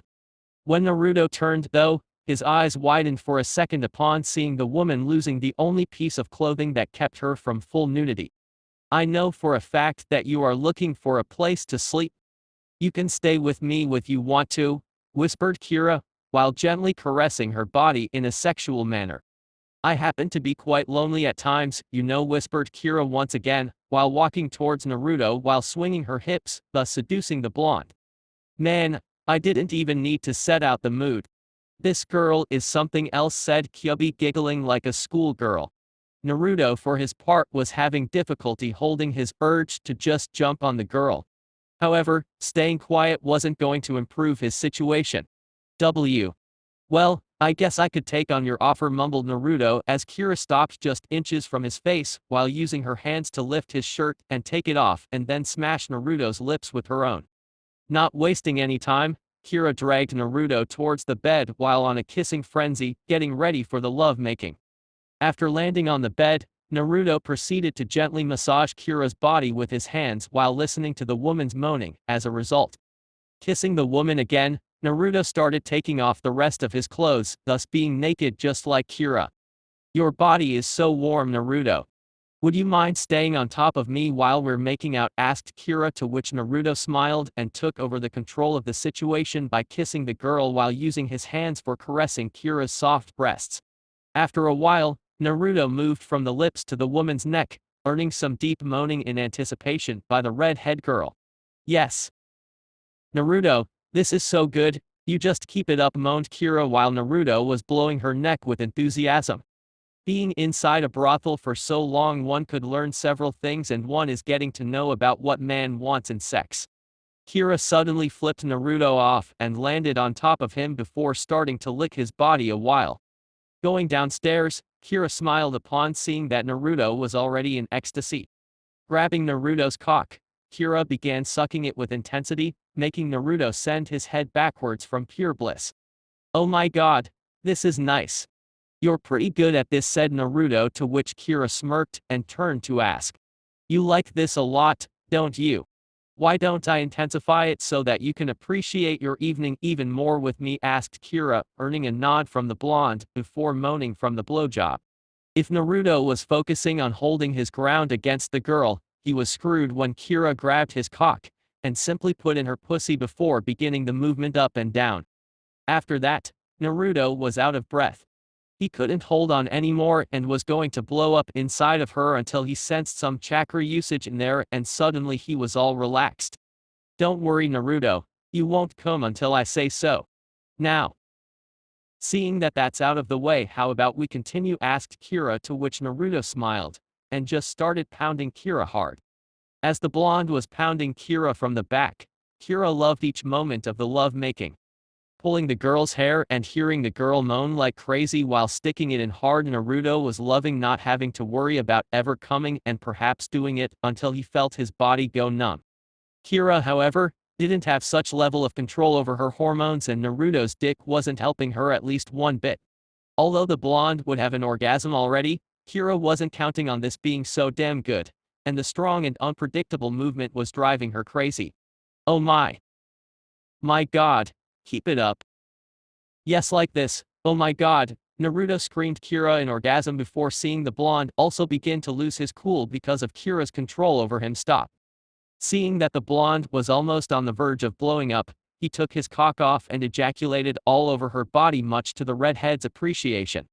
Afterwards, the blonde and the redhead dressed up and Kira took Naruto to her temporary apartment that she had a couple of miles from the brothel in order to sleep. Upon arrival, Naruto saw that there was only one bed and no couch, but before he would get to say that he could simply sleep on the floor, Kira pushed him to the bed and once again stripped her clothes. Don't you think you'll leave without we having another go, do you? I want to feel you inside of me again, Naruto, said Kira before approaching the bed and seeing Naruto smile at her. The next day minus. When the sun appeared, Naruto tried to get up but found that something was holding him down. Upon looking, he smiled upon realizing that Kira ended up falling asleep on top of his chest, which at first took the blonde by surprise since he wouldn't take Kira for a romantic person. Shaking said kunoichi, Kira mumbled some words about hating sunlight and hating whoever was waking her up, making Naruto smile at the girl's antics. Wake up, Kira-san, said Naruto, to which the girl looked at him and immediately jumped off the bed before remembering about what happened yesterday and blushed profusely at how much times they had sex with each other before exhaustion appeared. Sorry, Naruto, it's just that I'm not used to sleeping with a man after having sex. I'll be preparing breakfast. Bathroom is first door on the left, said Kira before getting up from the ground and walked to the kitchen naked. While Kira was preparing breakfast, Naruto went to go fresh up a little bit, and then came out with his hunternin outfit, stunning the girl once again. Cool outfit, Naruto, said Kira, avoiding the usage of another word that would eventually lead up to a series of acts, thus eventually getting addictive. The redhead woman was focusing hard not to think about how good was the blonde in bed, simply because she couldn't get attached right now. Her long-term mission would end in a year and a half, and then she could return to Konoha and become a medic nin. Kira didn't remember much about the village apart from her hunter nin peers told her about, and frankly she missed there a lot. Naruto, wondering why Kira was suddenly saddened, asked her what the problem is. I just miss Konoha, that's all. I've been on this mission for 8 years now, and I don't even remember much of the village anymore. I just wish my mission would end soon so I could return, and asked to be transferred as a medic nin. I heard about the new Hokage applying a new medic training, and I wished to learn a lot from Tsunade-sama. Won't be happening so soon, though. I'm on this mission for more 2 years, said Kira before a tear started falling from her face. Naruto, after seeing this, pretty much moved unconsciously, and just hugged the sobbing girl. Do you have anyone who's waiting for you in Konoha? Asked Naruto while looking at Kira with his penetrating blue eyes, making the girl suddenly imagine someone else hugging her, but she couldn't put her mind to know who the person was, but it was quite similar to Naruto. As to the answer, she nodded in negative. Only a cousin of mine. But I don't think she knows I even exist. We didn't get to see each other for 15 years now.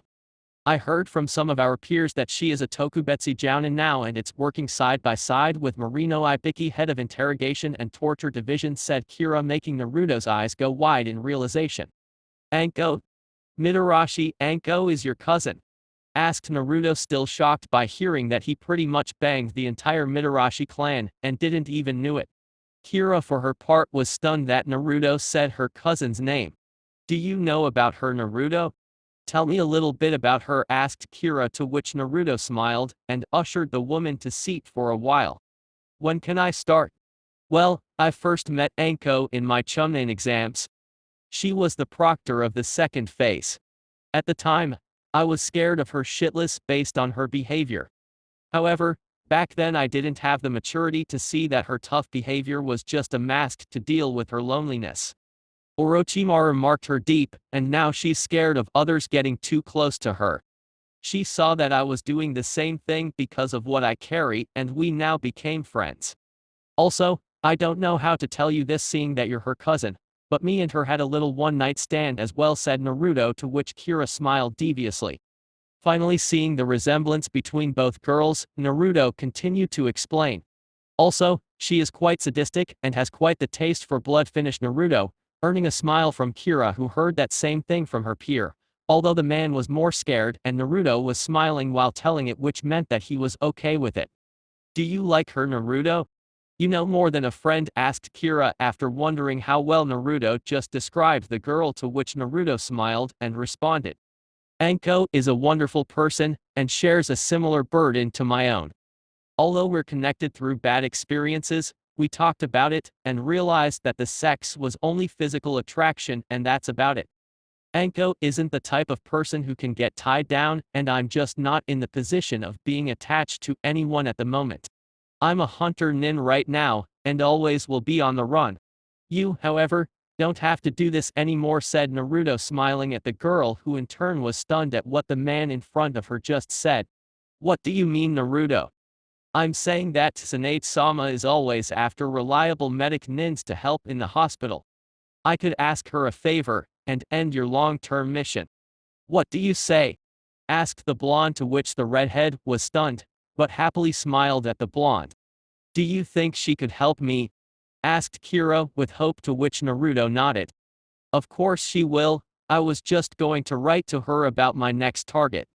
It's a C-ranked missing nin called Inuzuka Takashi. The man was expelled from the Inuzuka clan from almost killing one of the dogs and left the village with two of the clan's most treasured dogs.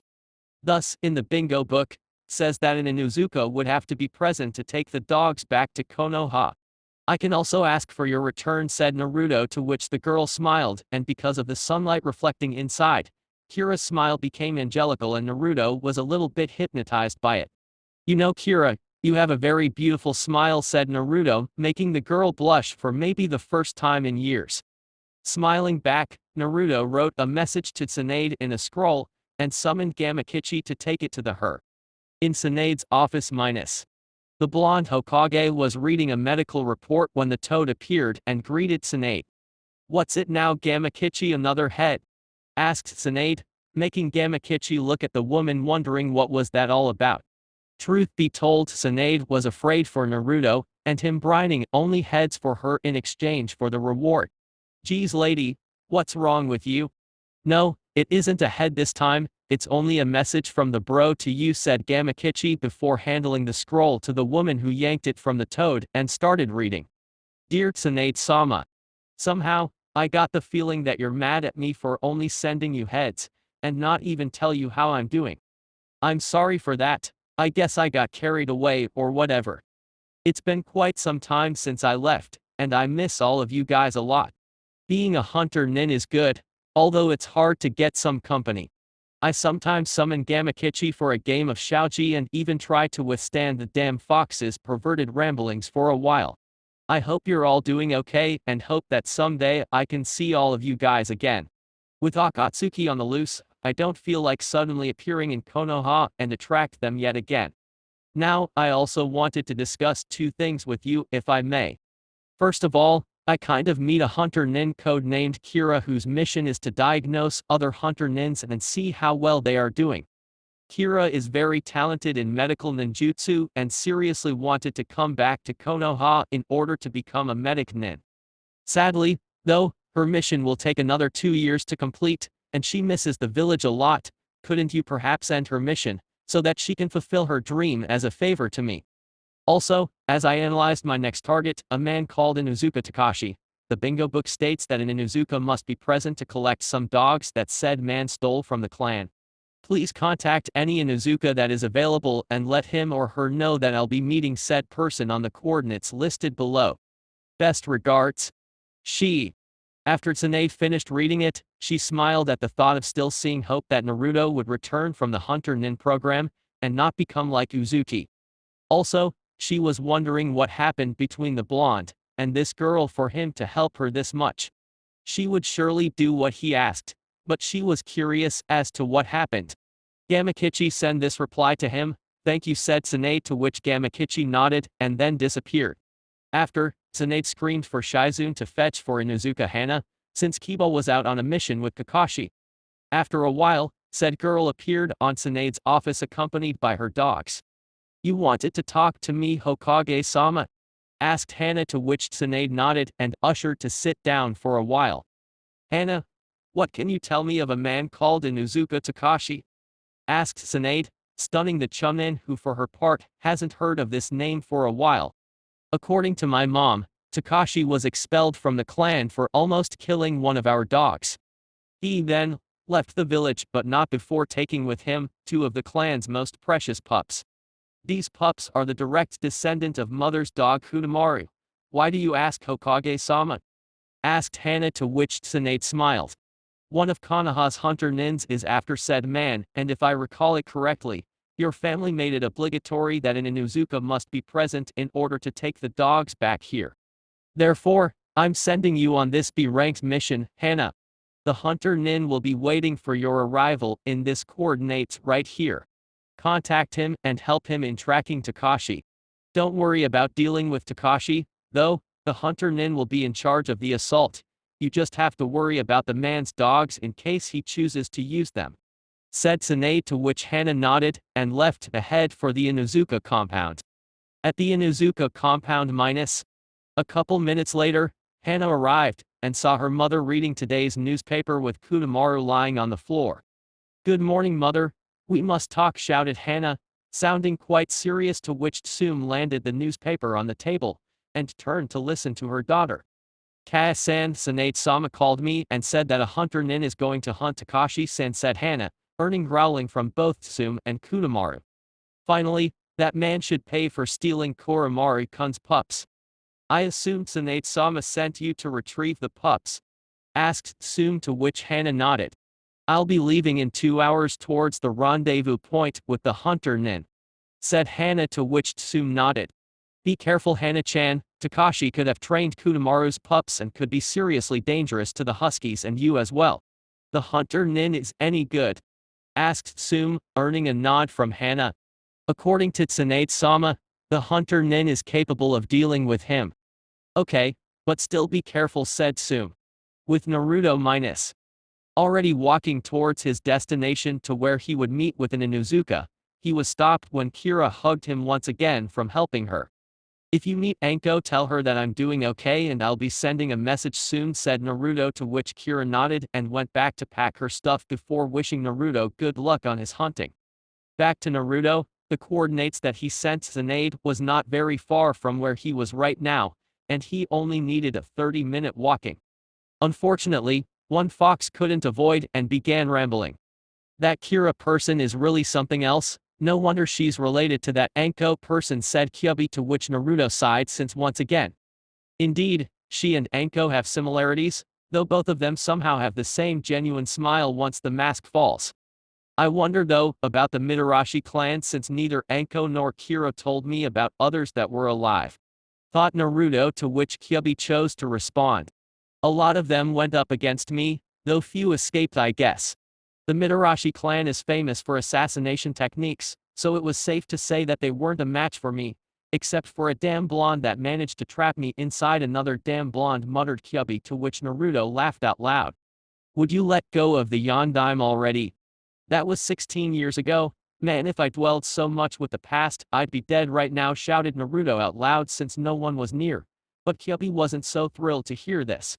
Damn imbecile, 16 years for you is 16 days for me.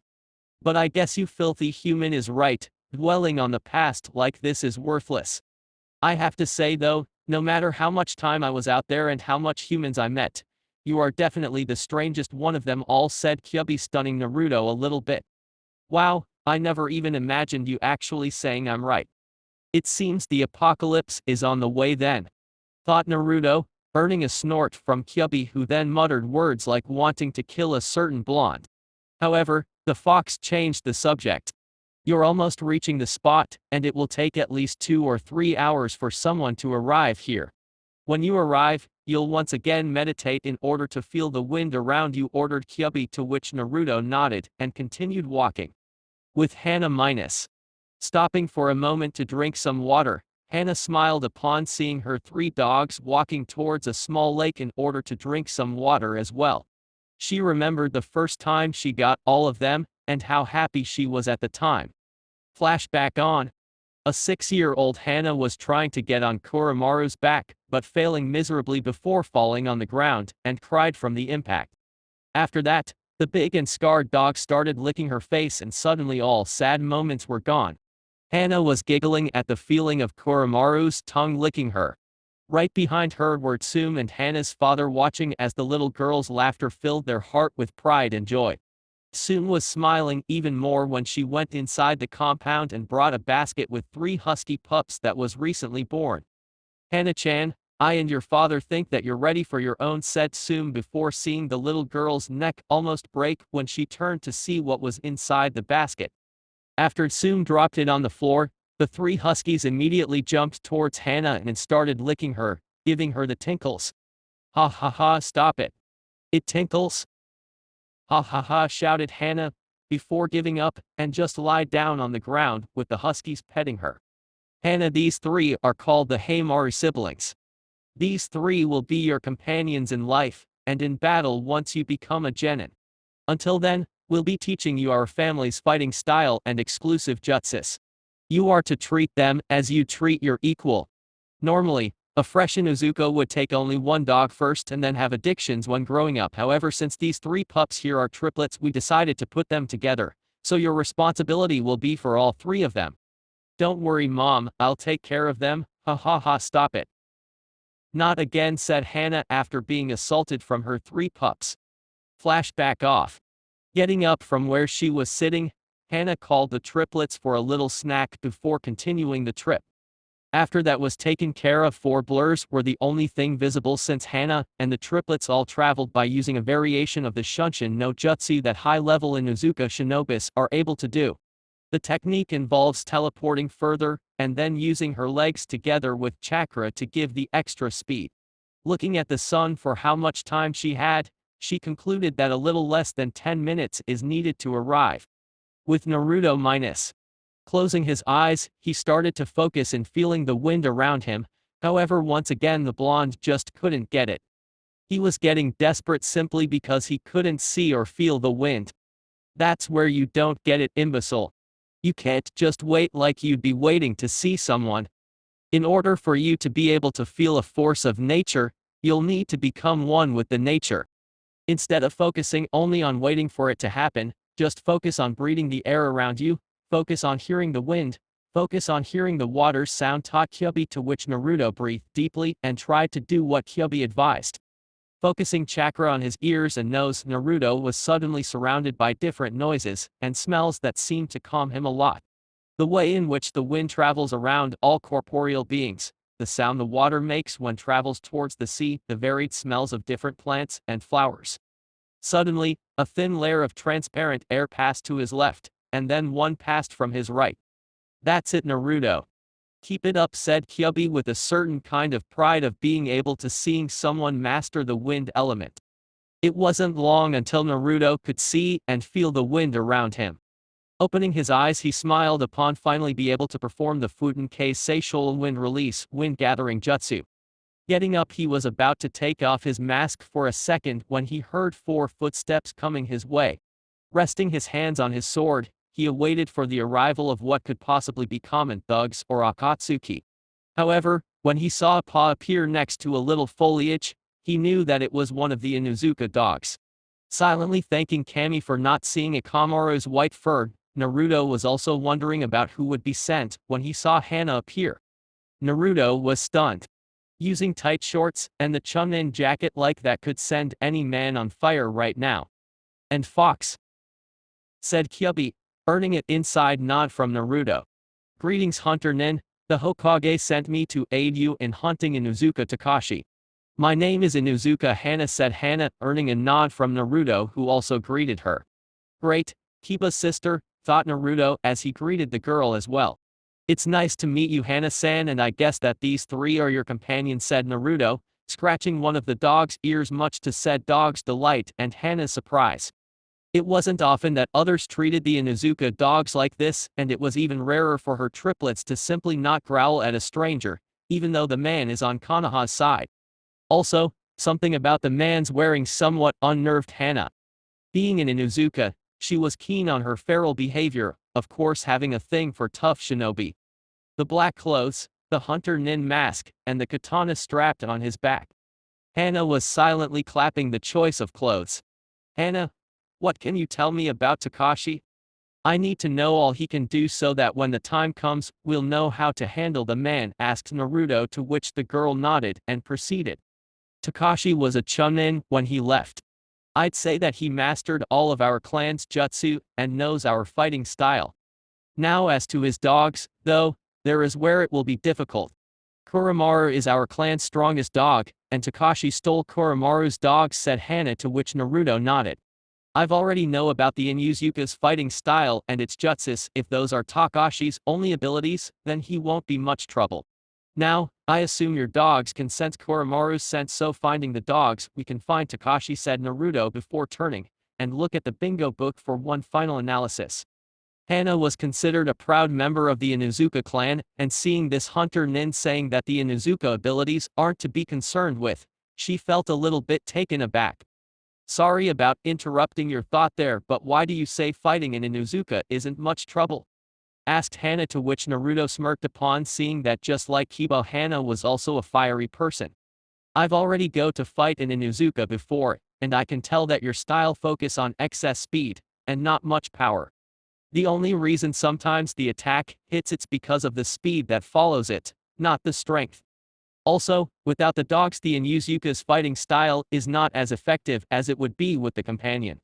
Also, upon losing the companion, a shinobi becomes unfocused and unprepared to deal with the opponent, explained Naruto, leaving Hana without anything to reply. Truth be told, fighting with dogs are both a blessing and a curse. With them an Inuzuka is deadly, without them the Inuzuka loses everything.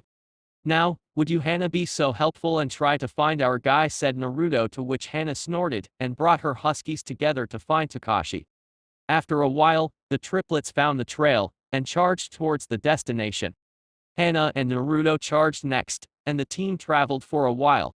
While traveling, Hana was watching the hunter up close.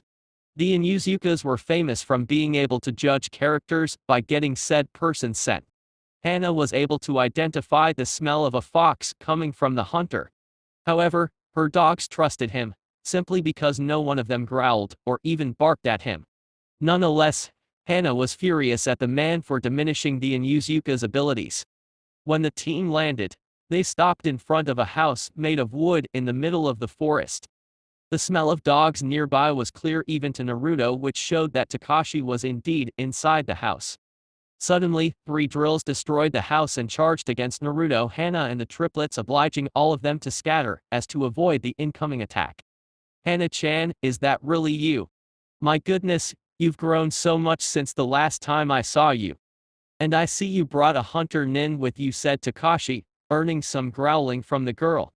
Takashi was wearing the regular chunin attire with a scratch on his forehead protector.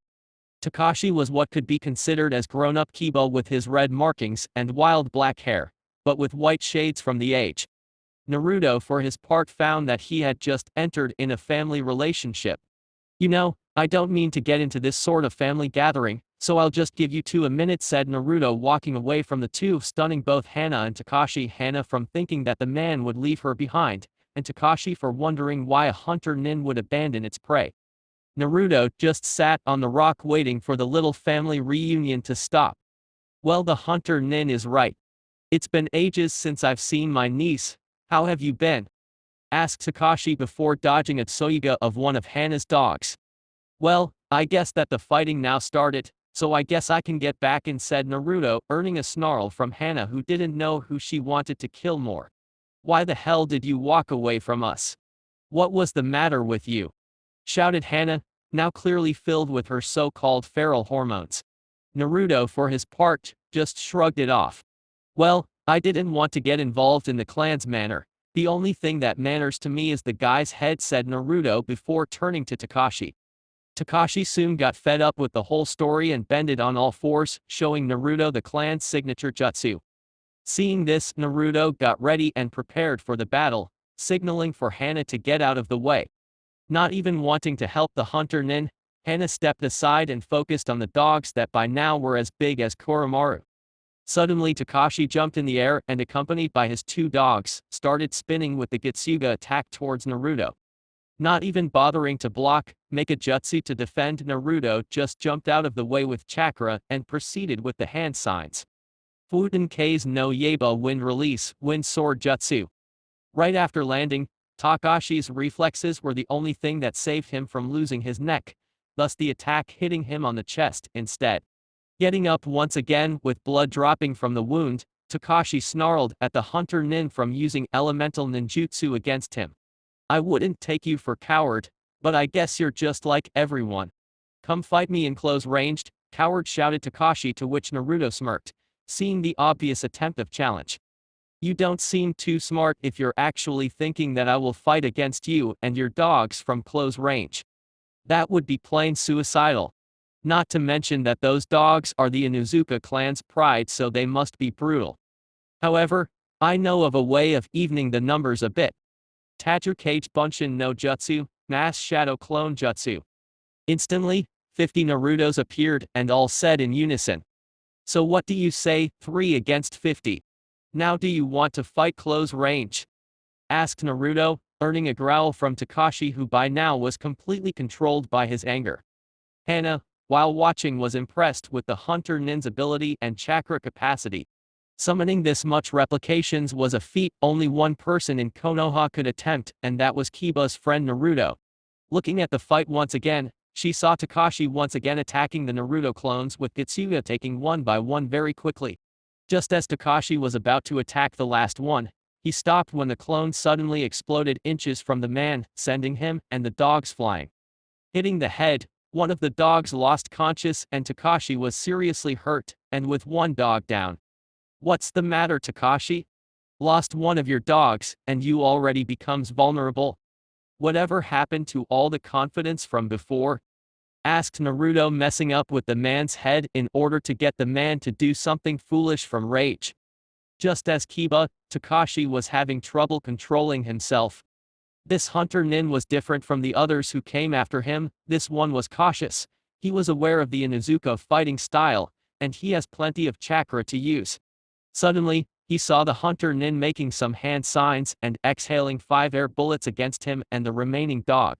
Not having the agility necessary to dodge, Takashi was hit by all 5 of them and once again was sent flying. The dog, however, wasn't hit, and it went to check his brother to see if it was alright. Hana, after seeing this, quickly went to the place where the dogs were and left the battle to Naruto and Takashi. Getting up almost barely, Takashi looked at Naruto with fire in his eyes. Seeing that he now lost his dogs, he charged Naruto head-on with a single Tsuyoga, to which Naruto started a quick series of hand seals. Fuden Suden no Tatsumaki wind release, tornado tunnel jutsu. The attacks meet head-on and Takashi was once again sent to the tree, hitting his head with force, knocking him down. After that, Naruto quickly went to where Hana was treating the first dog. Is he okay? Asked Naruto, to which at first Hana was surprised for the sudden consideration, but then nodded and appreciated the gesture. He is fine, just unconscious. Thanks for not focusing the attacks on the dogs. I was afraid you'd do something like that, and end up hurting them, said Hana with a smile. I wouldn't ever do that. A friend of mine has one and I care deeply for that big white fur. Now, I'll take care of Takashi. Hold down a moment and don't look if you don't have the stomach for it, said Naruto before turning and heading to Takashi, who was still unconscious. Taking his sword, Naruto cut off the man's head by performing a quick attack with his sword. Hana wasn't watching since she was taking care of Koromaru's dogs. Slowly focusing on Kyuubi's chakra, Naruto set the man's body to burn, leaving no evidences of his presence to others. Quickly sealing the man's head inside a scroll, Naruto returned to Hana and the triplets, who were patching one of the dog's paws since it was broke. Everything is set to go. You will have to take them to Konoha yourself, asked Naruto, to which Hana nodded. Only one of them is injured, I'll help the other on the travel. I'm curious to one thing though. You said about your friend has a white dog. Is your friend an Inuzuka as well? Asked Hana, getting Naruto by surprise, seeing that this lady just got him into a corner. Yes, she got you all right. Now let's see how you get yourself out of this, said Kyuubi inside his mind. Yes, he is an Inuzuka. I can't tell you much from fear of my identity being revealed. If you want to know more about me, talk to either the Hokage or Jiraiya-sama. They'll talk to you about me. Now here as we go on our separate ways. Have a safe journey back to the village, said Naruto before walking once again to one of the triplets and scratched its ears once again before vanishing via Shunshin and leaving Hana alone with the dogs. Wait, I didn't realize the guy has blonde hair. I don't know many in Konoha who are blonde, except for the Godame, the Yon Diamond. Oh shit. He was talking about Akamaru and Kiba. Damn it, I missed my chance to talk to him. Okay, I will talk to Naruto, and we'll be meeting once again, that's for sure. That's it for this part. If you enjoyed it, then like, share and subscribe for the next part, as it's going to be more interesting, and also check out the other playlist. Hope you would like them too.